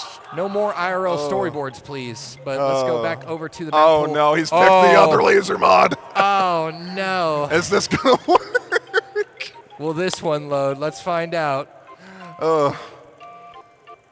This is, I believe, if memory serves me correct, I'm mostly just going off the background here. I believe this was a, is this a Taik Oni? I think this is a Taik Osu map, if I'm remembering correctly, just based on the diff name alone. I mean, yeah, that is where that diff name does come from. There's a high chance it could be. Gimmick-oriented map, nonetheless. I mean, it's kind of expected with laser mod. You're going to be getting gimmick no matter what happens, but a bit more gimmick-oriented even without that. And the moment of truth, will we actually get into the map? Will the map load? Please. That is the question. Let's see. And well, they're getting ready, and hopefully we should be seeing the map appear. Yeah, there we go. We got the map. Now, what have we loaded into here, sir? This is we got easy mod, and we got approach circles that quickly close. Welcome to the laser mod pool, ladies and gentlemen. Very interesting, actually. I've never seen this mod before in my life. This is like hardcore reading, actually. This is awesome. But definitely, probably the most reading-oriented pick here, which after a hidden 2 ban makes the most sense. But so far, not horrible for either of these players. Orange Juice with the lead at the moment by 5K, but Remore still holding on pretty well. Yeah, Remore keeping pace a lot better on this map than the first 2. Combos roughly even. It's just an accuracy advantage for Orange Juice at the moment, about 1.5% in favor.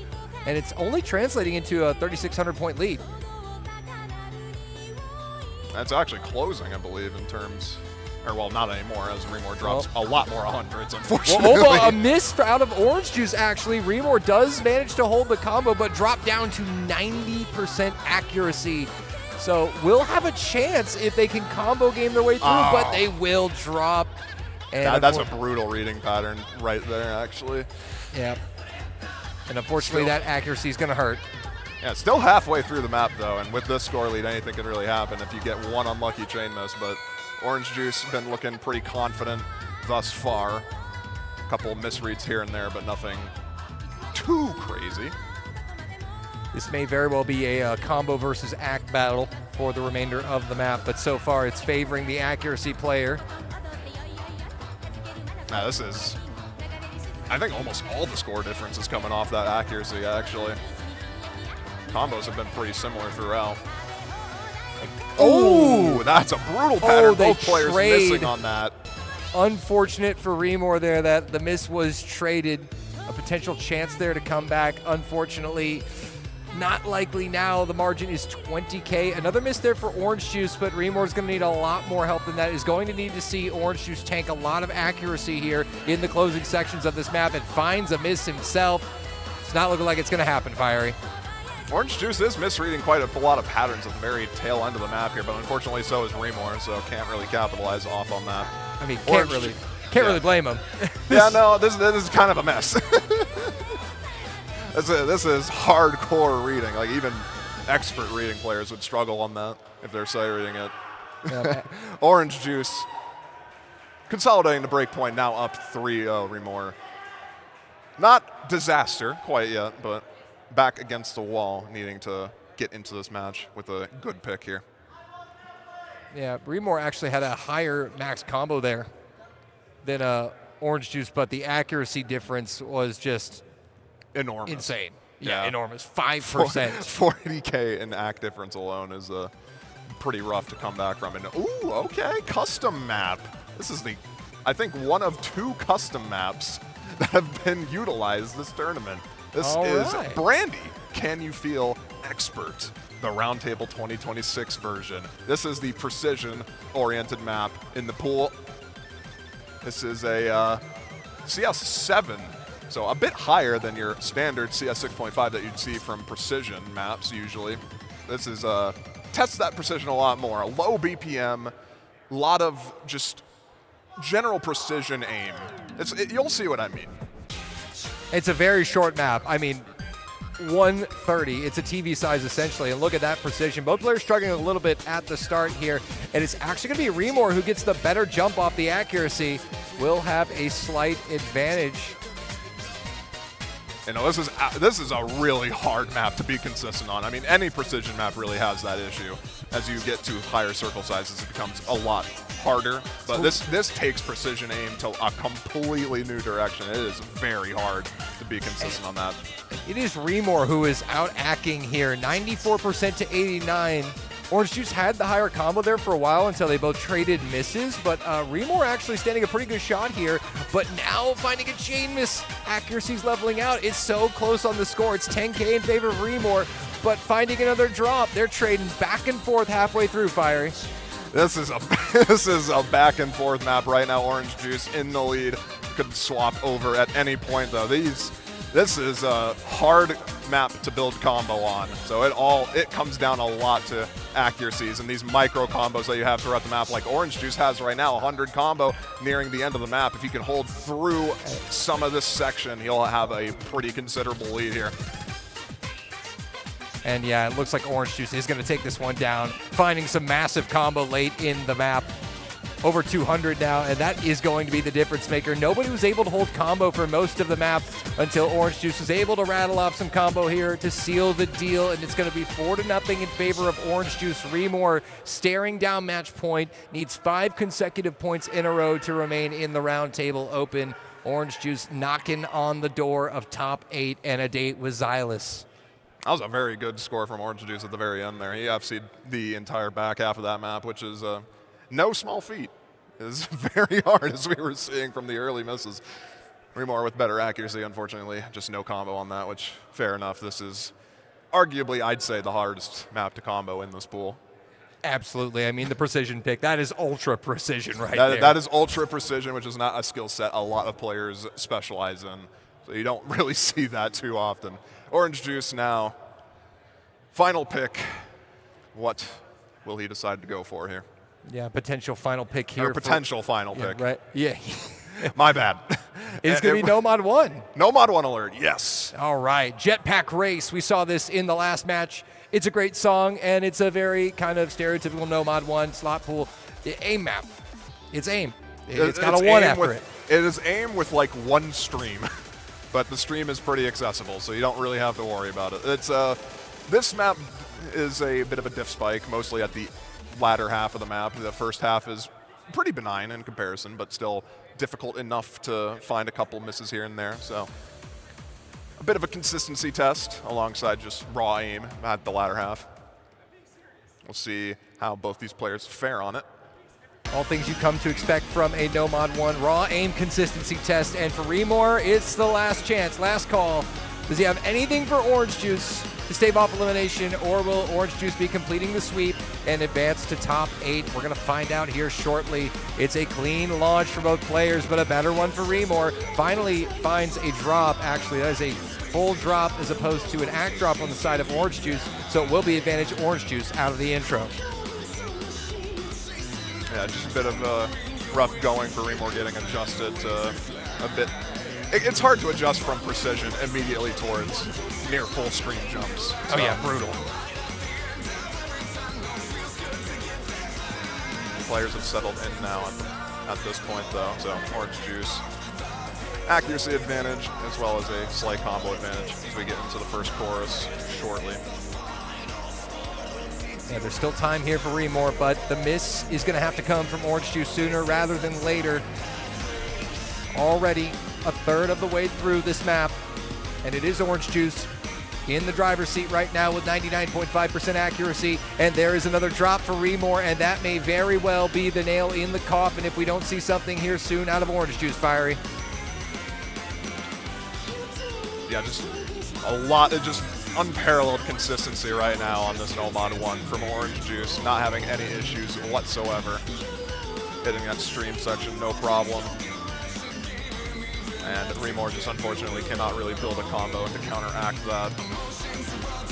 I mean, consistency was kind of the name of the game for Orange Juice against Rectagon. Yeah. I mean, it was the reason that he even got the tiebreaker, and it was on an amazing No Mod 1 score on the previous pool. Well, finally, as soon as you said amazing No Mod 1 score, he broke. My bad, Orange Juice. My bad. That's on me. But I don't think it will be enough for Remor to stave off elimination at this rate. It is going to take a consequential meltdown here from Orange Juice, or a flat-out disconnect of some kind, to keep Remor in the Roundtable Open, who has already put up an incredible performance thus far. Seed 22 getting this far is honestly incredible. So yeah. he should be very happy with this performance, regardless of what happens. Absolutely. Seed 22 and comes in top 12. That's amazing stuff, really. But it's all about Orange Juice right now, looking real good. Remor's holding through this hard part as well. It's worth mentioning. They're doing really good on this hard part, actually. Yeah, I was about to say, they both missed the same note there. Yeah, that full screen jump is absolutely brutal, and it's just going to keep on getting worse as this entire rest of the map is essentially just full screen jumps. This is where the diff spike comes into play. And even that diff spike is pretty consistent. Like, this is a solid 45 seconds of just nothing but aim. Yeah, and like you said, even though Remor is about to be eliminated, still nothing to be ashamed about this weekend. An amazing performance qualifying 22nd and reaching top 12. But it's going to be Orange Juice bouncing back after the loss to Rectagon in winner's quarters. Will advance to top 8 and will play against Xylus tomorrow. Xylus is watching this match.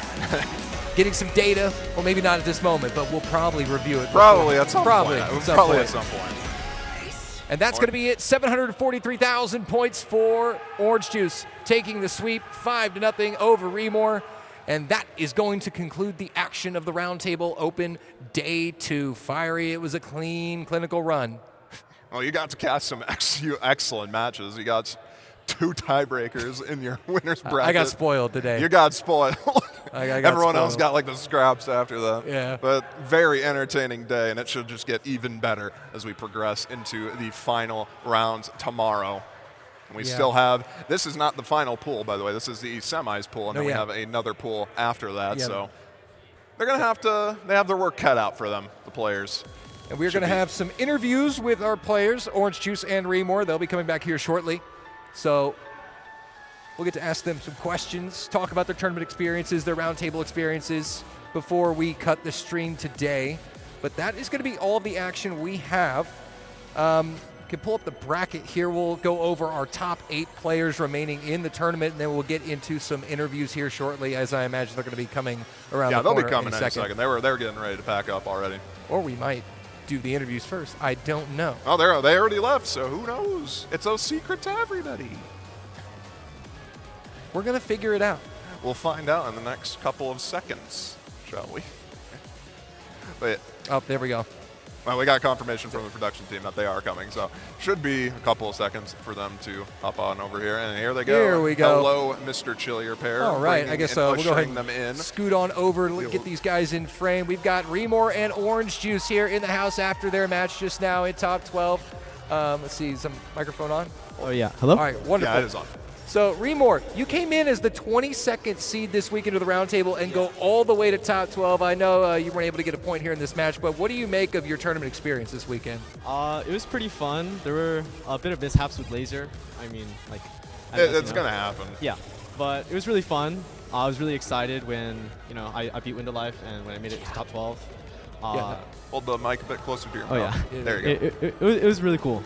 Yeah, that was a crazy result to see on the lower bracket, just casually you taking that tiebreaker win over Window Life and then getting another win after against Ziv 4-1.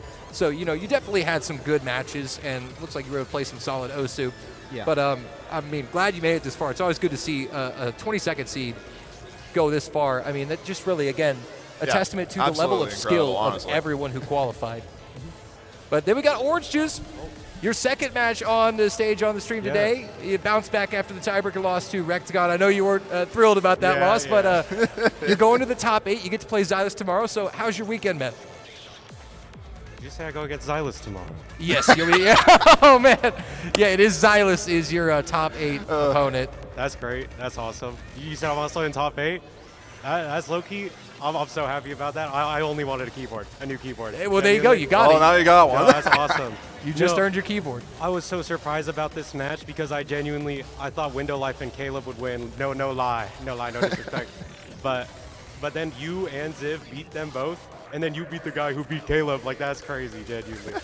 No, you're so awesome, genuinely. Yeah, and I mean, you've had yourself a great weekend too, Orange Juice. That match against Rectagon, I mean, that was an insane match. Your insane score, No Mod 1, and you backed it up with another No Mod 1 performance as well.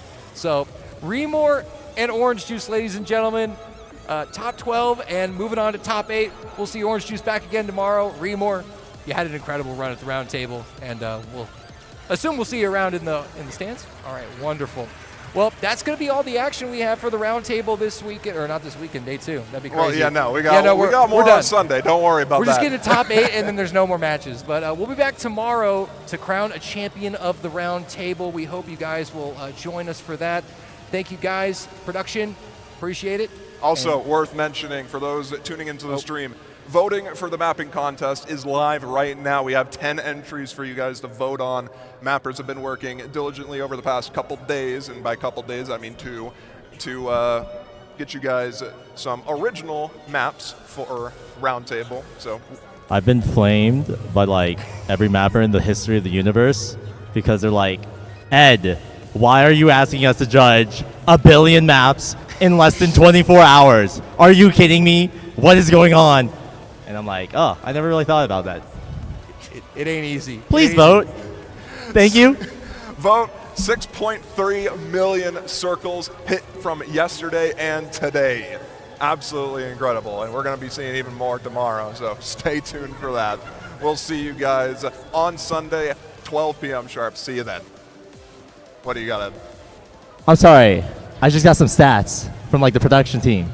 Apparently, 6.3 million circles were clicked yesterday and today. Did I not just say that? Fiery did just say that. Yeah. Wait, you did just say that? Yeah, he did. Oh, sorry, I'm deaf. He did say that. BTMC, everybody, your tournament host. Welcome to your host of the roundtable, everybody. Thank you for tuning. Did you guys know the Roundtable Open is at level? Oh wait. No, I didn't. Thank you. See you guys Sunday. We'll cut the stream before Tuesday. Cut this before it goes on any longer. Cut it. We love you guys. See you Sunday. Thanks for watching. See you tomorrow. Bye-bye, everybody. Oh, that was a disaster.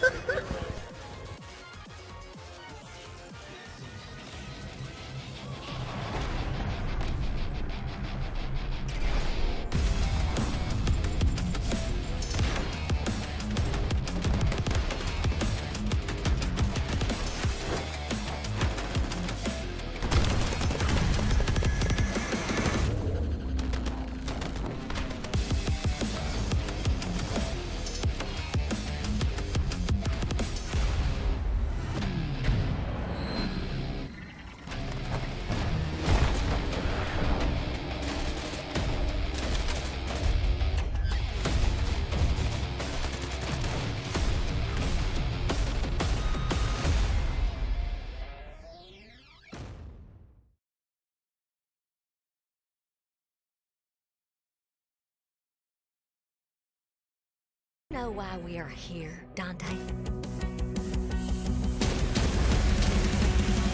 There have been some issues. You lost your mother, and now your brother suddenly back? Virgil, what did Mundus do to you? He set me free. You're gonna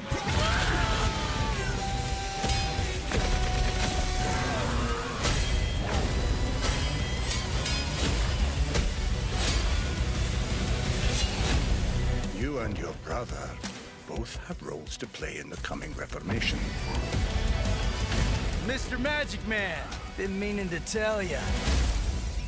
You got a little something right here.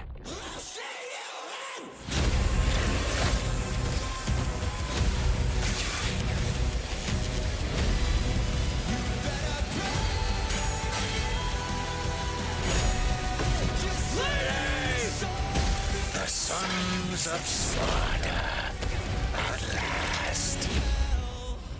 I hate to sound harsh, but this is the worst ventriloquist act I've ever seen. I can't even tell which of you is the hand and which is the asshole.